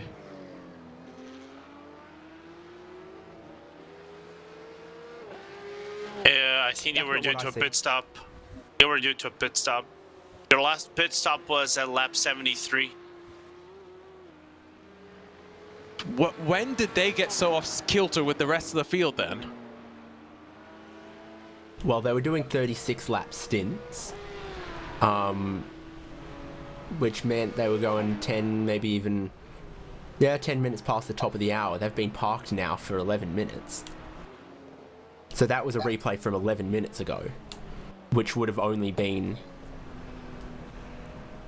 12 minutes past the top of the hour. Yeah, it makes sense. They ran out of fuel. I think they crossed the line and realized. Yeah, they realized. Spluttering is like, oh, shoot, I was meant to hit that lap and I forgot. But surely you would have gone back out onto track. It's because I think the time they would have probably towed the car, they probably would have been a lap down, so they decided, we cannot make it back, so part the car does said we're out of the race. Okay, well, I've sent a message to Dominic to try and figure out what went on there, so hopefully we can get declined at the pump. Yeah, well, you say that, but maybe they just, in the real world, in the 24-hour series, they don't do fueling in the pit lane. They do fueling at a pit station where you sometimes have traffic jams to get into line with regular fuel pumps. The fuel flows at a much slower rate than it does in the real world. Maybe they thought they would keep a bill and send you an invoice. No, but my point is maybe they thought that regular pit, you know, the fuel line was too long and they didn't want to get into it and then forgot to come in before they ran out of fuel. Bad joke. It's not a good joke if you have to explain it at the end of the day. Yeah, that's what I tell my dad all the time. About your jokes or his jokes? Usually his. To be fair, dad jokes are something, aren't they? So there's your leader, net leader in your 992 by virtue of the 10-second penalty that Core Sim Racing will have to serve at some point. Likely, you'd think they do it the next time around. Tyler Maxson, our producer, by the way, who did the 24 Hours of Dubai earlier this year in the 24-hour series in full metal action, is telling us he still has nightmares about those fuel stations, Lorenzo. Yeah, I mean, Dubai is a track that is a little bit polarizing for some of the people because of the pit stops. Might be a little bit of a eventful one. It's not like Nürburgring. Sometimes where the fuel pumps, especially for the lower class cars, have to be taken into a specific area. I remember the 2020, I think Nürburgring 24, that they had to go into the paddock of sorts and then go into a specific line to try to use the fuel pumps and then come back into the pit lane and do the come back into the track. Was a little bit of an interesting line to do that, but the one thing that I only care about at Tyler at Dubai if is actually made the pitch to the Dubai Autodrome people that managed the track to get that into iRacing. So, confirmation from Williams. They misread. Oh, confirmation from Mala, I should say. They misread the amount of fuel that they had. Mamma mia. That is pretty embarrassing. Suboptimal, to quote Sir Lewis McLeod. Have you never done it before, David? Once, and it totally ruined a Watkins Glen 6-hour split that we were on track to win. I've done it before at Bathurst. The final pit stop of the race, we're leading by a full lap, and I realize as I'm rounding turn 1 that I don't have enough fuel to get up and down the mountain, so I park as quick as I can. I take the tow as quick as I can. Fortunately, we had built up such a buffer that we still went on to win our race, but it's not a good feeling. That is for sure.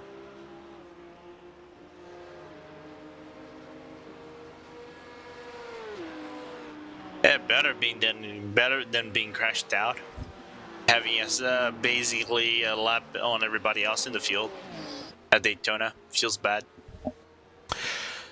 So we've been chattering away for about 3.5 hours right now. We're going to step aside for a brief RaceSpotTV fan immersion. We're going to leave you on board with one of these cars. And I tell you what, let's ride around with Alessandro Bico, who is on the charge in that Williams Esports 905. Let's listen to some glorious Porsche engine noise. Couple of laps here at the Circuit de Barcelona Catalunya, the penultimate race of the 24-hour series Esports here at the 6 hours of Barcelona. We'll be right back here with the final couple of hours of the race.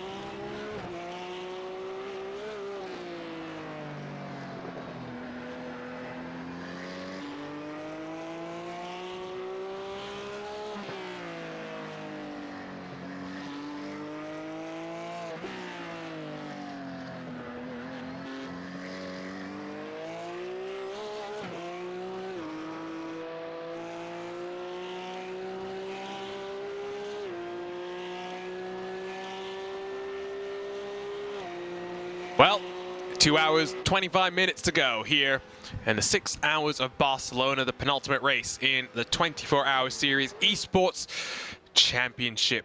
Alongside Lorenzo Bonder and David Haynes, my name is Arjuna Kankipati, with Tyler Maxon down in the production booth controlling all the actions. Welcome back to RaceSpotTV. Welcome back to VCO Esports. 4 classes, 1 track, but 4 different races all intermingling with one another.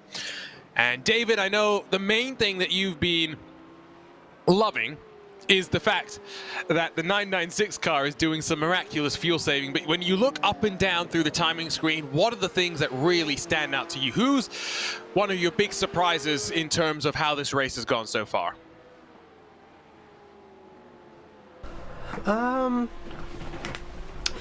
I think for a surprise or a fresh talking point, it's just a subtly good race so far for German simracing.de by ACV number 24. So they had a pretty good opening lap. I remember they picked off like 1 or 2 or 3 positions in that opening lap, and then it just stayed there. So running 7th, where did they start? 15th or so in class.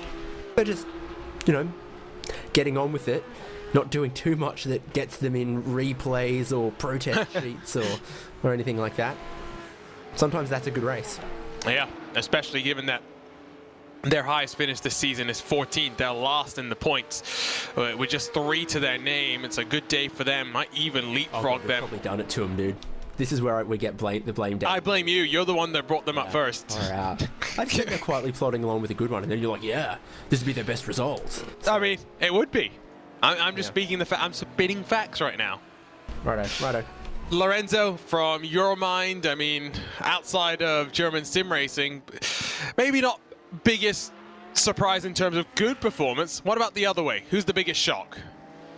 The biggest shock, in my opinion, over here is how, well, I wanted to say how big has been the fall of the Logitech G Altus Esports 943, but now they seem stable as they're pitting right now.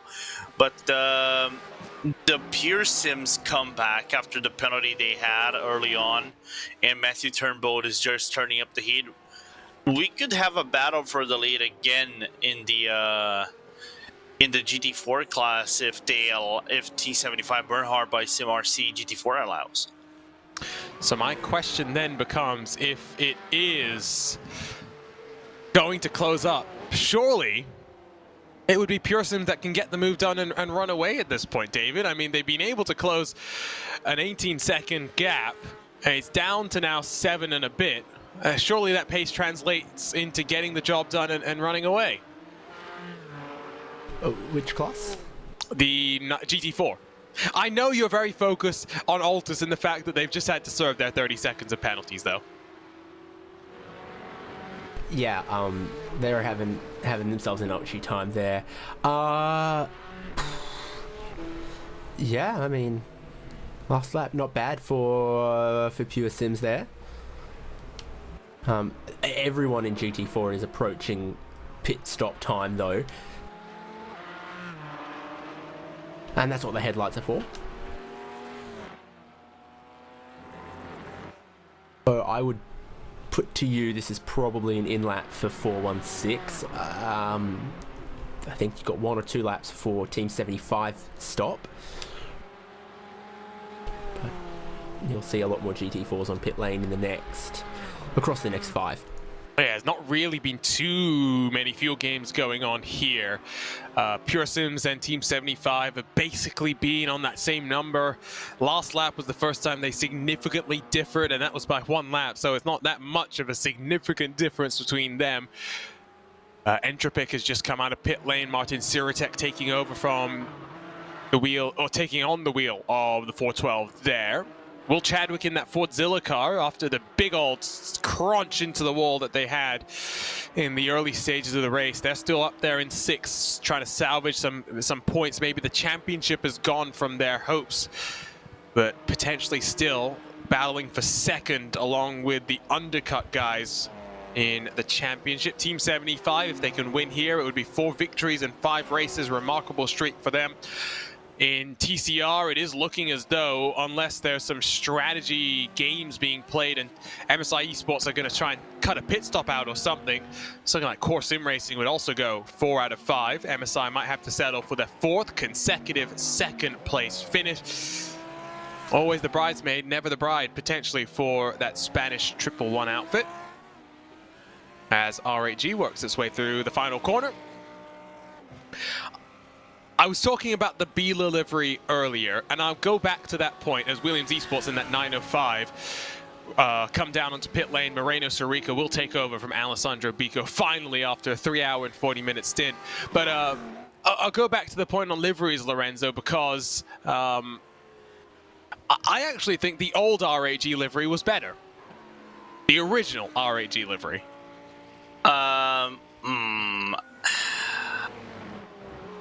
Let me think here. I can't even remember what that looked like. I've I've got goldfish memory. Clearly. They're Dory. Now Sherman, 42 Wallaby Way. I tell you what, I will try and grab a picture for you, David. I'll scroll through the social media on R8G's Twitter and I'll find something for you. But I just think it's too dark. I'll be honest.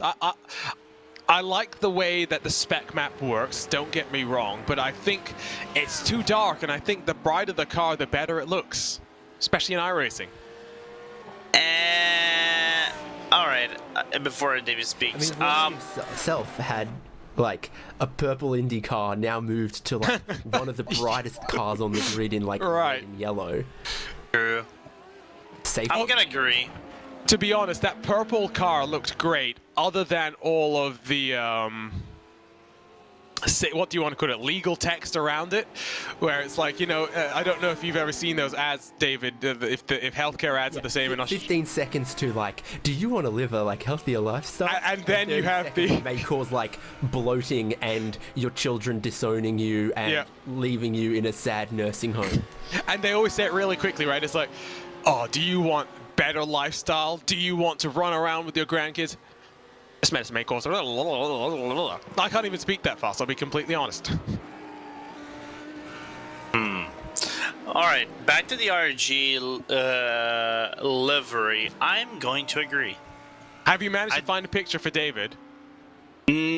Not quite. I just had to go into my mental memory and remember their liveries when they actually had back in the day at SEO and some other leagues, and then also the R Factor 2 ones. So, and seeing Yuri Kazor pictures when he did some of the GT Pro stuff for them, I do agree on that one. Like the R8G Junior livery is basically the same thing, except it's a light blue instead of a dark blue, and I actually really quite like that. Okay, I've scrolled all the way back to 2021, and I'm still struggling to find it right now. So give me a little bit longer. Now, do you prefer the old Biela or the new Biela? The new Biela. I think you guys said it already. The new Biela, yeah. Did any other team updated their liveries for 2021, 2022? Coanda did. Coanda's got that new like camo kind of livery design pattern thingy-mabob. Yeah, and I think I already said that in the broadcast. I didn't like that. I like their traditional one better. I'm trying to. That's heaps better. Yeah, right. No, David's seen a picture of the old livery, and I think now the white, blue, I like that. Even the junior team with their blue and darker blue like works quite nicely. If you're watching, Roman, and I know you are because you're a big fan of RaceSpotTV, you get the memo. Change the livery. Let's go back. It's not too late. Maniti's livery, I mean, it's got new logos on it. It hasn't changed. Team 75, of course, I mean, it's not SimRC anymore. It's Team 75 by SimRC. I quite like the new livery, although it's cheating when you use a real livery like that, I guess.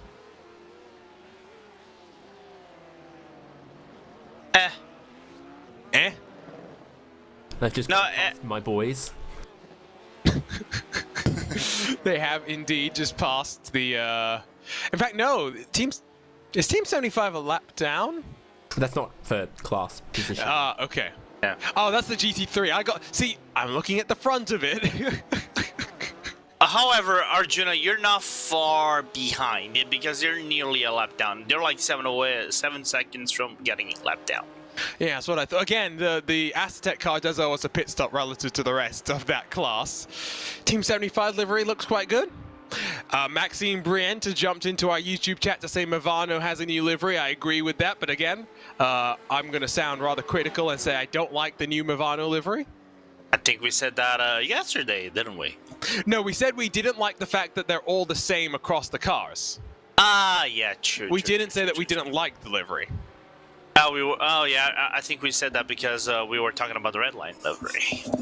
Yeah. Eagles always look cool on a race car, dude. True. German sim racing does look good. But Team Fordzilla has a new livery as well, but they don't really have it on all the cars. But the point that we were making yesterday, David, is like, for example, in SCO, where Movano have 3 prototypes, when Maniti have 3 GTs that are all the same, not having an easy way to differentiate them, especially since we're dumb commentators, is a pain for us. Whereas Redline makes it quite simple, right? It's the same pattern on the car, but the colors are drastically different. Yeah, you can tell they're all, you know, from the same group, but drastically different colors, like the Teletubbies or the Wiggles. Yes. I think analogy. Yeah, I like that analogy, and you're making me relive my childhood right now. But wind mirrors, the wing mirrors are a way, but I don't think they're the easiest ways. I think if you do the like wing mirrors in color plus a stripe above the cockpit plus the it needs a prominent stripe. Yeah, you know, you do it noticeably in a couple of places, so you're like, oh, you know, for example, you know, it's like, oh, that's Impulse with all the red accent or whatever. And I mean, we're spoiled when we do sim racing commentary at the end of the day, right? Because like we have all this information. We've got heaps and heaps of information that you really, I mean, if you do real world commentary, you'd be lucky at sometimes if you get a production feed. Sometimes you're just stuck with a timing screen. Sometimes you get one, don't get the other. If you're very blessed, you'll get both, right? So those are little things that in the real world would make a big, big difference. Here, I mean, it is what it is. We'll survive, but it's nice. Team 75 is closing that gap to German sim racing, by the way. So that 24 car coming under fire. The 2 final cars on the lead lap by virtue, by the way, of the penalty that Core Sim Racing had to serve. Oscar Mangan taken over from Carl Janssen there. They're now 12 seconds back from Moreno Sarica. It's going to take some strategy, going to take some pace for the 992 class gap to close back up. In terms of your... what's going on in GT4? Good question. Everyone's pitted in the last handful of laps. Did Matthew had a Turnbull... very short stop. They came in again. No, they haven't. They haven't. Have they... Have they been penalised for a pit exit again? That's what I'm wondering. If they... No, I think they're okay on pit exit. I'm taking a look right now because I want to figure out why they've had, if they've had to come in again as well. That's the other thing. I'm not 100% sure if they have actually had to come. I think they have. I think they have an unsafe pit entry. And I was right about Mahler as well earlier, by the way. You were. So, I think it's an unsafe pit entry. Maybe we can get a look at that, but... Come on, Matthew Turnbull lit up the timing screens in stint number 1. His second trip into the car, maybe not as good. And I can confirm they did have to come back down onto pit lane. Did it get weird? Because it is 15 seconds. Did they get the fuel bug? I don't think so. Because the pit entry doesn't look unsafe. Watch this. I mean... look how much of that red they use. They're almost in the grass. But here's the thing. He did the same. I think the same thing on his last pit stop. I'm confused. Pit speed limit. There we go. On exit. So, okay, so you can do that on the entry, apparently. That's good for us to know, but come on. I mean, I'm going to sound like a complete idiot right now, but, like, those are rookie mistakes. Those are mistakes that I make. It's not mistakes, David, that you expect these guys to make. I mean, for all of the other teams and drivers that we've maybe piled on a little bit today, being like, oh, that's a dive bomb, or that's silly contact out on track, like, oh, you know, they just don't seem to have the pace, that's a strategy mistake. It's like, okay, those are all, you know, mistakes that can happen in the heat of battle, and, you know, misjudgments that you might make, your fault, but, you know, you do it because you're racing. Those other things like, you know, 3 millimeters too far across the pit exit blend line, speeding on the pit exit. I mean, it's... You aspire to not make mistakes like that so that you can make bigger mistakes with higher stakes. Yes, that's exactly it. I mean, Matthew was doing a great job of making up the time that he had lost by virtue of that first mistake, right? Like, he was doing a smashing job, like really impressive work from him to reel in 18 seconds, get it down to just under 7, and I mean, now he's got all that work to do again. In fact, it's a bit more because he had to come down and spend a bit more time in the lane, so we'll see how he's able to bounce back from that one as DRE Endurance are into pit lane in that 992 class. So they got closer to the top of the hour than most of the rest of the class, but no one compares to David Haynes' fascination with the 996 car. 26 laps into their stint. Should be good to make it to the top of the hour again, I think, David. Yeah, and then I'm guessing Vince Peters will probably give it back to Anders Dahl to close out, and Vince Peters has done a good job. I would think maybe for an equal fuel number, Anders Dahl might be a little quicker. They could still be looking at 3rd place here if it all plays out proper and they can manage some slightly more competitive pace, or maybe not have to fuel save quite as hard right at the end there with Anders Dahl in. Take a look at something that's happened with the Arnage Competition 23. Well, front-wheel drive nature of that Junkos Esports TCR car enabled it to get out of that one. It's Carlos Diguez who's going to lose the most amount of time in that 23 car, going for a door that was never open again, but I guess justice was served. If ever that there are more wheels than doors. Ooh, are we going to have this debate? This is the new, does pineapple belong on pizza? No, it's not. Hanging bait. You know what it is? Is this dress blue? If it's actually provable. Blue or gold? Is that? Well, it should be definitively provable that there are more doors than wheels.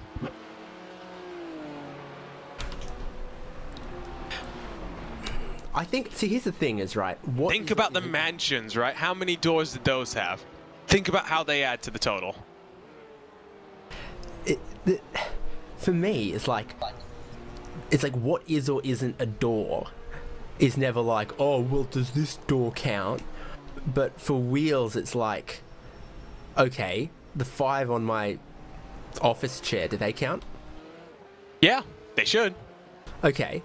Do the 4 and the 4 on a Matchbox model counts? Yeah. Okay. Like, now how small of a wheel? Like, does a ball bearing count if it's not if a bearing count if it's like round but not spherical, like it's right. Wheel shaped? As you go down to like the more fringe cases of what is or isn't a wheel, I think that's far more subjective than like, well, this is a door. Yeah, because I mean, then you could start including like crates, like for dogs, right? That's got a door, surely. I think Alexander I'm not Bird. like, does the ring pull on my can of drink count as a door? Right. I think Alexander Bird has had a moment here, and is that with the Undercut Racing Team car? I think it might be. And that's on the GT4. The first time into the chicane that I blame the GT4 for any bit of contact. It was with the undercut car as well. That's running in second by virtue of that Pure Sims pit speed exit penalty. And that, I would put that on the GT4. I'd postulate they've got a penalty coming down on them. I'd say so. It looked pretty done to me. By the way, Arnage Wenzel and Anti-Salmonen.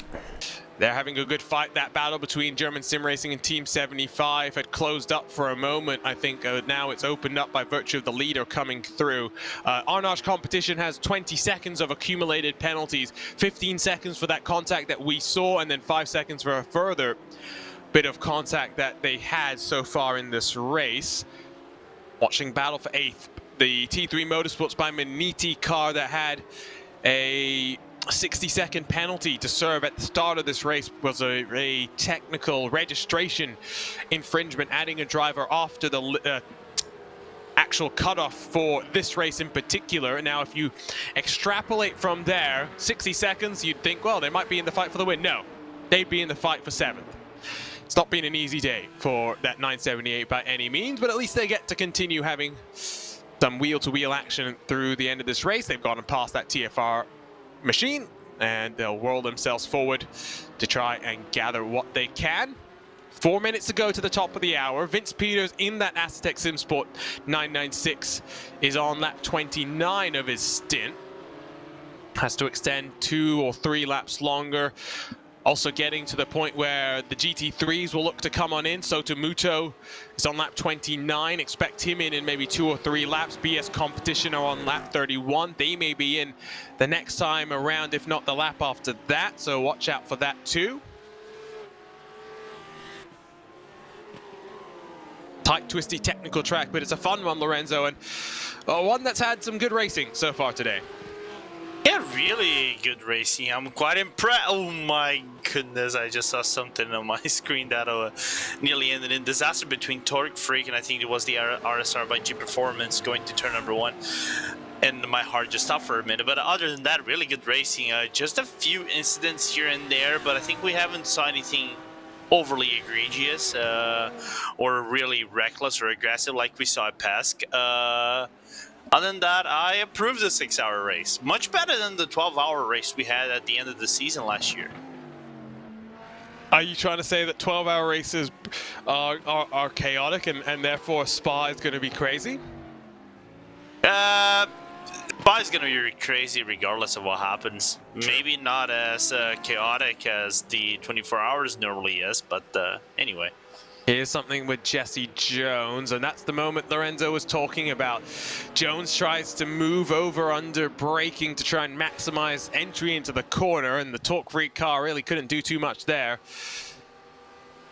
Good job, they were both able to hold on to that one. So, the gap between the top two is about 18 seconds. Haven't really seen Christian Lamela be able to eat into that gap too much, even with 4 tires compared to the 2 tires that Sotomuto put onto his machine, but we'll see how the strategy cycles out here in terms of your track conditions. You can see it has gotten a little bit darker. It's still 33 degrees Celsius though. It now reached 2 p.m. Still plenty of wind gusts blowing around the track. Expect from here, David, temperature to just drop off very slightly. I would think so. The only caveat to that... No, the simulated time is outside of daylight saving summertime, so it is a 2 p.m. solar time, not a 2 p.m. legal time where you've got to wait a little bit later for it to start to cool off. It is 2 p.m. solar time, so yeah, it should start cooling off. We mirror the race date as well, which means relatively cooler conditions than sometimes you'd get here at Barcelona if you came here during the summer. Yesterday at Interlagos in the Ivor Endurance Series race, we saw temperatures reach up to about 50 degrees Celsius, so bit of a swing there. Lorenzo, you're speculating if the penalty that Core has had to serve is actually going to swing things in favor of the Aztec Sim Sports Volante car. Yeah, I'm just trying to grab how long was the penalty they had to serve specifically, because they did go into the box, which was 10 seconds. And I think that was the, something has happened. They did serve they did serve the penalty, the 9:59. Yeah, Lisbeth, yeah. And the fact that they're already on the back of the Aztec SimSport car, even before Aztec comes down to pit, I think is good signs for Core that they'll be able to leapfrog them. I think Core very much will be looking forward. It's a 13-second deficit. They need to get past the 996 sooner rather than later. Vince Peters could come in this lap and be good in terms of his portion of the fuel saving. Might see him try and go a lap longer, though, to set up Anders Dahl to really have less of a workload in terms of saving the fuel. And it's nice and easy to the inside from the Irishman. Oscar Mangan slots his way on past. Easy as pie. Up into second, and now eyes focused fully forward. Does the 996 come in this lap, David? No. Let's see. So through the chicane. Does he come right hand down? No. He extends it one more lap. Good stint from Vince Peters. Yeah, I based that entirely off. He needed to do one more to match the 33 that they've been doing up until this point, and the fact that how easily Core got past, that they were still lifting and coasting. I don't think they'd lift and coast that hard if it was their in-lap and they were going a lap shorter than the previous runs. So I was like, no, I think they're still trying to hit the same number. I should have just said you read their mind. No, I'm actually calling strategy in that car from up here. I wonder, I'm trying to remember when Core actually overtook Aztec on the last time they were behind them. How deep or how far were Aztec understand? I would estimate maybe lap 27, 28. Because for me, I think this the 10-second penalty, even though props Oscar Mangan and his stint so far, I don't know, being that late in the stint for Aztec to be overtaken, I think that's, I would say, maybe a small win for Aztec at the end of things. We'll wait and see. Time will tell. BS Competition onto pit road in their BS Turner liveried car. Phil Dinez back behind the wheel there. Now, will they do the slightly shorter stop and just take 2 tires, or will it be a full service? Here's a look at a replay between the Undercut Racing Team GT4 car and the Junkos TCR. I don't really know what to say about that one. It's a close call. Undercut are getting involved in plenty of contact, running second in this race. They're now coming under fire from Pure Sims, as here comes Vince Peters in that 996. Should hand over to Anders Dahl. But yeah, battle for second in the GT4, now down to 0.7 of a second then, David.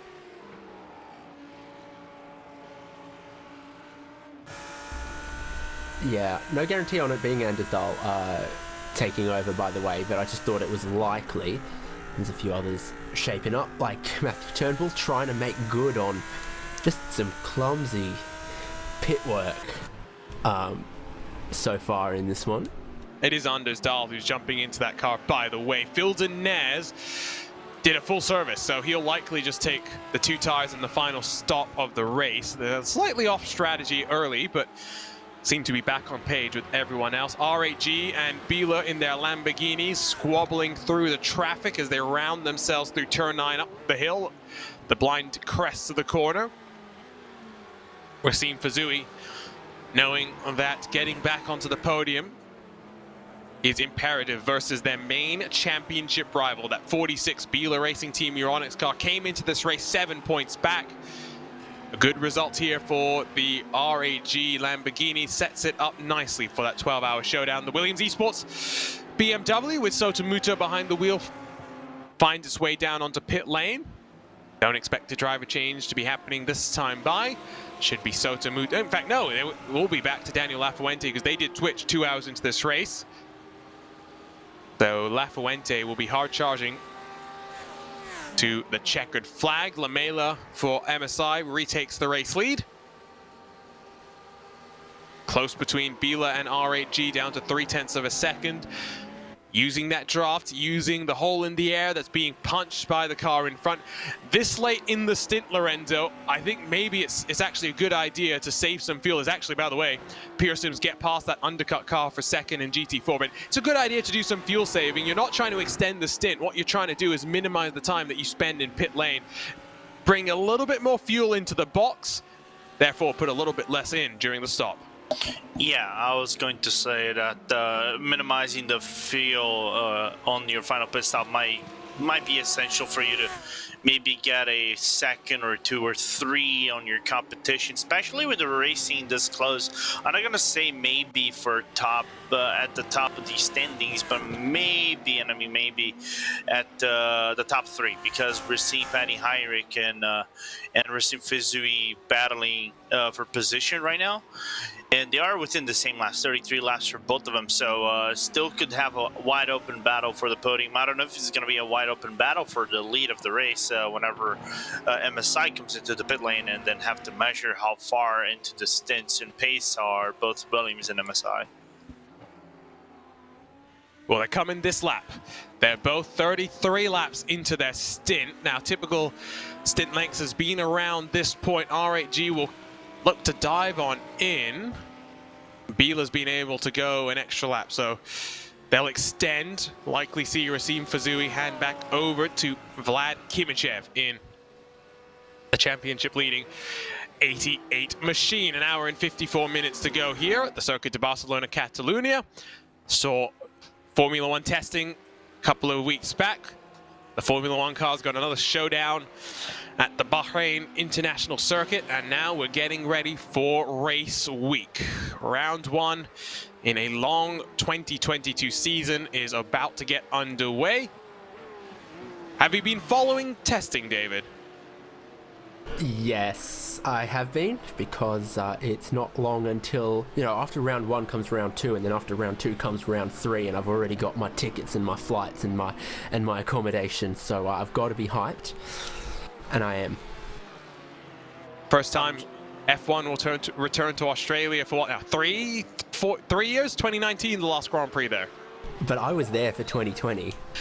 You were there for the failed attempt at 2020. No, they let us in on Thursday, and then I was lined up at the gate on Friday morning. And I was like, the gate should have opened 10 minutes ago. It's not open now. I've got the feeling like it's not going to at all. Right. And that's when I left, and it was like, let's go back to our hotel room. If they do end up opening the gate, you know, it's like not long to get back there. So, I don't know. I feel like I was clever. Oh, is this another moment into the chicane? And this time it's all on the, however you want to say it, the IUSP.S powered by Vendaval car, as they try and get to the inside of the DRE machine, which didn't really leave too much room. But if there's not room, you can't go for the move. It's as simple as that. There's just not a big enough pace differential between GT3 and 992 in a slow corner like that, given that everywhere that the GT3 is faster is basically just braking zones and fast corners. So the 46 is into pit lane this time. Luca Kita will jump back behind the wheel. Now the thing to track with them is going to be where they come out in comparison to Racine Fizui, who's actually stayed behind the wheel of the R8G machine. So likely going to take that one to the end. We're watching that Pearson's GT4 car as Luca Kita, I can see, is rolling off, or getting up onto the jacks, excuse me, so getting those tires onto his car. That suggests a slightly short fill at this stage, if it was already up on the jacks after like 35-ish seconds instead of closer to 40. Might have missed. Maybe it feels slightly quicker than it used to. Smaller tank, is it the same rate with a smaller tank, or is it... True. Or is the rate also shrunk in ratio with the tank? No, I don't know. It's a good question, but we'll find out, because as GT4 second place comes across the line, we're still waiting for Biela to drop and roll. They've dropped, they're rolling. Now, where's Racing Fazui? Because Biela's basically straight off the limiter because of where their pit box is. 3 seconds clear. So that was done purely on the outlap for Racing Fazui. Must have got into some traffic, might have struggled a little bit there, Lorenzo. And Biela will take that opportunity then. Well, 1.5 clear. They got to get the tires up to that window as soon as possible so they don't have to get embroiled in the fight. Yeah, just gonna try to take a quick look over here, sneak peek in terms of fuel, but no, same thing for both of them. The only difference is 0.2.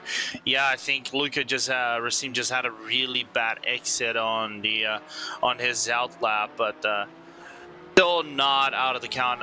The one thing I was watching is that Williams had a little bit of an issue, and Daniel Lafuente, I think, was on his outlap on the final turn, which was really weird in my opinion. I don't know if they got to slow down or if Lafuente's car paddle had some weird disconnect reconnect issue. I don't know. It was weird.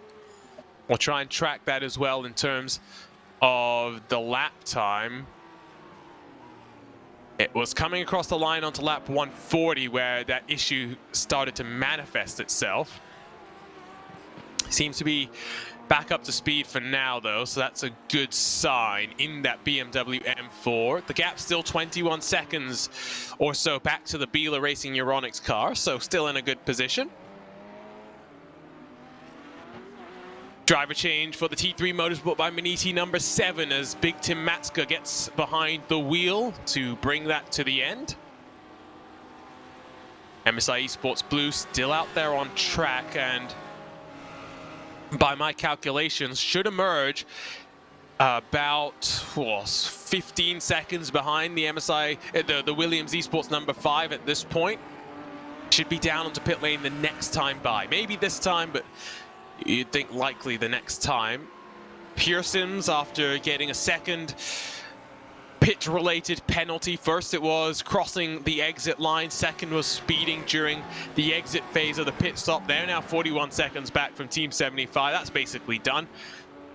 With an hour and 50 minutes to go, there's no way that they are going to close that one down to anywhere where they can really fight. And I'll go back to what I said earlier, David. I mean, you've got the pace on track, but if you make mistakes in pit lane, you're not going to be in a position to show the pace and show where it will lead to.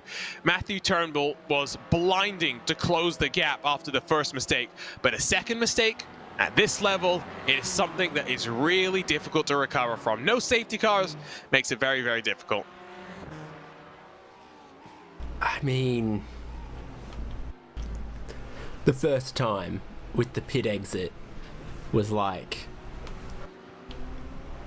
wow, that's a totally unforced error. Like, and then the second time with the speed limit, both of them, there's just no excuse. It's embarrassing and sloppy.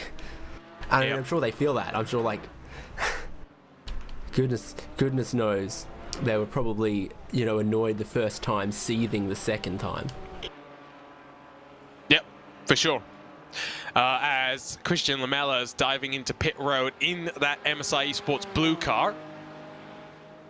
So, should be now full service for him. Emerge in that 20-second gap between Williams Esports and the Biela Racing Team EURONICS car.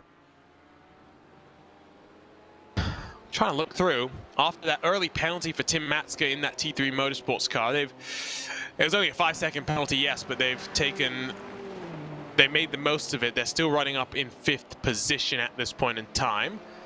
Other teams that had early penalties include the other Maniti car. It was a 60-second penalty for the late addition of a driver. They're running 8th in class out of the 10 that started in this race.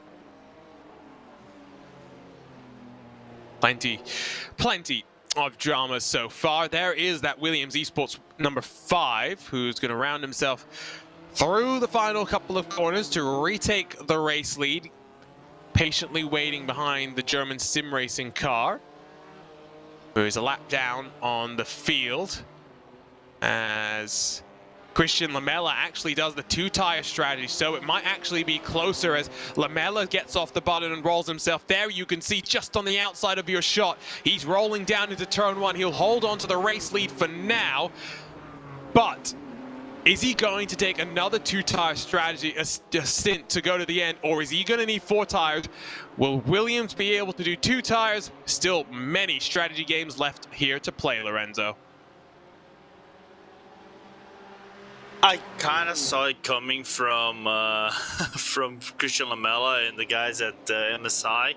I think that's the only way you kind of contend for the lead. It was going for this route. Otherwise, it would have been complicated for them to come back, or the gap probably would have been closed. But it's a little bit of a gutsy strategy as GSR opens up for Williams. But I don't know. I really don't know how this is going to pan out at the end of the day. Of course, Lafuente is going to have the upper hand whenever his grip actually picks up and is quite picked up.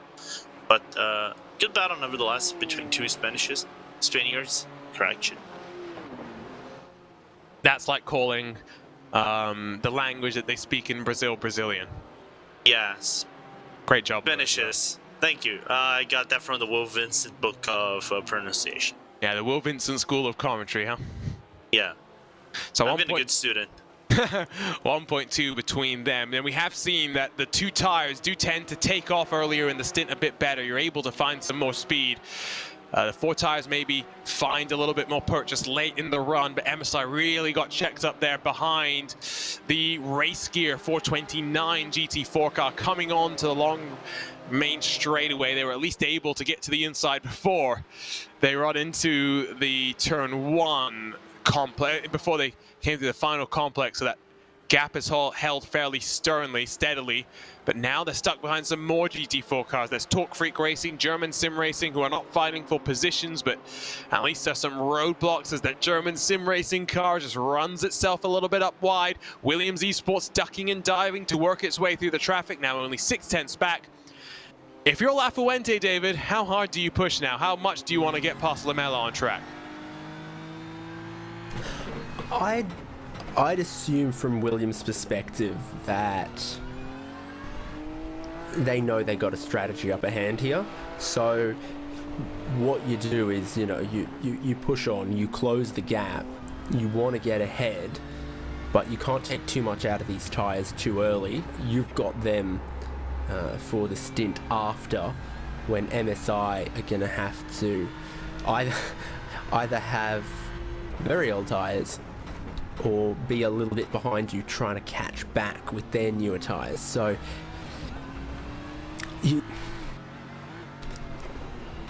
once you're ahead, you don't need to do anything too silly to try to hold that advantage. And well, yes, MSI first on track, Williams are second on track. I think in the, you know, calculated strategy, and Williams are in the better position here. So just keep chipping away at it. Don't overstretch yourself trying to exert the advantage. So 1.5 seconds now, that gap. We'll see if what David Haynes says will play out like that. Gap in all 4 of the lead groupings now somewhat significant. GT3, the smallest of them. GT4 sees a 40-second differential. TCR sees the 20-second group gap between Core Sim Racing and the Team Hoysinkveld cars, and then it's a 13-14 fluctuating buffer between the Williams Esports 905 and the Core Sim Racing 959. Did you guys know, by the way, that apparently Magni Core is coming to iRacing? Yep. When are we going to get that? I love that track. Soon. Hashtag soon, huh? Well, unless the NDAs and everything has been signed on and people cannot say the secret stuff, and WikiLeaks are watching, please don't leak it, because otherwise it might never come out. I really like to see Magni Core being done in iRacing. I think I haven't taken a lap around the French track in maybe 10 years.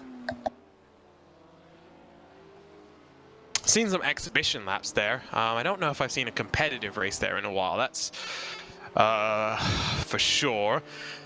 Paul Ricard might be interesting. I mean, I'm not a fan of the aesthetic of the track, but the one thing that I've noticed watching how some of the sim races there play out is especially in a GT3 car, does tend to put on a pretty good show. Honestly, once you get past the Aesthetic, visually unappealing, you know, feeling of racing in a hardware store car park where someone spilt all the blue paint, the first sector's pretty good. Like, you've got a reasonable pit straight into a quick chicane that can sometimes be overtaking, and then it sort of folds in on itself and tightens up towards a hairpin that then, you know, sort of has a switchback section onto the back straight. Then the back straight's a little bit like, oh man, okay, we got to have a chicane in this because we got to have a chicane in this, otherwise it's too long, and that feels a little, you know. No, but that's the thing about Paul Ricard, right? You could have like a million different configurations. They only have the chicane for Formula 1 because apparently it's too fast if you blast your way down into Cygnus without that chicane, whereas in GT3... everything else that races there doesn't have the chicane. Yeah, go directly to the Mistral straight. Oh, that's a close one between MSI and the Junkos TCR, as Lamella didn't really want to wait to get past there, as he sees the mirrors getting bigger with that Williams car's closed by a couple of tenths. Paul Ricard would be fun. We got the Hungaro ring, so that's a good one to have. What other European... Lorenzo, your opinions on tracks, though, is terrible. Hey, here's the thing. I don't like Hungaroring. Yeah, and you're wrong. Hey, here's the thing. For open wheels, I dislike. For GTs, maybe I like it. It's a decent track. Paul Ricard, you have to restrict that for me for GT3. See, the problem is you're judging Hungaroring based on F1 cars. You're not judging. I'm also judging by the GT World Championship. Go do some AI races with the IndyCar at the Hungaroring, then come back and tell me. Okay, then I'll do that later. But what other tracks in Europe are we really missing? Now, we talked about Dubai. There's plenty in the Middle East that you could have. Australia, we've got Winton, we've got Sandown coming, but there's even more there. Europe's pretty fleshed out overall, but yeah, what are we missing there? I can name two. Dijon Prenois and Brno. Avis. What's Avis? Oh, you never heard of Avis? Avis sounds like a fictional Gran Turismo track. No, oh, nice, Tyler. Portimao. German circuit that they went to that's literally like 6 miles of the sorry. Autobahn, then a giant banked death hairpin, then 6 miles of the Autobahn back. Yeah, now that I've gone and looked at it, I remember what that is. Portimao would be good. I like a bit of Portimao. What else is there? What else is there? Let us know. Mugello. Nah, we don't need Mugello. I like Mugello for... It's because for this championship, it makes a lot of sense because they do the 12 hours and 24 hours of Mugello, so they have to do it. It's kind of like... center, even though even more because iRacing has a really good relationship with Creventic, because Creventic is actually coming back with the Creventic Engine Series later this year. So it makes sense to have Mugello on iRacing. Ostersleben. That'd be fun too. So we can take into a dark room and beat the person who designed one. I know what we need. We need Istanbul Park. I agree. Yeah. As long as we also get the 2020 version of it, surface grip as a track layout. Yeah. No. There we go. I think Istanbul. That's the one. I was trying to figure out. There's one that I knew I wanted rather. Not we. I'm not speaking for the collective community. The royal we. Yes, the royal we. Turkey would be good. American tracks. What are we missing there? I think some of the IndyCar street courses. Nah, Willow Springs isn't going to be a good race for anything bigger than a GT4. if we're being realistic. Some of the IndyCar tracks would be fun. Portland. New Jersey. We've got New Jersey. Just No, New Jersey Motorsports Park. Don't we have They don't have it. No, we don't. Isn't that in a 3D? Isn't that how? It's a tech track. Yeah, that's what it's tech track. That's what it's called. Is it all of the layouts? Like this? I don't know. I haven't checked out the tech track. Ooh, Jerez. Someone points out Jerez in Europe as well. That would be good. Aragon. Yeah, I agree with that too. Valencia, the old street circuit there. I used to quite like that one. Yeah. Toro is a good track for F3s. There's maybe even enough left still to scan of Valencia. Right.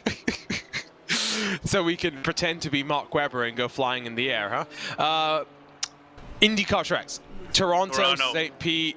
Tyler Maxson doesn't like Portland, but Portland is at least going to see some NASCAR Xfinity stuff, so maybe it's actually somewhat realistic to say that it might come.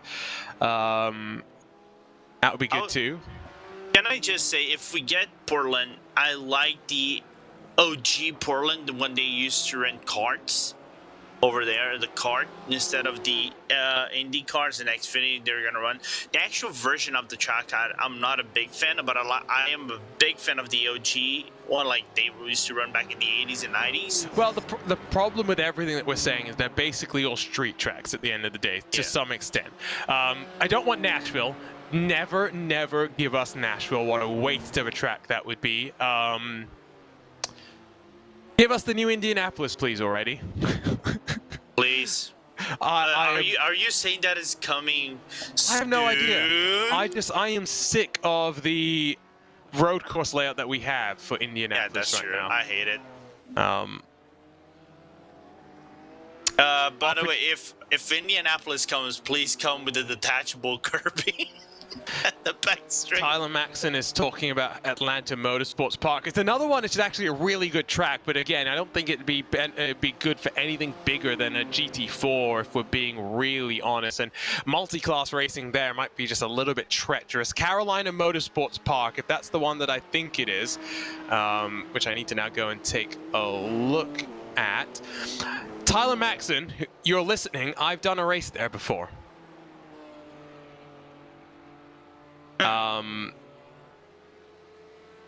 Now, is that track in the best condition? Probably not. Give me Thunderhill. Thunderhill would be good. Yeah, we can have our own 25-hour race. If we want to really be speculative, let's get Pikes Peak. Let's get let's get more of the time attack sort of things going. Yeah. The racetrack was decent. I agree, as Tyler Maxson said it. Interesting. Didn't they have a oval back there also back in the day?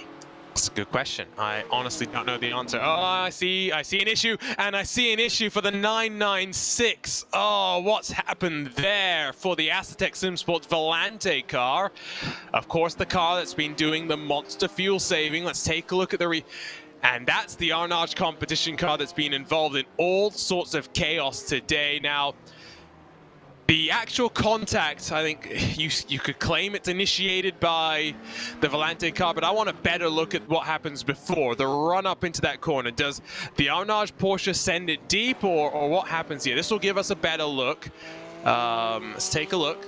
So riding, and this is what Lorenzo was saying before, there's not a huge speed difference between these two cars. And again, there's a slight gap there, and Ricardo Rico slides his way into a door that he really didn't have to go for. He is one lap down. He's 15 seconds or so back from the next car in line. I mean, I don't know. David, thoughts on that one?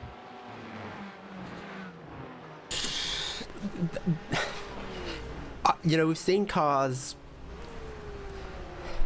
pass down the inside of the right-hander and then, you know, make it work through the tight chicane there.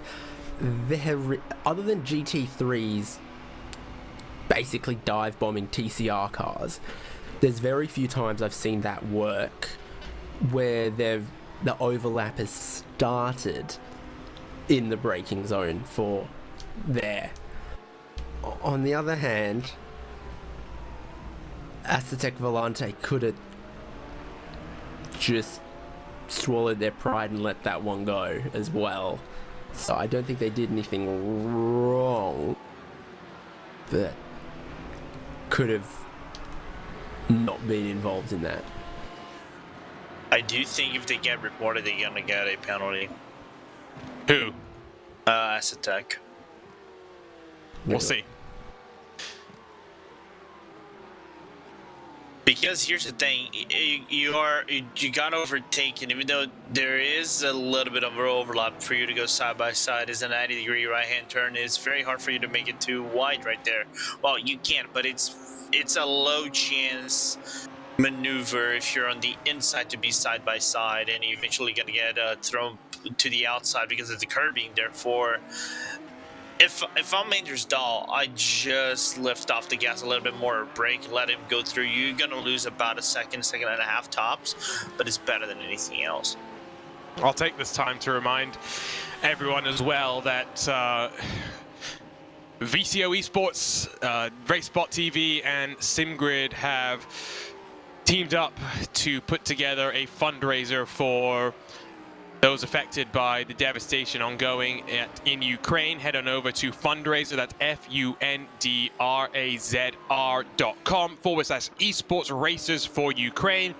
No matter how much, how little you can contribute, every little bit matters. The money will go directly towards the United Nations High Commission for Refugees. And not the first time that VCO have been able to do something like this. They've done, for example, the race against the flood, which was to benefit those affected by the flooding in the Eifel region last year. No race this year to go with the fundraising efforts, but again, no matter how much, how little you can donate, every little bit does count. Slow down very slightly here in this race for now, with 90 minutes or so left to go.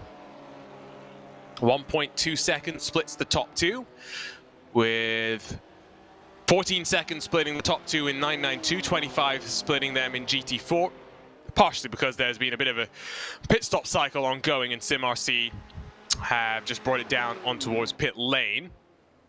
And then 7 seconds splits them in TCR, but again, strategy playing itself out there.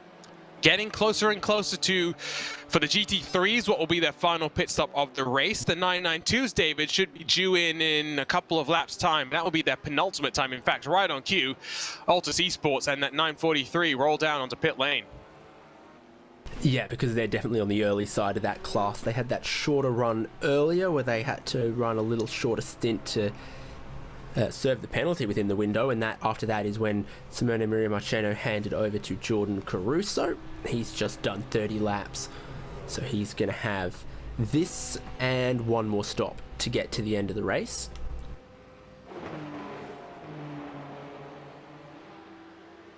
How about Enna Pagusa? Excuse you? I approve. Yeah. Sorry, cheap joke there. I know, you were trying to say something in Italian that would make sense. Yeah, there's lots of tracks. There's lots of tracks. Riverside, I wish they could, like, recreate Riverside. We've talked about Europe. We've talked about the Middle East briefly. We've talked about the US. In Asia, there's plenty of tracks as well. I mean, if we want to throw Australia into the mix, you guys already are getting 2 new tracks. You don't need another one. Something in New Zealand, please. What's in New Zealand? That's big enough for everything to race at. Not necessarily Formula One, but you know what I mean. There's at least 2 tracks that come to mind. So, Taupo and Rapuna? Taupo. Which is the one that had another name and is now Bruce McLaren. Oh, yeah, I know which one you mean. So one of them hosted A1 Grand Prix and has been around a little while. And then there's a more... Taupo, however you say it. Yeah. Yeah. No, that's the one that's the one that hosted A1, which is a grade 2 track, so that would be nice. The other circuit that hosted the New Zealand Grand Prix that Shane van Gisbergen won like 12 months ago-ish. So, by the way, that incident between the 23 and the 996, Lorenzo, you thought it might be a penalty for the 996? Yeah, if they get it. Yeah, you're wrong. You're wrong. It's a 30-second penalty for the RaceSpotTV competition car. Wow. Okay, I know it was a little bit of a dive, but it's not the first. know, man. Remember, it's not the first contact that they've had, and they're. I think that's the third penalty that they've now had for contact with the slower class car. I wasn't going to say it the first time or the second time, but if it's their third penalty, then they might just have to slap a C on that and become carnage competition. I like it. Well, I'll try not to call them carnage for the rest of this broadcast. How about that? It sets us up. It's just set up so perfectly. Puns on puns on puns. So New Zealand rolling through into that 992 pit stop phase with Williams, Esports, and Sims, and no. Asasek have to. I think they've got too much damage. Yeah, they've got a crushed in front end, and yeah, unfortunate for them. Their hopes of trying to nurse the field to the end, not going to work out that way. New Zealand is crazy dense, like per capita, for like actually decent racetracks, though. Because, right. Yes. And there's also Pukekohe. And then there's whoa, that sounds rude. What's the one? Hey, that's bordering on racist. There's also what's the one near Cromwell, Highlands Motorsport Park? Right. And then there's even more that are, escaping me. They've basically got like an F3 quality racetrack for every 20 men and 100 sheep. Yes, true. Yeah.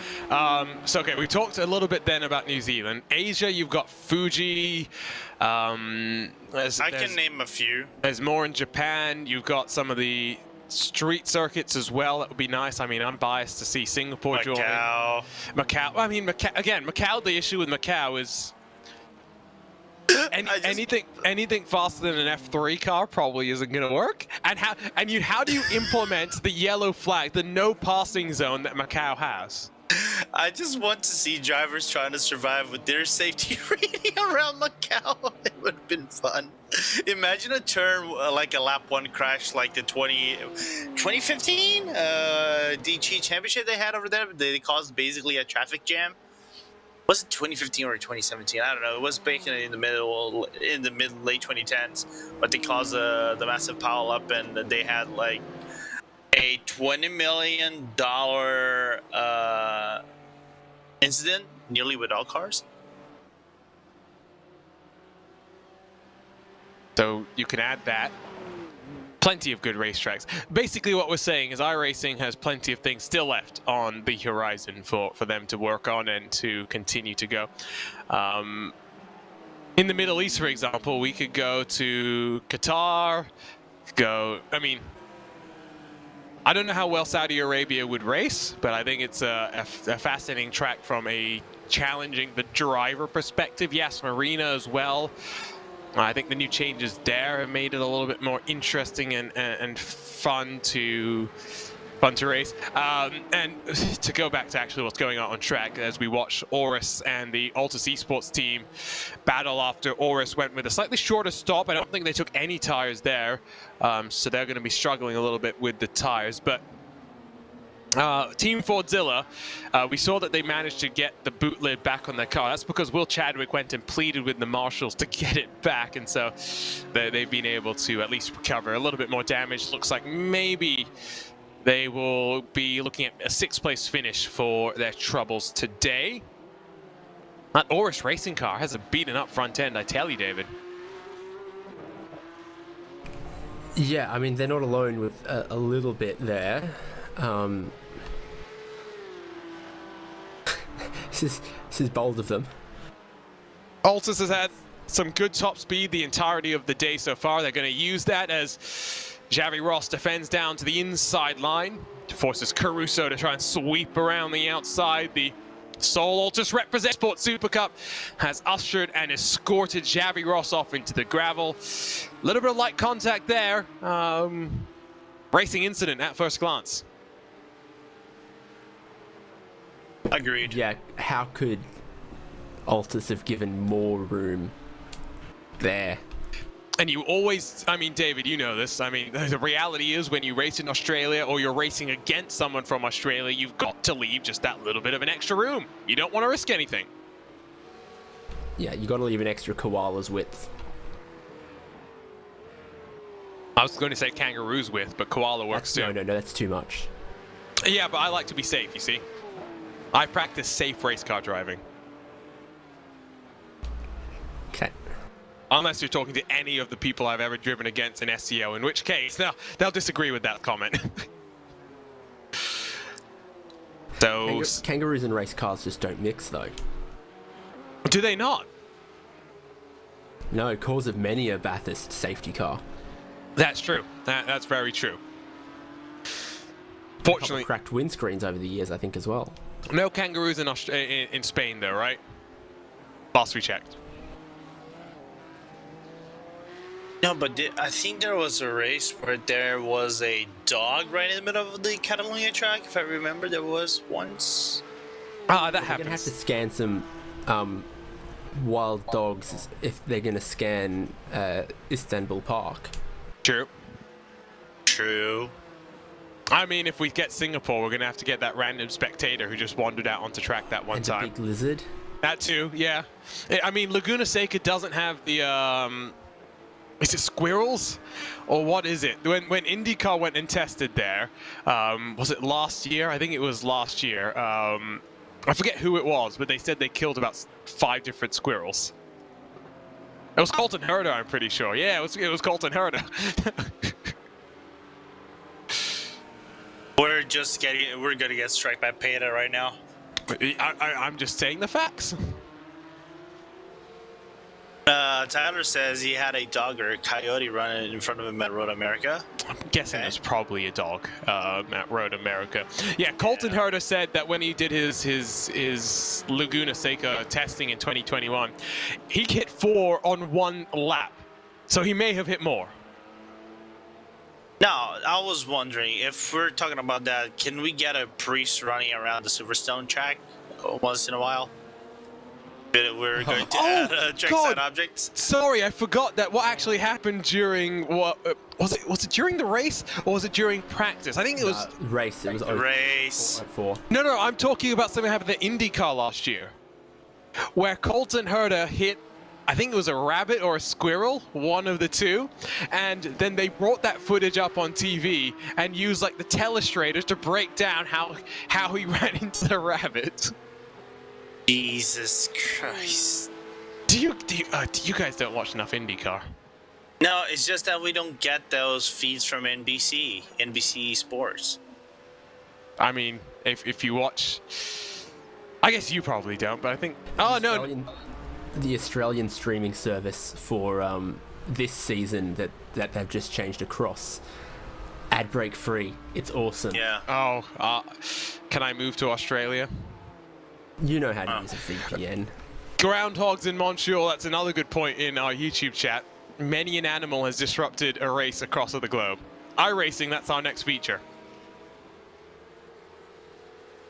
Oh, what's the there's an open world game where it's the opposite of Gran Turismo, where you literally cannot hit a pedestrian. Like, they literally warp out of your way. There are plenty, though. Is it a racing game, though? Yeah, it's a racing game. Whoa. The Crew? Yes, The Crew. That's the one I was thinking about. Yeah. There we go. Please don't get me started on The Crew, because otherwise I'm gonna go on a mega rant of them butchering Laguna Seca and Sebring. All right, we'll kick Lorenzo Bonder out of our RaceSpot chat so he can go and rant about that for a while. 75 minutes to go. Williams Esports MSI split now by 2 seconds as we work our way to that final cycle of pit stops. Are expecting 4 tires for MSI, 2 tires for Williams, so the status quo should switch back around. Now, it's about a 15-second penalty to take an extra 2 tires. MSI would still be 10 seconds clear of the Biela Racing Team EURONICS 46 car that's about 4 seconds down the road from the R8G 88, the two championship rivals. Biela came into this race second in the championship, R8G first. They'll swap around out on track, but in terms of the points, if they finish third and fourth, R8G would still have the championship lead, but it would be down to 4 points heading to the final race of the season. It's basically, if you win the race, you win the championship. It's as simple as that. If Biela wins, there is nothing R8G can do to deprive Biela of the championship. And you think to the start of the season and the first three races, David, R8G second, third, and first, then eighth at Monza. I mean, that might be the result which makes their life that much more difficult heading into that final race. Biela's being consistent, fifth, fourth, and a first. Always inside of the top five, always getting the maximum points on the board. Consistency wins championships.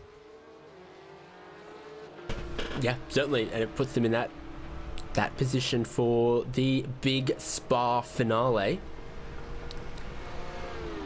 It's the way the points are structured, it so favors that in every category too. Like, everyone who finishes in 992 GT4 or TCR gets points. So if you retire, you know nothing, you win nothing, goodbye, good day. So to just finish consistently in those points, really important.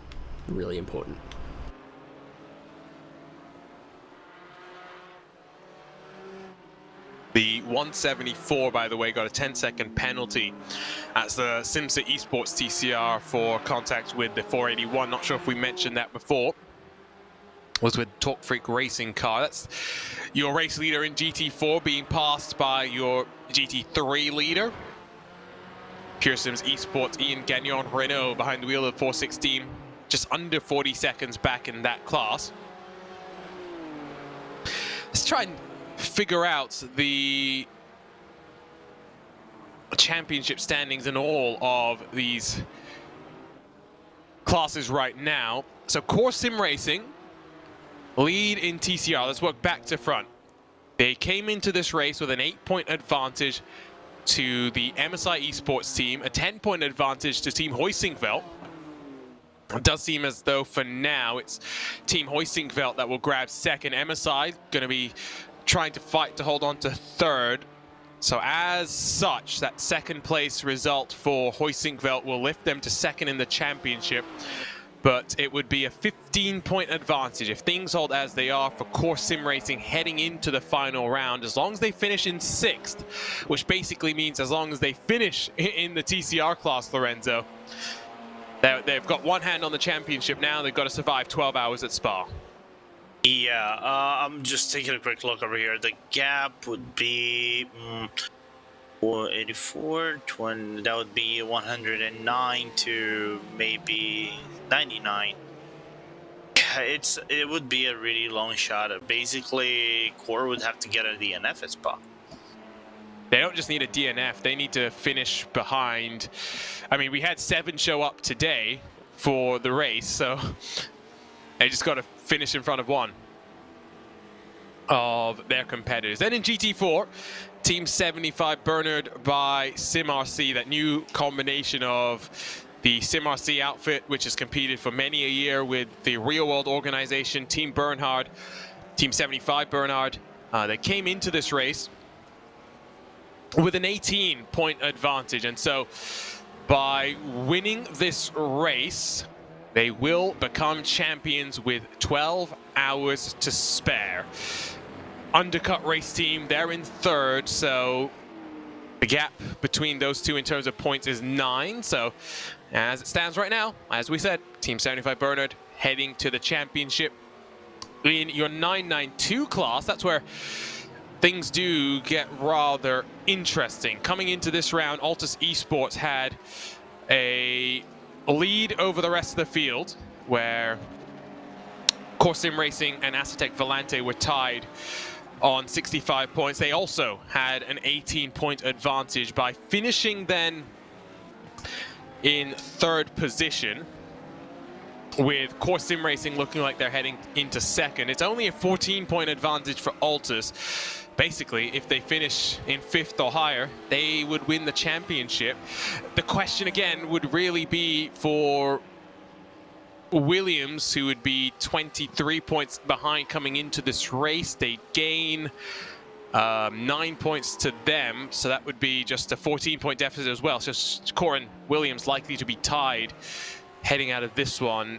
Except no, that's totally not right. My math is completely bonkers there. But the reality is here, David, for Williams, if that pace and luck had been there in those first two races of the season, this championship in the 992 would be completely different. Yeah, I mean, 0 points. 0 points, round 1 and round 2. Now into a winning streak that's arrived just a little too late. Literally all or nothing on their score sheet so far this season. It's either a win or it's a DNF. And unfortunately, there's 2 DNFs and just not enough races in the season to make up for that. I mean, there's plenty of hours in the season, but there's not individual races. There's not so many. Yep, no, it's well put as well, right? Even though you've got, what's it, 5 of the 6-hour races and then the 12-hour race, which, you know, tots up to 42 hours. Yeah, 42 hours of racing. I think we'll probably, barring weather and safety cars and red flags, have more hours of racing in this championship than the 2022 F1 season. Oh. If you say an average Grand Prix goes, 970 ends up going somewhere between 90 minutes and hour 45. Most of them are shorter than end up being shorter than 2 hours, right? Yeah, I was going to say between 75 and 90 minutes is your typical Grand Prix. You might have, you know, the Spas, for example, which are the exceptions to the rules, you know? Spa can be pretty quick. It's pretty high average. No, it can't. I meant Spa last year. Oh. Yeah, you see what I'm saying now. Washed out of my memory, just like the race got washed out. Yeah, I think you're right, though.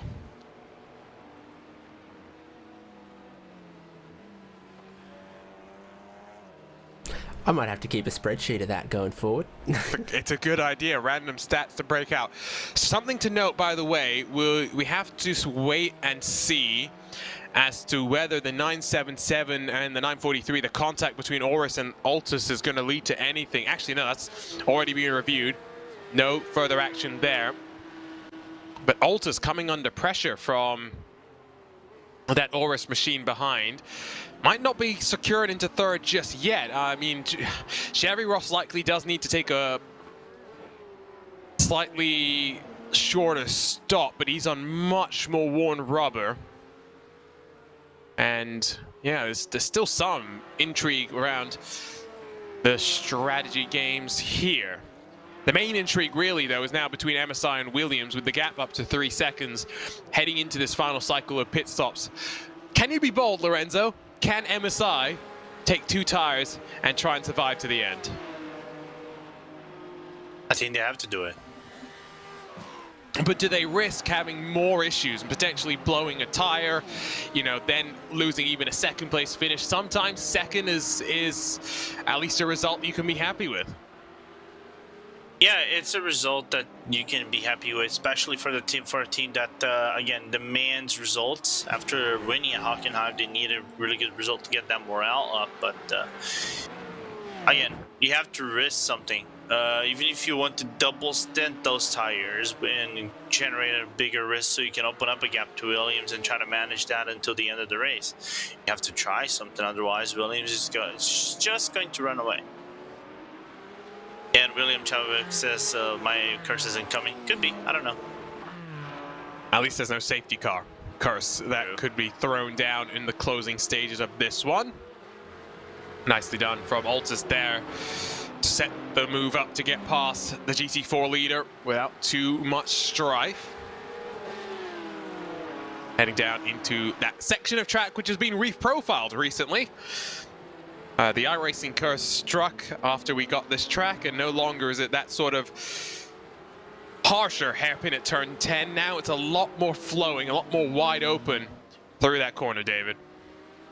Not a lot more, a little bit more.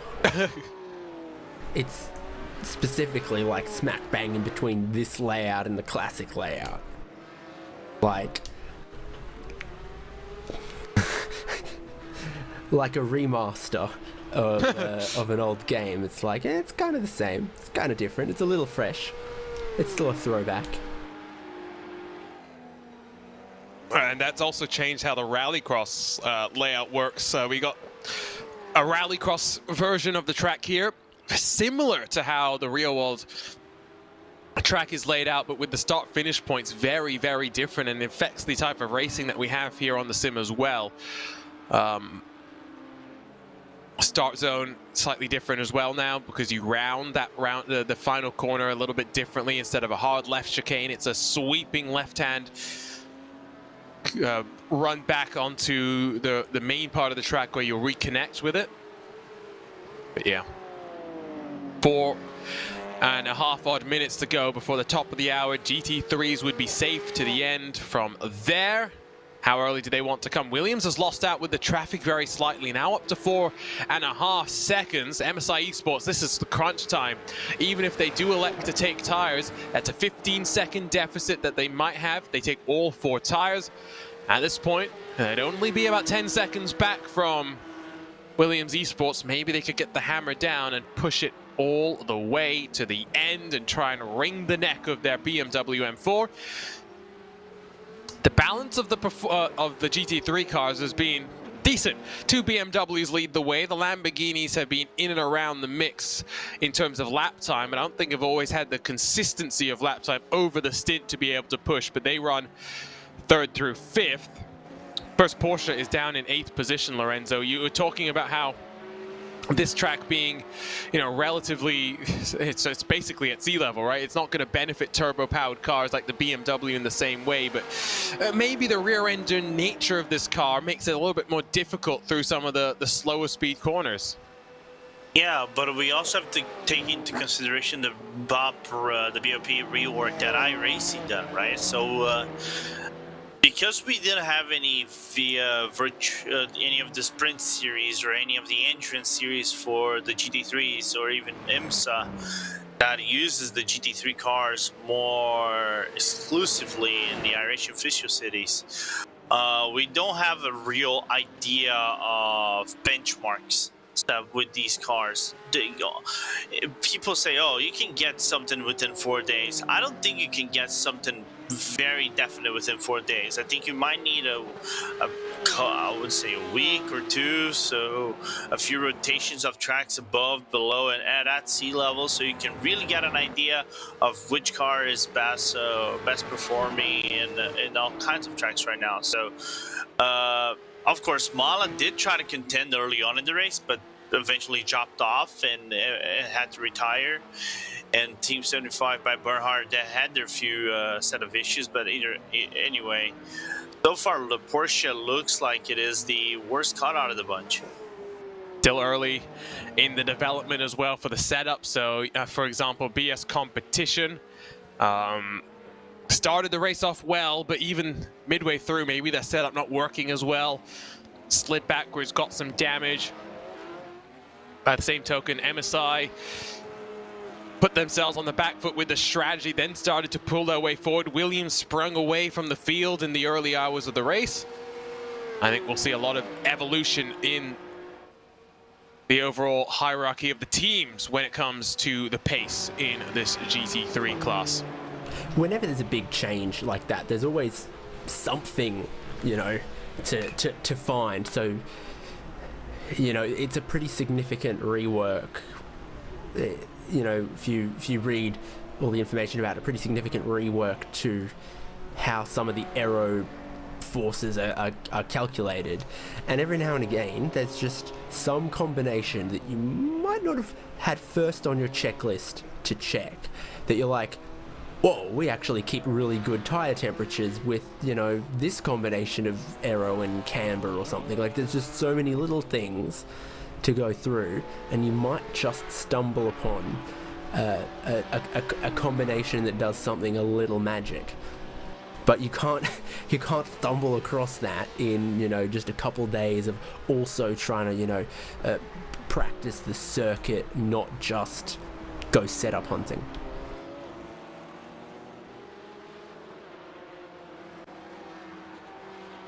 So MSI, I've just realized this as well, we'll have a shorter pit stop in terms of fuel at the end. There's about a 5-lap delta in terms of the laps between them, Lorenzo. So 5 laps in fuel. How much time is that going to be in the pits?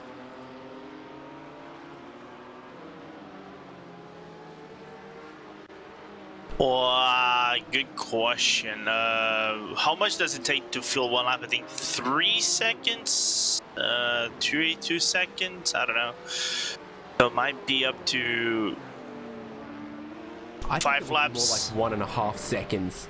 Yeah. Lap of fuel. Yeah, I'm right on that margin. I was going to estimate maybe 7-8 seconds in the pit lane. Yep, I'd agree with that.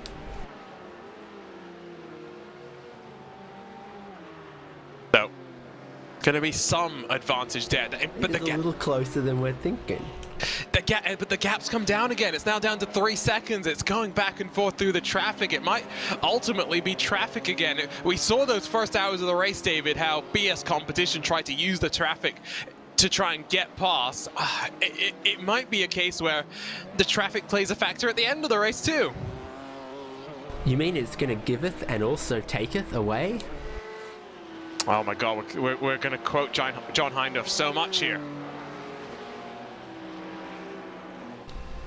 Speaking of John Hindhaugh, the VCO Grand Slams will return, starting not with Sebring in a couple of, well, it's not even a couple of weeks, it's 2 weeks time from now, but it's going to start with the Nürburgring 24 hours that will take place at the second week of April, a bit earlier than the real world race, yeah, but at least we get it. And then we'll continue on with the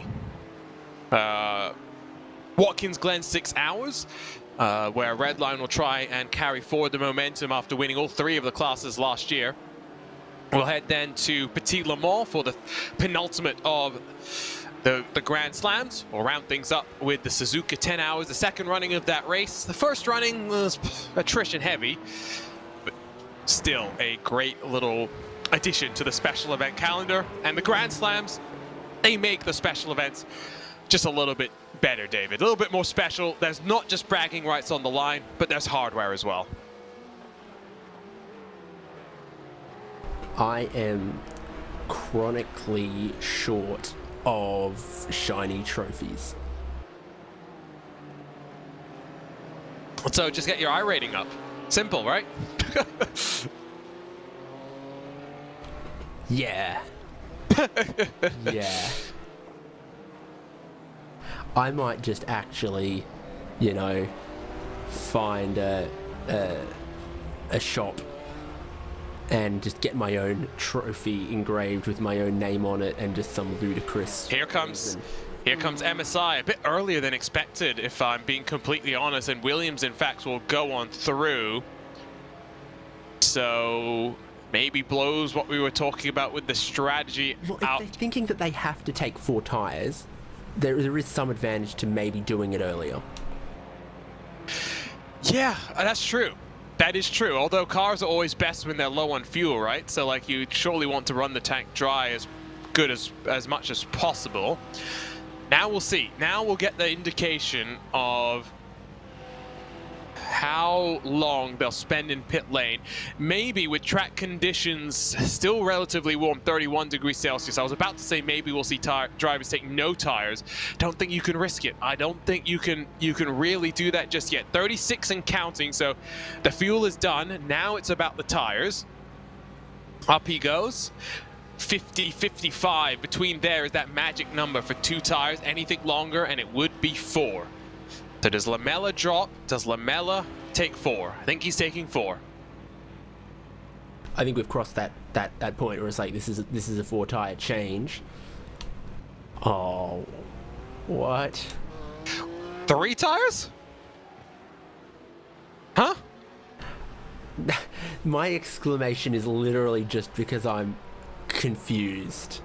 I'm with you. I mean, the fuel fill didn't seem super short enough for that to be 4 tires. But then, no, there's no way they were going to go 10 seconds shorter on fuel. Yeah, There's no, something afoot. Yeah. let me see. So Danny Elgabay says 4 tires. So it's fuel that's led to the 10 seconds. Remember, David, they did have They more were still fuel. carrying some. They were already carrying some, and now they only got to go 55 more minutes. Yeah, okay, yeah, I see it. I can see it. Okay. So I think that's probably the best that they could do, right? Like ultimately, the penalty for taking 4 tires in the first service is that they've had to do this. It's not worked the way they've wanted, but they'll pay the price and they'll see what they can do. Williams Esports in the lane right now. Daniel Lafuente sits there for 30 seconds and counting. Fuel going into that car. You'd expect him to go up onto the jacks to take 2 tires to round himself to the end of this race. A little bit of damage on the front nose of that car. There he goes. That was 40 seconds of fuel. That was not a short fill by any means. So they have run that dry and they've had to top it up basically almost to the brim. 52 and counting, should drop. There he goes, and he rolls with a 54-second stop. Only 6 seconds between the pit stop time. It's going to be closer than we expected, and MSI has got their size set forward. The gap is going to be just under 3.5 seconds. 4 tires benefit Christian Lamela, but like I was saying in those first hours of the race, David, it looks as though 4 tires just don't fire off as well as 2 tires. We'll see if Lamela can change that here. I think I want to be the MSI driver. I want to be in that car in this situation with 54 minutes to go. Assuming the fuel's all good, all gravy, then that's where I'd rather be. Well, and you had to come in early. Again, we'll reiterate this. You had to come in early if you were MSI. You need the maximum benefit from the 4 tires. There is no use to running around on worn tires, losing time. Yes, they've got a slightly heavier car now. Yes, they may have lost a bit of time by virtue of that, but they'll gain it back with the fresh rubber to push to the end. The gap as it sits right now is 3.2 seconds. The hard work that Christian Lamela did to build the buffer to 3 seconds was also vital in this equation. And it stands, David, as a marker for what we can expect here in the final sector. These 2 drivers went head to head. Yes, Daniel Lafuente had fresh tires. Christian Lamela had slightly worn rubber. He went faster. Now, if he can do it the other way around, have fresh tires and go faster, it might be a fight to the end.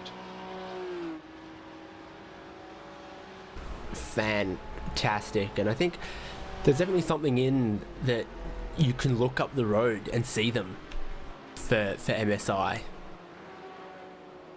The fact that, yeah, you can visualize your target is so important. I think traffic is going to play such a major factor here. That gap already now down to about 3.1 seconds. How will you carve your way through the traffic? Will you catch it at the right point at the right time? The 74 on the hunt. It's a 2-horse fight. Biela and RAG out of the equation for race victory here today. As the sun begins to set here, not just at the Circuit de Barcelona Catalunya, but on our 24-hour series Esports Championship for 2021-2022. 12 hours of racing left.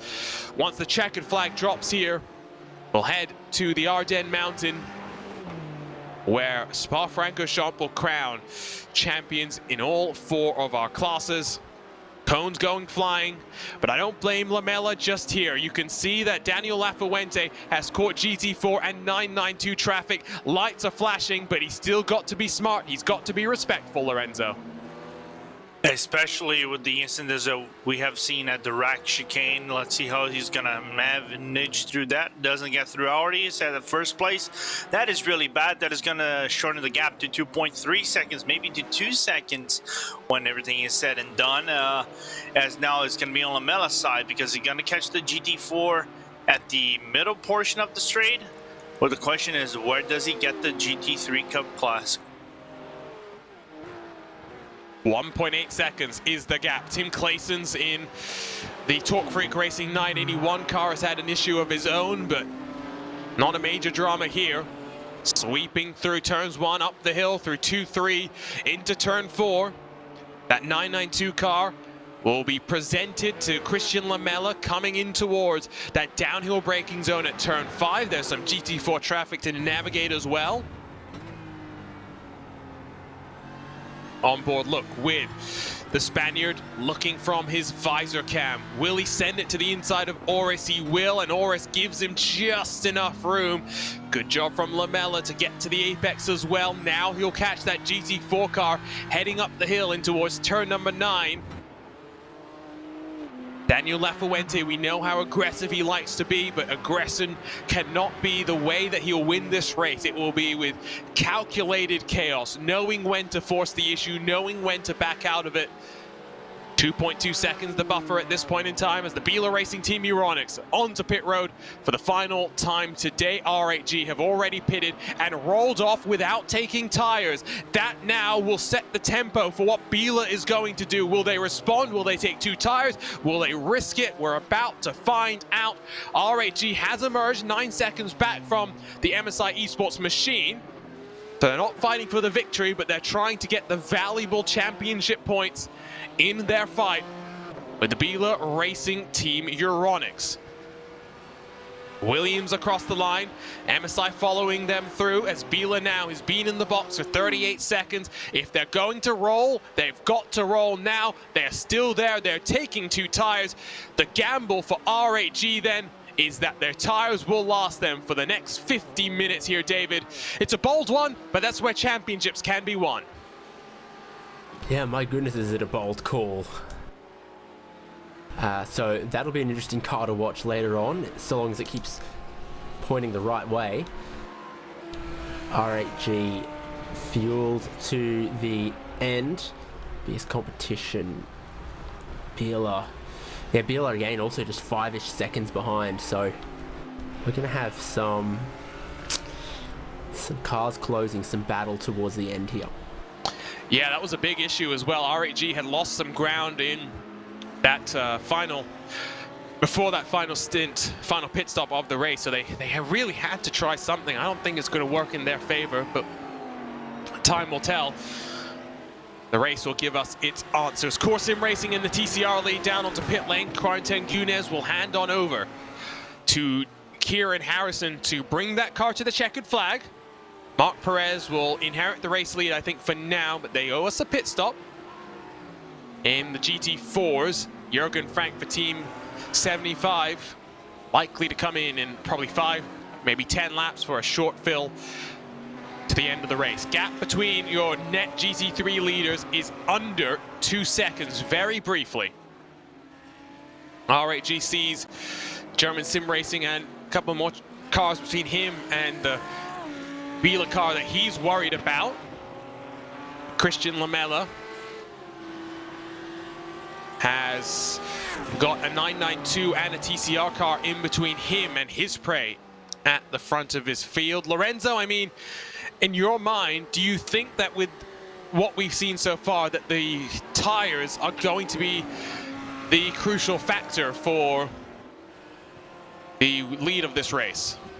I do, especially in the second half. We've seen a drop off of the tires for those two tires that some people have been trying to do. So I do believe it gets lower by maybe 0.3 of a second, 0.4 of a second average per lap. So it's, and not counting with traffic, is just doing laps within clean air. So in my favor, Lamela, not now, but maybe on the second half, whenever you want to have that grip, whenever you want to push the car, whenever it's at its lightest, and trying to make up the ground necessary. But I think traffic is still a factor depending on where you get it. If it is on sector 3, that's where you probably want to get the traffic before the final 4 turns, because then you minimize the damage. The RAG carving through bits of traffic by itself. T3 Motorsport by Maniti in the 7 car down to pit lane for the final time in their race. The IUSP.S powered by Vendaval car also rolling itself onto pit lane. Now the entirety of the running GT3 cars have made their final pit stops of the race. The TCR final cycle well and truly underway as well. Gap has swung back in the direction of Williams Esports. 2.5 seconds clear now with some separation and some clean air in terms of the traffic that they've got in front of them. Daniel Lafuente will next come up on a GT4 car, then he's got a TCR, a GT3 car. There's some separation though, and that is the most important factor at this point in time.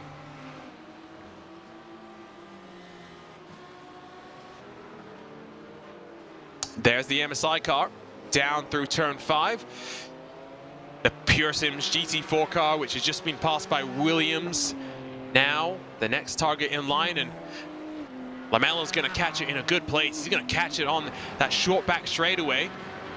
And it's those left-handers, like at the end of this back straight and at turn 5, where, you know, the older tyres on the right-hand side, you'll start feeling for Williams, who's leading. And it's these kind of corners and in and around the traffic then, with the traction as well, and the turn in, that is the strength for MSI. Oh! And they make contact with Simsa trying to sling it down the inside. Will Race Control penalize that? MSI knew that they've got to get the hurry on. Williams caught that MSI car coming through turn 9 and flashed the lights in their frustration, but there was no contact made there. What do you think about that one, Lorenzo? He had an overlap, in my opinion. And it's kind of on Simsa, even though Lamella was a little bit far behind, but that's still, it's a corner that MSI already had it, in my opinion. So you can see they do make it, and Simsa does try to pinch them all the way. And yeah, that's going to be Race Control's call. That is one that I could honestly see go either way. But I think Simsa will likely send an incident report in. Sorry, David, go ahead. I mean, I agree with you. I think Simsa might, but I mean, that's as close and as much clear intent and as much overlap as you can do there. We've seen cars come from further back to cause that kind of contact. Simsa was about 2 minutes back from that car in front of them. So, like, they're not fighting, they could have left a little bit more room. So, it can go either way. I think that's the reality of it. Lamella's still 2 back. Luke Akita now 2.5 back from the RAG car. He caught about 6/10 of a second last time on Racine Fazui. Akita doing a good job using those 2 tires to his advantage, as the Urus Racing Xavi Ross car has worked its way off of pit road for the final time today. So the 992 final cycle getting itself rolling too. Moreno Sarica still enjoys a 13.5-second advantage over Oscar Mangan in the core sim racing car. Williams lead in 2 of the categories. Can they convert them to victory with 42 minutes remaining? If you're watching on RaceSpotTV, if you're watching on VCO Esports, let us know what you thought about that moment between the MSI Esports number 74 as well as the Simsa Esports 174. Which way would you swing if you're in Race Control shoes? Gap still under 2 seconds. The other reality is, it's a common refrain, David. There's one thing to pass, it's one thing to catch, it's another thing to pass. And I know that Daniel Lafuente will fight any potential move for all that he's worth. and I look forward to the final minutes and laps of this race, because it's either going to be some very good racing, or we might have some fireworks and some tempers. Either way, I'm going to be entertained. I'm hoping for good racing and a good battle. I mean, those are not mutually exclusive, though. You can have good racing and fireworks. Would you disagree with that? Maybe you're imagining some slightly more underwhelming fireworks than Oh, okay, I see. I had in mind. I mean, you could have good racing up until those fireworks, and then it could go back. The kind that are in the sky and go boom, ooh, pretty. The kind that start a grass fire and and maybe take someone's finger off. I haven't noticed any incident report come through just yet. Justin, I think.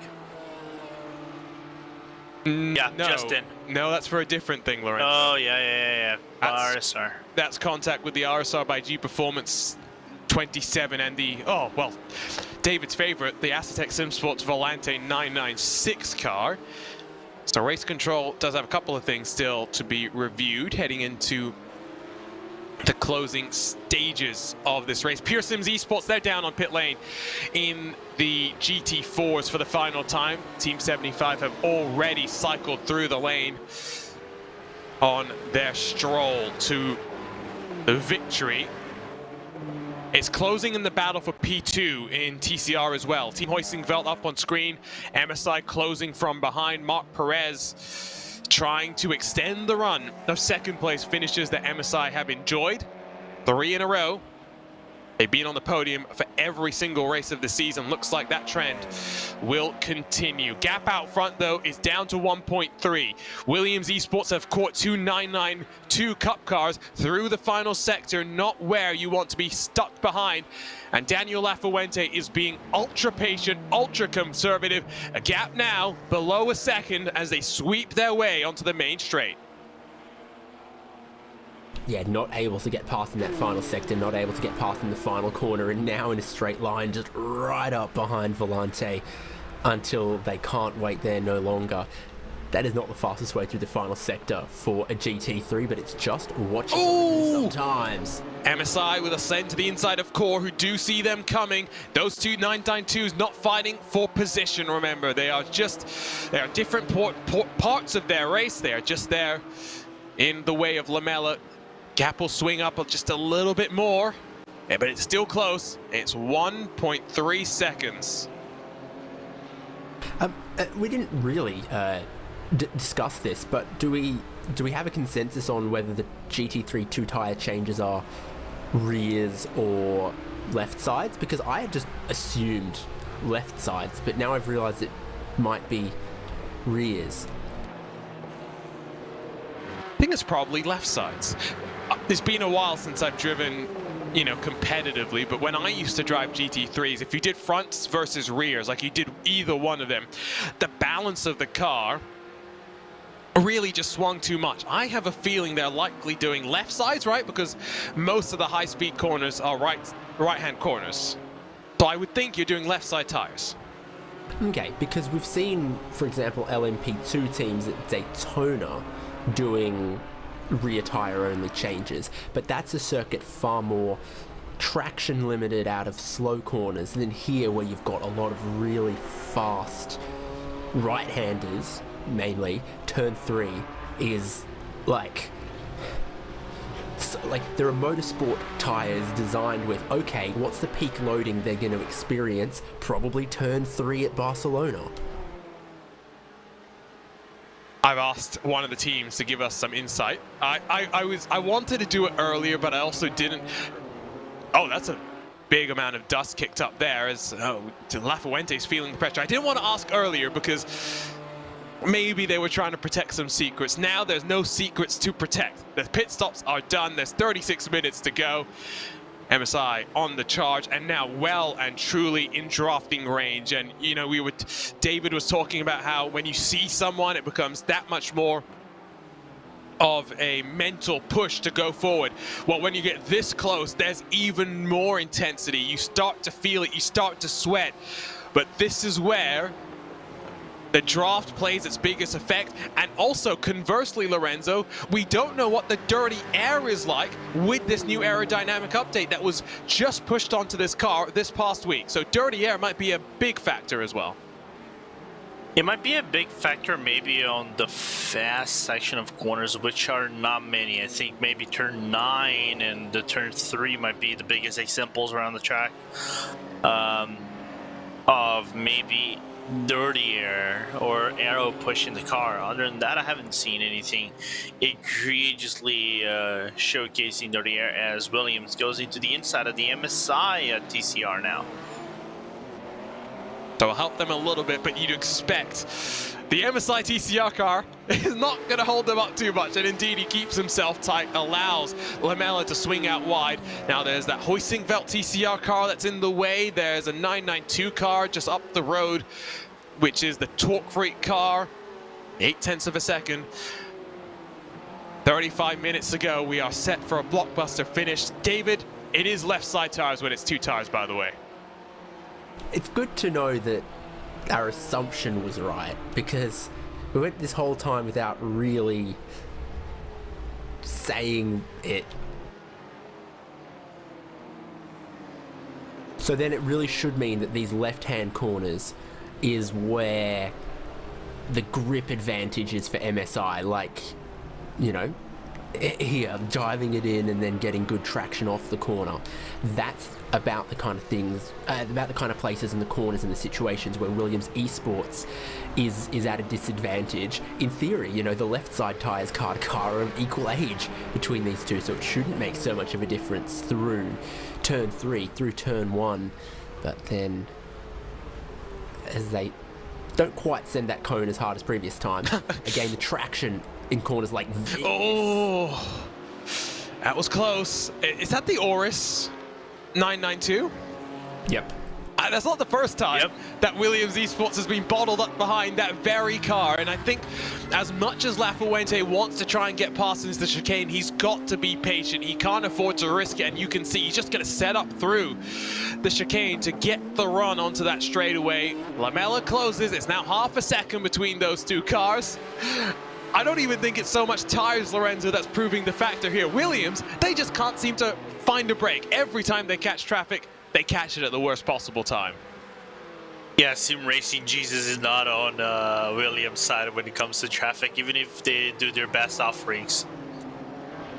Door slammed on MSI by the Oris Racing 992, but around the outside, you'd think that Lamela should be able to bring it back in. The 992 class leader will be next up the road. GT4 is in the mix as well.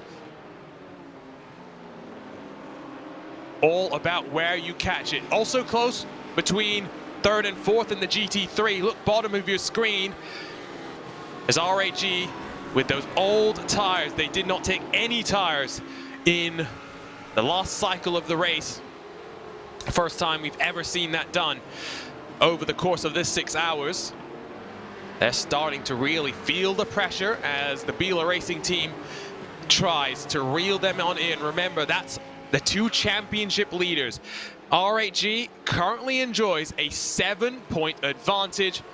If they can hold on to 3rd, they will extend the gap up very slightly to 10, but as it stands right now, we're just waiting for Luca Kita to be able to get the job done, to get the pass in the books.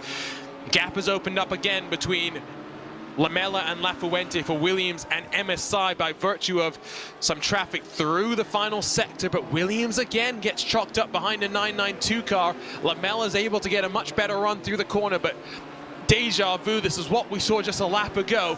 Lafuente will get past that 992 car, David. Lamela's gonna have to wait till turn 3.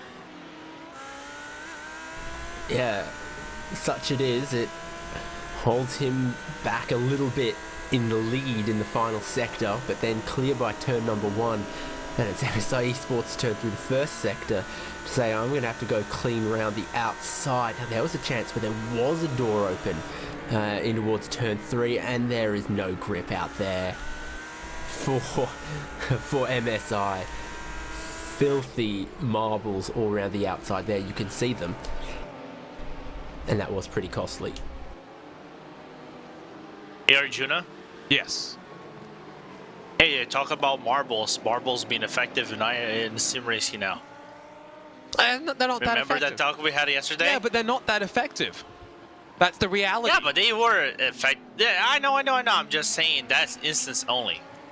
I think that was more just getting offline and not understanding the weight transfer more than anything. We focus on this battle while the MSI 74 car has that work to do with 30 minutes again to close back up to the tail end. It's a cat and mouse game between those two cars, and not as difficult for Luca Kita to follow in the footsteps of Racine Fazui.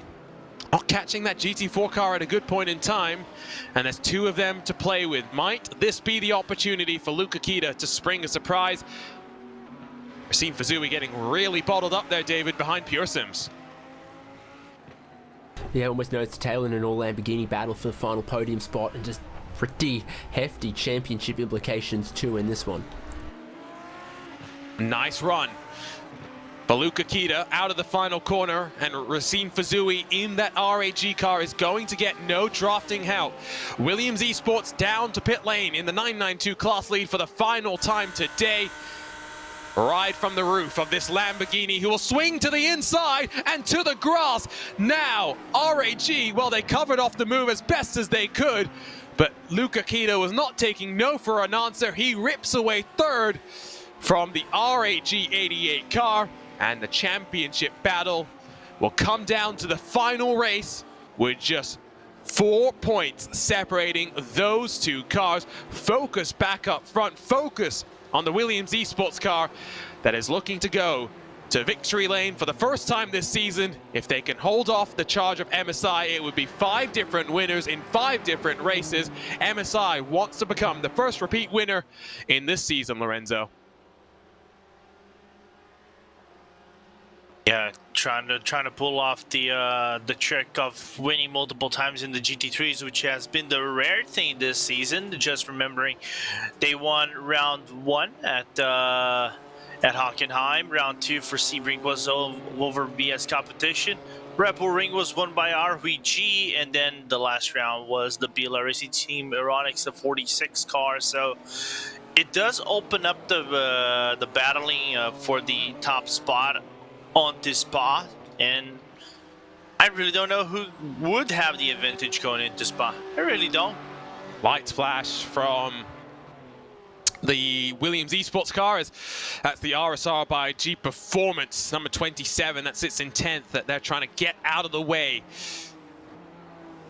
Less than 30 minutes to go, and last time out, we had a strategy battle to the end. This time, it's just an all-out war out on track. Just 2 cars rather than the 3 that we saw at the Temple of Speed. If you could predict a winner, you would be a time traveler. You would be Nostradamus. There is no way you can actually predict what is going to happen with this race. It will come down to the very last stages of this race. Core Sim Racing in the 992 class, they're down onto pit road as well for the final time. They'll drop from the lead. They'll cycle back to second. Williams Esports will make it 3 in a row in that 992 class if they can hold on to the very end of this race. Second in the T. Handful of no tyre stops in 992 for basically the first time in the day, as they all had not a full tank, not a full fill to get to the end, sort of in that 1.5 stint splash to get home territory. Technically not true. Xavi Ross took no tyres earlier in the day. He did take tyres this time, so I mean, it didn't work out great. I think even one of the other guys did take no tyres. I forget who it was off the top of my head. TCR, that battle for P2 that we were watching slightly earlier on, it's still holding steady at about 1 second. Michael Schottler in the Team Hoisting Belt 148, really not feeling swayed by MSI's pressure from behind. Mark Perez is trying, I wonder if there's still a little bit of damage to that 111, Lorenzo, because they have been in the wars a little bit.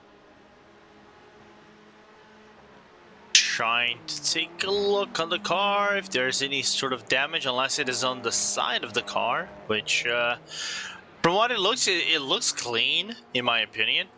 But what I like about this battle is that this is not a battle for the top spot of the championship, but more specifically, who gets there ahead of second place will get second place in the championship headed to Spa. So if a MSI gets the overtake, there gets second place, and I think it is instead of a 2-point gap, will be a 6-point gap going into Spa. If Team Hoistingfeld actually makes the overtake, I think it swings back to the 2-point advantage going to Team Hoistingfeld. So really interesting battle in terms of points and paces and commotion at the final laps of the race. Opened up slightly with the number 8 powered by Vendaval car working its way through, but draft is so important here that maybe this will enable the MSI car to close on up. Gets it down to just over a second, heading down into turn 1. Look at how they are able to cut that anti-cut curve through turn 1. David, you've been talking about how the different cars, the different classes have different approaches there. That TCR gives no damn about what that anti-cut curve is going to do there. Yeah, Audi Quattro rally heritage, right? I mean, it's not Quattro, but spirit's there. The shadows of Valterroir in Michele Alboreto. I was gonna say Michele Alboreto, but I'm probably butchering. And Mouton. Thank you, Michel Mouton. Just lurking over the car. Reminder, live timing and scoring does have the view of the entire race, so make sure if you want to follow a specific team and driver, they're not in a battle that we're watching right now, head over to RaceSpot.tv/timing so you can keep up to date with that. Working themselves into the hairpin, gap under 1 second. Williams has been able to pull out a couple of tenths these last few laps as well. They've done a good job of being able to stabilize that battle for the lead. Now they've got some clean air to deal with, at least for a lap, maybe a lap or two. This is when it's going to be important to see the lap times and see what type of pace is born out of it. You can just see how those TCR cars launch themselves over the curbs, and our producer Tyler Matson has plenty of experience with that as a competitor in the IMSA Michelin Pilot Challenge series. Not entirely shocked to be seeing that they quote-unquote eat curbs for breakfast. Lorenzo, you're watching the way that MSI Esports is driving in that 74 GT3 car. What are you seeing from Christian Lamela? Before we go into that, I think William Chadwick had a little bit of an issue. As he's back behind the wheel of the Team Fordzilla car. Is his little issue that he's a consistent magnet for horrible luck in this championship? Yeah.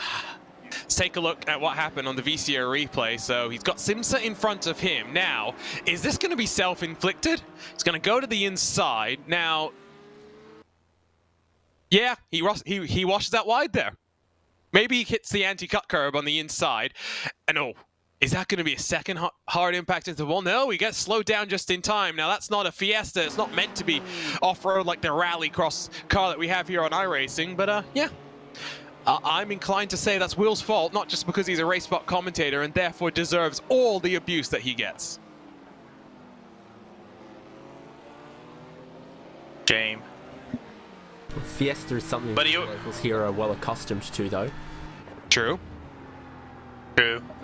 But about the MSI driving, coming back real quick, I don't think Lamela is trying to overdrive the car, because it's very easy for you to overdrive here at Barcelona. And plus, if there's one thing we have to consider, I don't know how much the front end of the car is adding up to the damage that MSI Esports might have in terms of top speed at the end of the straights. The Williams car looks pristine though, even though there is some damage at the front end, so they're kind of equaled out in terms of damage. But Here's the thing, I don't think he's trying to overdrive, to the fact that if you overdrive the tires right here, the rear just clicks in and the car gets loose, as he nearly done it at the exit of the chicane. 1.5 seconds. Gap opens up back once more. 20 minutes to go, so probably looking at what, just over 10 laps, maybe 12 laps to go here, David, something like that. I know you have a timing screen that gives you that kind of information. 12 at the line. So yeah, that's 12 more opportunities to close that gap in to make the move happen. We'll focus back on the battle in TCRs. Team Hoisingfeld now well and truly under fire as that race gear 429 GT4 car will lunge down the inside, and MSI Esports closes bit by bit. Now, when we got this championship underway at the end of 2021, there was just one TCR car available. TCR has very much been falling by the wayside as race gear gets all sorts of tangled up on that anti-cut curve by themselves. But at TCR, a lot of the main competitors have left the championship. The likes of Steen Ledger, for example, who used to love running in this, has very much become a GT3 driver because the level of competition was dwindling. Now, though, we're not one, not two, but 3 different new TCR cars. There is excitement around this class, and even though it's a small class, for this season, David, I'm assuming if we add a couple more of the manufacturers to the fold, next year we're going to be looking at a much more populated class, but still the quality of racing and the consistency of these top 3 teams has been something to behold. Bucking Bronco for MSI Esports right there. I don't think that was... Well, look, if that counts as eating the curbs, then there was also a bit of reflux and indigestion. I'm certainly hoping for more interest, more competition in TCR going forward. I think, you know, some of the new cars also accompanied a rework of how they sort of operate underneath the skin, a la, you know, GT3 this season as well, that I heard mostly good things about from iRacing competitors. So you hope that, you know, a little bit more options of manufacturing. Williams, sorry to cut you off, but Williams had to go the long way around, and 4 wide, MSI, the 2 cars touch with one another. Fortunately, the GT3 does not hit the TCR, and you know that there won't be any protest put down there because they're not going to influence the race of the GT3s, but that's how frenetic it is getting at the front of this field. That's how hard they're pushing and how much they want to win. Sorry, David, that was so close. I saw it happening, and absolutely fair. Really hard-in-mouth, high-pressure moment in the battle for the overall lead, and you knew something was going to happen when the overall leader had to go round the outside 3 wide in turn 3. And then the friendly fire from MSI. I mean, can you imagine the debrief?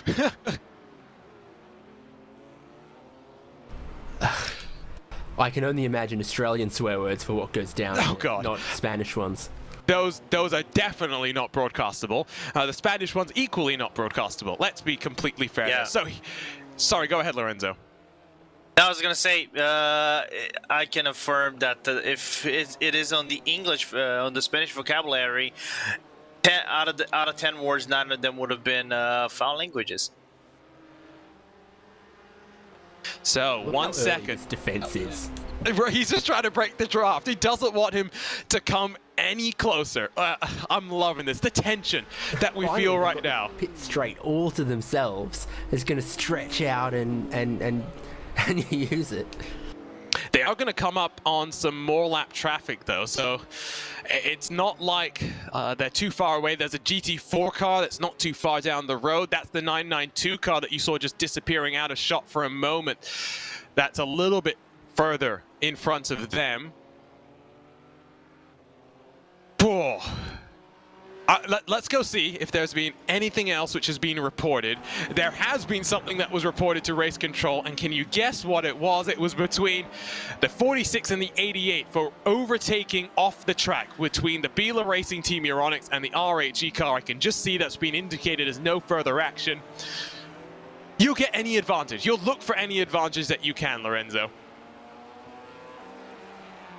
Yeah, I like this is taking shapes of Formula 1.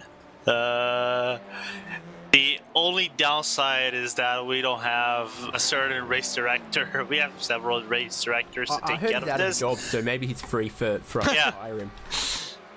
Maybe he'll be mention coming back that. to your neck of the woods for supercars though, David. Yeah, isn't someone retiring from that in Supercars race control? Maybe. No. Team Hoisingveld and TCR. Well, MSI's having a look. They've got more traffic coming up behind them. The GT3 cars will run themselves around the outside.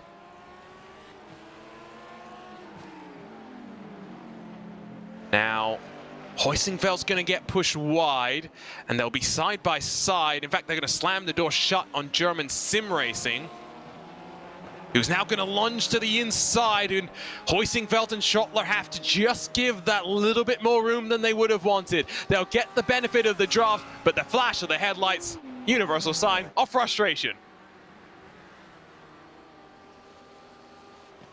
Yeah, that one means, come on, man, we're trying to have a race here. You've put me in a difficult position, and one that just not quite going to be able to give up. Perez had a look, and he's a bit too far behind. He wants that second place, but he's got 15 minutes left to go. So, MSI fighting for first in GT3, fighting for second in TCR, and we'll take a look at both of them as the GT3 cars dispose of a little bit more of traffic. That's the Core Sim Racing TCR that leads the way. Now they've got a bit more clean air in front of them. That's what Daniel Lafuente wants to see, but for Lamella, he'll know that there's some draft on his side to work with. Running themselves up into turn 9, the TCR cars, where Perez had a look before. Will he have another look this time around? A front wheel drive through there, always that risk versus reward. How early do you get on the throttle? How much do you want to try and push yourself out wide? How early do you want to try and get the dive done? Perez had another look, but had to back himself out of that one. If you're going to make a pass here, Lorenzo, in the TCRs, where do you think you get it done? Surely turn 1. You use the draft and you go down the hill into the braking zone and get the move affected. Yeah, but you have to be, I think, right about 0.2 of a second. You cannot get that kind of an advantage. If it is 3/4 of a second, you don't get the overtake on turn number 1. You need to be nearly glued to the car coming into the final turn, as they are about to do right now, and start of the finish as our notch goes through. That was a slice and dice, but that worked out nicely. As long as you do it safely, there's no issue with doing that. Again, MSI has the toe, but they're a bit too far back. Meanwhile, their counterparts in GT3 are looming larger and larger in the rear view mirror and the rear view camera, in fact, of that Williams Esports car as they round themselves up into turn number 9. I mean, I think the passing opportunities for a GT3 car are a little bit different from in a TCR machine, David. I mean, turn 5 has been one place where the most passing has really taken place, mostly through traffic. Yeah, so clearly the speed's pretty equal between the TCR competitors there. Both of them really skating it in towards the corners at this point. It doesn't take a whole lot of steering angle, and it starts nudging towards the apex, and then they need to crank in a little more as they start to pick up the throttle. I've been watching and I'm just not sure quite where they're going to be able to get through that big mistake from the car in front. In fact, that kind of rings true in both of the battles on your screen right now. Moving to break the draft once more. It's under 0.3 of a second now as they lunge their way to turn 1. Lamella can push that little bit more. His tires have a little bit more life to give. Side by side, they come out of turn 9. MSI has the inside, which will transfer to the outside through the right-hand sweeper through the final sector of the lap. Perez, with that contact there surely between the two of them, he'll have to reset and re-attempt a pass. And he's flashing the lights now in his frustration at that attempted move not working out, but he's still got 12 minutes to go. The GT3 cars are working their way through some more lap traffic. This time, I think it's the GT4 car that they're disposing of right now. No drama for them as they work past Pure Sims. Looking rearwards from Daniel Lafuente. Look how close that grill of the BMW is as they come up towards turn number 9. Dirty air going to be in maximum effect here. Lamella's not going to get the run off the corner that he wants. He's going to have to bide his time. Maybe he can use that 992 car, Lorenzo, to his advantage.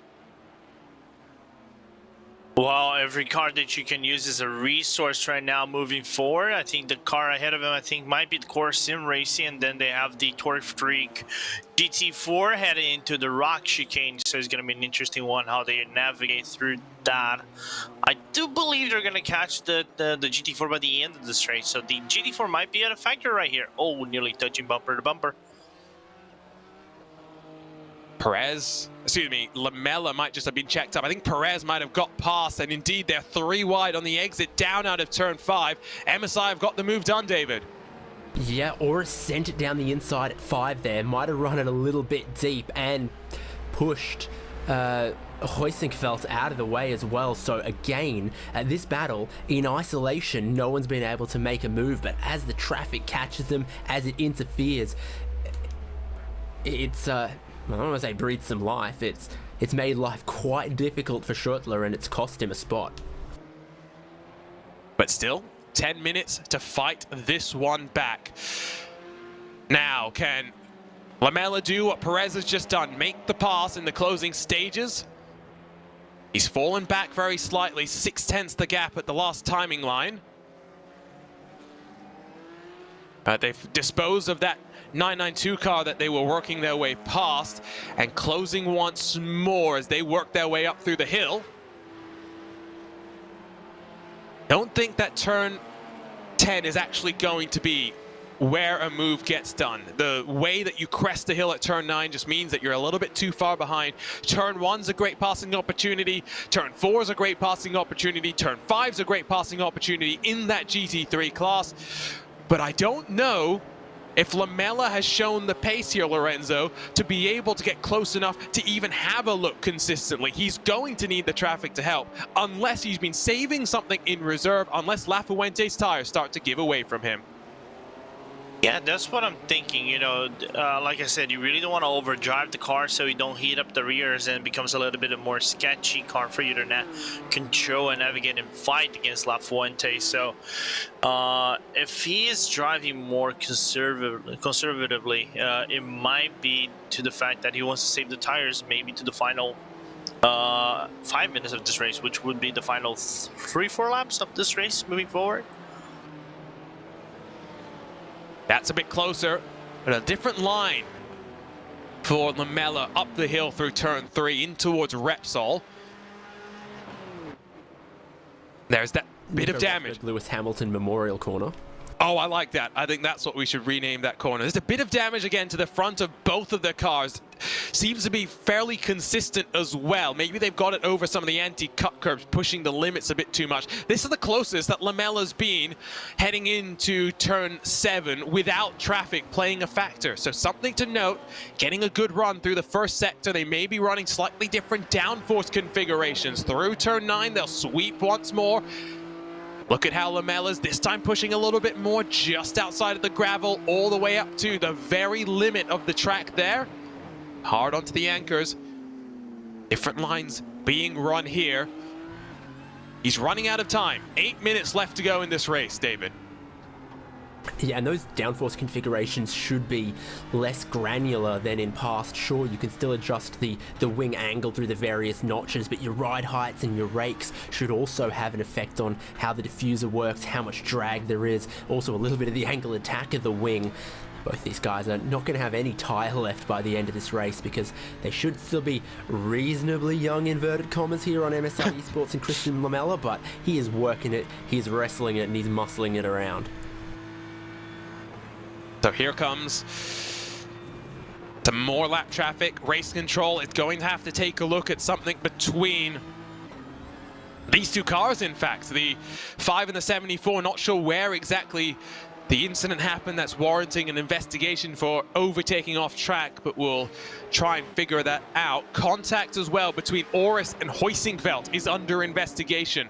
So that move that the Oris team did that opened the door for MSI to slide their way up to second in TCR, well, Race Control will have to have a gander down memory lane to take a look at that. In fact, interestingly, it's Oris that's the one that's asked for the review there.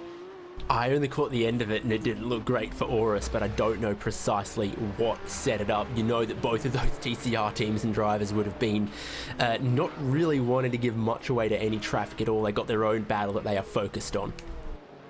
That TCR gap as well is opened up to the point where it's going to take, I think, it's a miracle for MSI to not hold on to that one.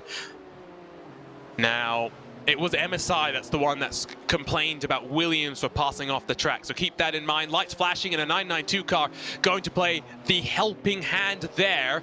That's the Williams 992 car. So the message was passed to the sister car.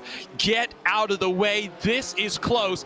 And with 6 minutes left to go, that is good teamwork and good communication across of the strategy box. TCR car going to feed some drafts to Daniel Lafuente all the way down the straight. You can see there's a 992, there's a GT4, there's a TCR still to come, and it's all happening on this lap, Lorenzo.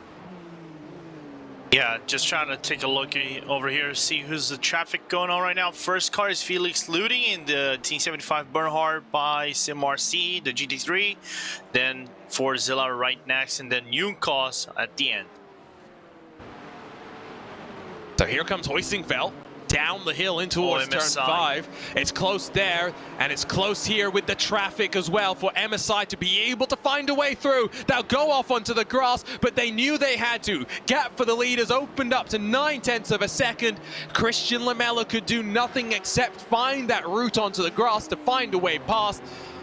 Lafuente has some breathing room, but he's now caught a GT4 car heading up in towards turn 9, has compromised him very slightly. Lamella will be able to follow just a little bit closer than he was before. The TCR cars will see the GT3s coming in their rear view mirrors as well. The two battles that we're focusing on, David, about to converge on track. Yeah, it feels like only a couple laps ago that happened as well. That's the speed difference between GT3 and TCR. Your fastest cars and your slowest cars, but they're not slow cars by most measurements. And Hoisingfeld are really right back into this. I thought they were dropping back, maybe losing a chance at striking back for second. They're right there. Gap now for the lead, up to 1 full second. Ducking and diving straight away. MSI looks to try and break the toe on the TCR battle. Williams trying to pick that up as they run themselves down the hill into turn 1. Lights flash, and MSI, I don't think, can afford in that TCR car to try and hold up Williams because of the fight that they're in as well. Lamella's now got, what, 3 laps maybe, David, to go here? 3 at a maximum, I would think. Yep, it's exactly 3 to go, so that's looking a much more difficult task in GT3 and TCR this battle. I think you would not be smart to put your money down on either. Williams, though, now is 1.5 clear.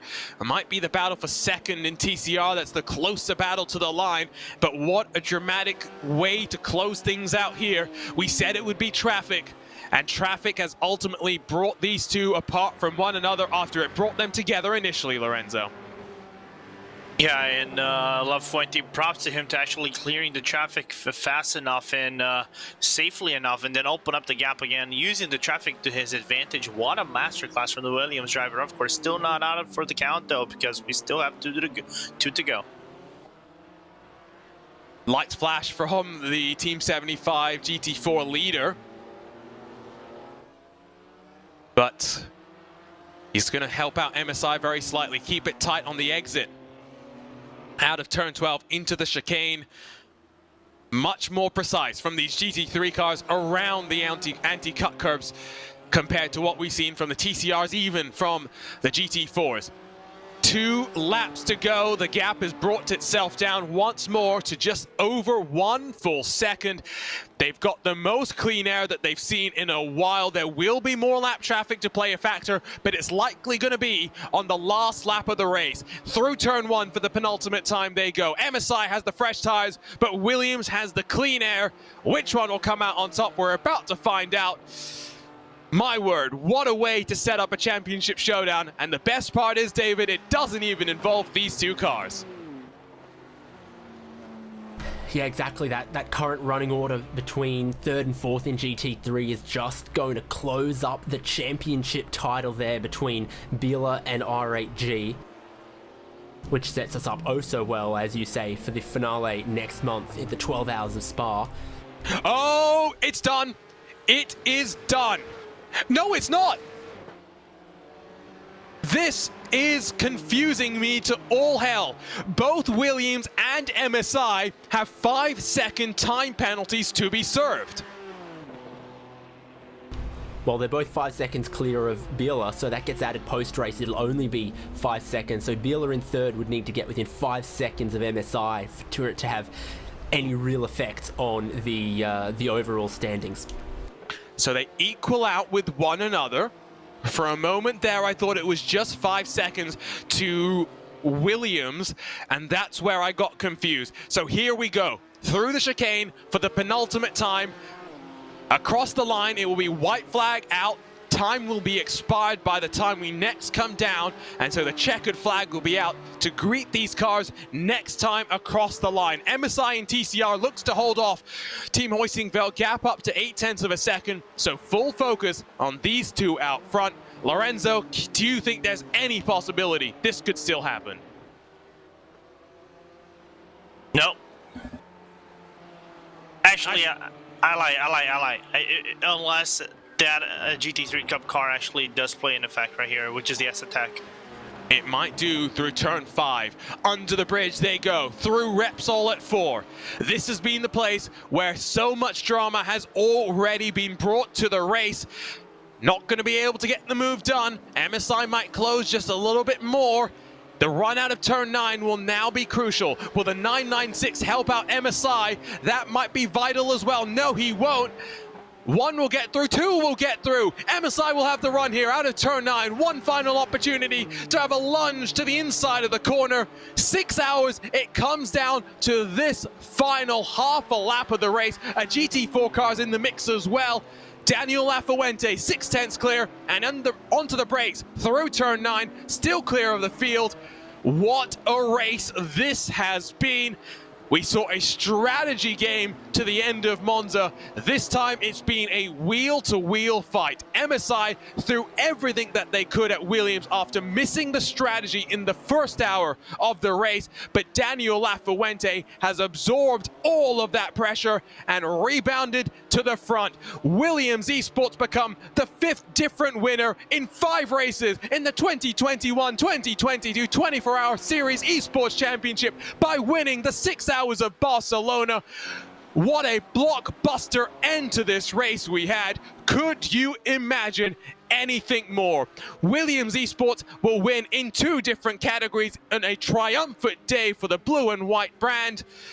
Moreno Sarica will cross the line in that 992 class, across in first, while in the GT4s, 50 seconds clear of the field. Team 75 by SimRC leaped on the mistakes from Pure Sims Esports with 2 pit road penalties to run away to claim their 4th victory of the season. It'll be a bit of a wait for Core Sim Racing to come through. They've still got more than half the lap to go, but they were able to gap the field after the first hour saw 3 cars split by 0.1 of a second. Core Sim Racing did not look back. Kieran Harrison and Corentin Gunes will win and be victorious, just like for Team 75 for the 4th time this season. What a race, David. We've just got 1 more to go, the 12 hours of Spa, and if it's anything like this a couple of weeks from now, can't wait to see what the Ardennes holds in store for us. Well, there's one thing for sure it holds in store, is a must-win situation in GT3 between Biela Racing Team EURONICS 46 and RG Esports. They crossed the line in 3rd and 4th there, and it takes what was a couple points margin and really narrows it down.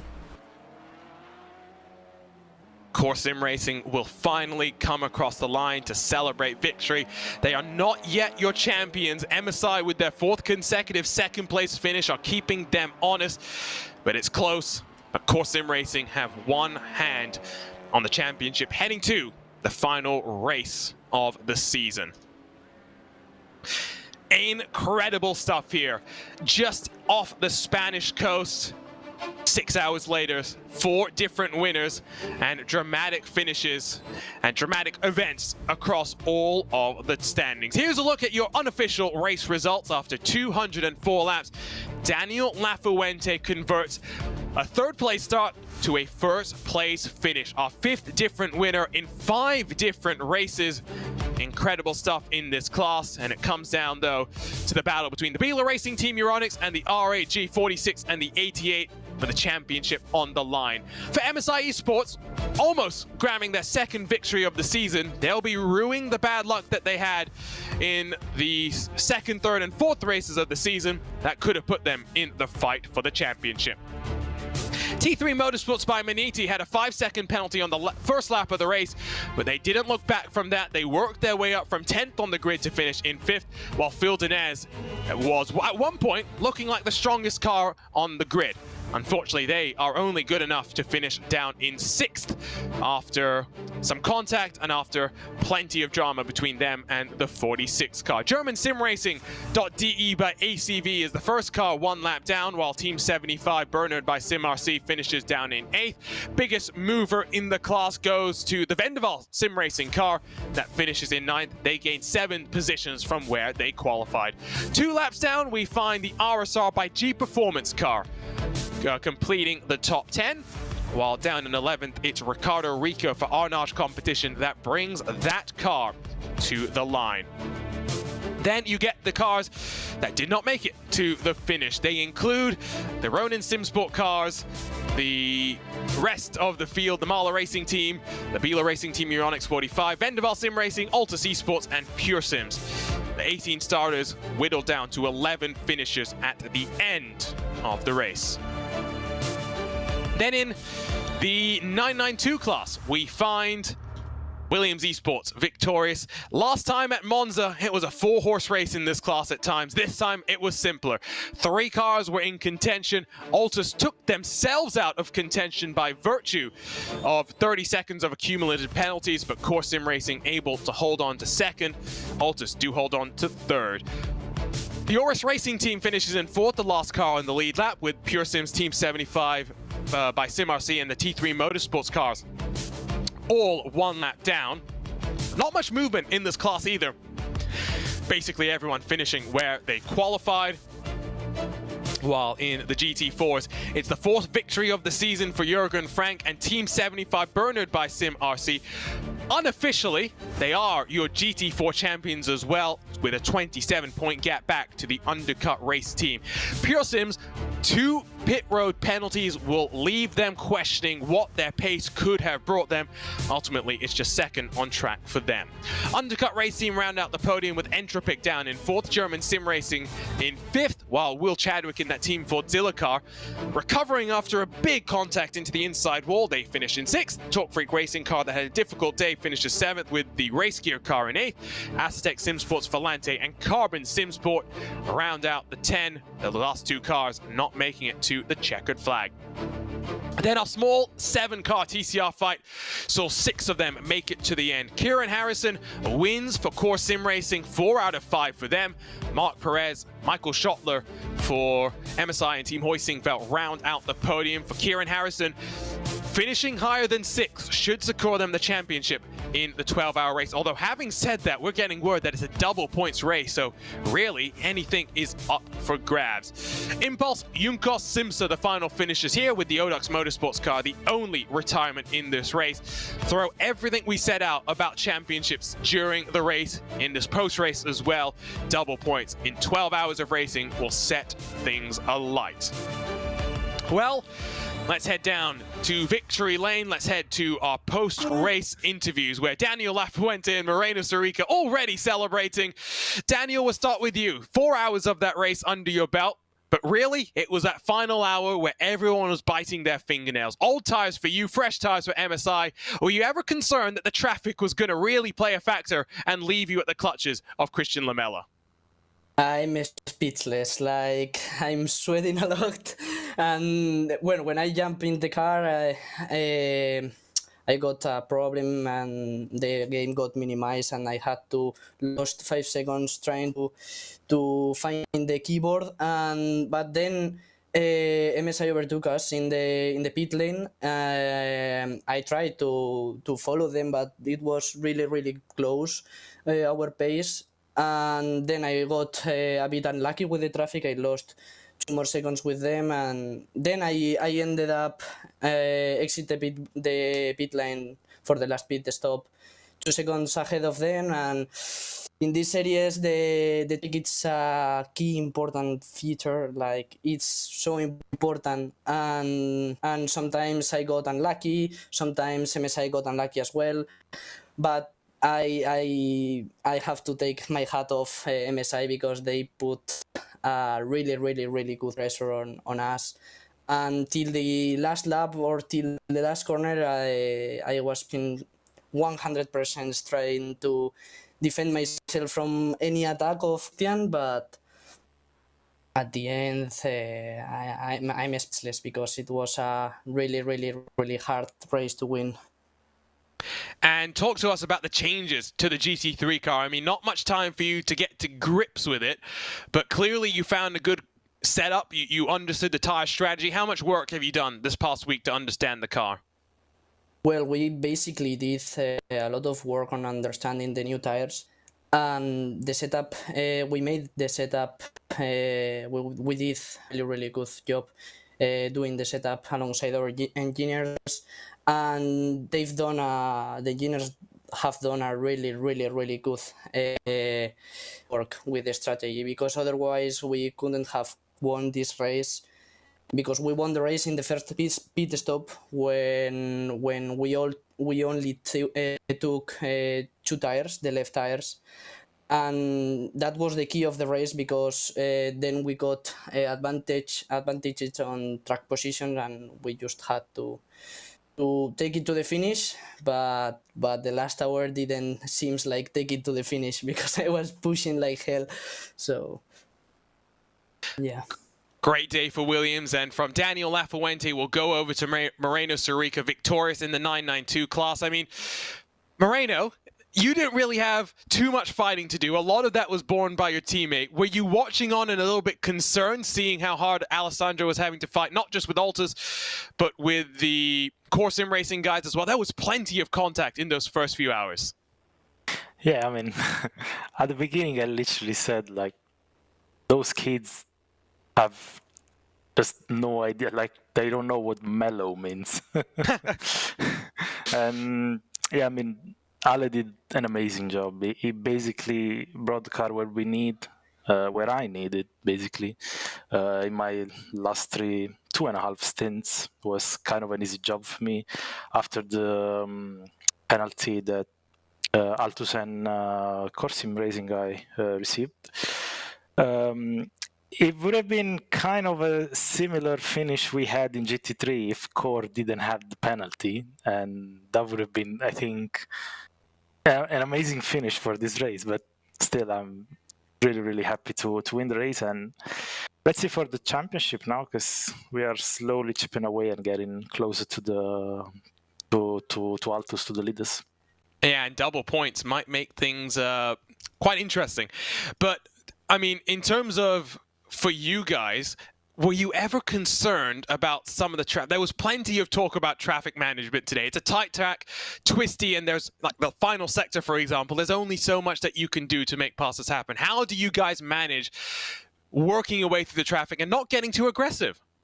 Yeah, exactly. That was the point, not getting over aggressive, because at the beginning, you know, you have to settle into your rhythm with the traffic, and it's easy to overcommit a braking zone or just trying something that just doesn't work.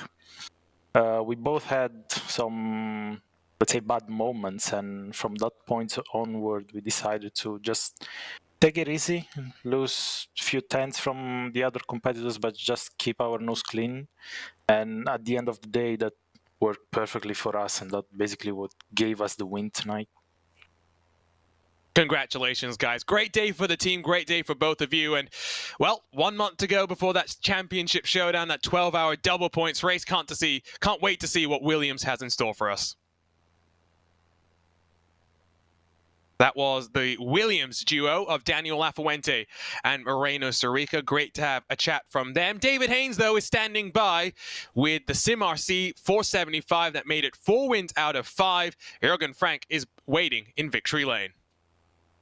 Jürgen, congratulations. Unstoppable, it seems, in this GT4 category. Everyone in the Porsche Cayman means no one else should have any excuses. You guys are showing him how it's done. Yeah, thank you very much. We had a great race. Yeah, as you said, everyone in the Porsche, and I think that makes the things less complicated since there is no BOP. Yeah, exactly. Tell us about the fuel around Circuit Barcelona Catalunya today. I was kind of surprised. It seems like everyone managed to run a little longer stints than some of the other tracks. Yeah, in Barcelona you need less fuel, quite a lot less. And in the beginning everyone saved the extra lap, which was 29 laps in the stint, but you didn't have to save quite a lot. But I was surprised that almost everyone did it. Yeah, so pretty moderate temperatures, but again, that lower fuel consumption is because of the long corners. The long corners then put the stress on the tyres, so more attention to the tyre wear than the fuel gauge? Actually, it was a lot on the fuel, because with those long stints you could do, there's finally something in the strategy. So well, like 28 minutes you had to build your strategy. So I think I saw many different strategies, and I think we were on the right one. So because we won. That is an evident fact. I mean, one of the other teams that really could have challenged you today was Pure Sims, and you didn't copy their strategy of speeding in pit lane and cutting the pit exit line. Yeah, they were extremely fast today. We had a big battle with them for the first 3 hours. But yeah, unfortunately they made a mistake. Yeah, which cost them like maybe 45 seconds or something. That's endurance racing. It's all about executing those little bits as well as the strategy and the pace. And with 12 hours in the finale at Spa, there's going to be more fatigue, exhaustion, and chances for those little mistakes. So how do you focus and prepare for the championship decider as the championship leaders? Yeah, I think we will do pretty much the same as we are doing every race. The preparation is, yeah, it's always the same. It's just maybe it's more on the strategy because it's 12 hours, but we will have to see on the fuel. And yeah, I hope we are lucky and can maybe win again and also get the pole position. It's a team effort. You drove 108 laps. Hayden Burns drove 80. Is it just going to be you two again for that 12-hour finale, or is there a chance of maybe needing to bring in a third driver? What's your thoughts? Yeah, I'm pretty sure we will bring a third driver, which is Marvin Strehl. He did the first 4 rounds. Today he didn't drive, but he did a great job as a spotter and race engineer for the strategy. Congratulations, well done. Looking forward to seeing you guys in about a month's time at Spa. Yeah, thanks to you guys too, and have a nice evening. 4 victories out of 5 for Jürgen Frank and SimRC. 4 victories out of 5 for the core sim racing camp, who are on the top of their game when it comes to TCR competition. We're joined by Kieran Harrison and Corentin Gunes.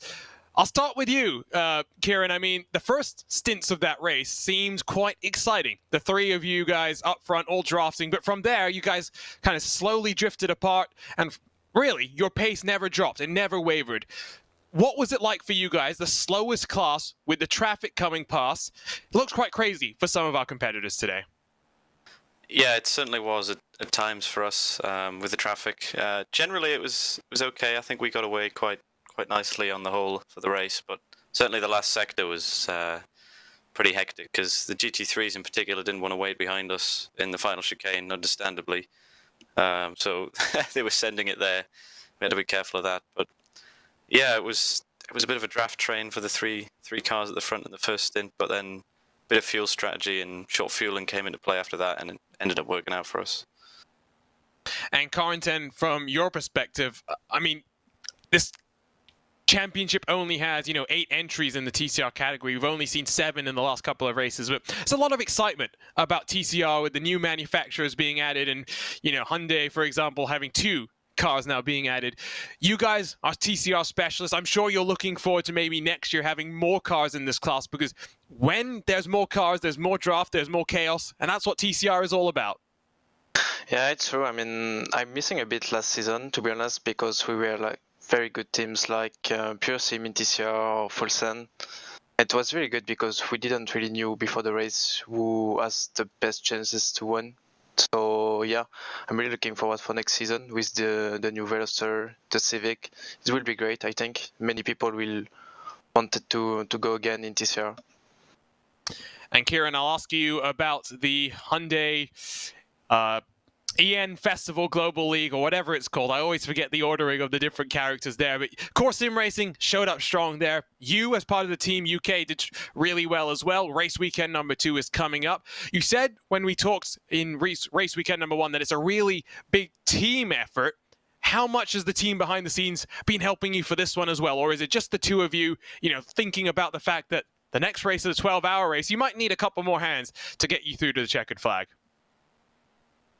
Yeah, I think for the next round for this series, I think we may get a third driver in. We don't know about that yet. It's possible with 2, but it would be quite a long day. But yeah, for that Hyundai NE Festival, whatever it is, as you say, yeah, there's the 4 of us really, 4 core cars. We're all working together in that. At least until we can really get clear of the competition before we start fighting too hard. So give it a couple more rounds. That's what I'm hearing there. Congratulations, guys. You're set up nicely for that double point showdown. Best of luck at Spa, and can't wait to see what that holds for us. Thank you. Thank you. Concludes our post-race interviews. All our winners sound pretty delighted, but one more race, and it's a double points race, Lorenzo. I mean, we were thinking throughout the entirety of that race that single points were on the line, and that changes the championship very significantly heading to the Ardennes Mountain. Yeah, when we go into Spa, I think is a win situation for everybody, and then work out the results and see if the magic numbers are gonna work in your favor. But because it is Spa and it's a race that I think it is just as difficult as Barcelona for you to make the overlap, especially if you are within the fastest traffic and try to cut the time or make up time on your rival. I think some attrition can be made right there, and it could shift the dynamic of the championship very easily. And David, 2 fantastic races just in 2022 so far. 12 hours changes the dynamics, like Lorenzo said, but ultimately I think the thing that, especially in the GT3 class, that the teams are going to have to get dialed in is the changes to this car. Tire strategies, tire management seems to have changed. The way that you set the car up seems to have changed as well. Williams managed to get a hold of the setup and the car as best as they could in the short amount of time. There's a lot more time to get prepped for the next one.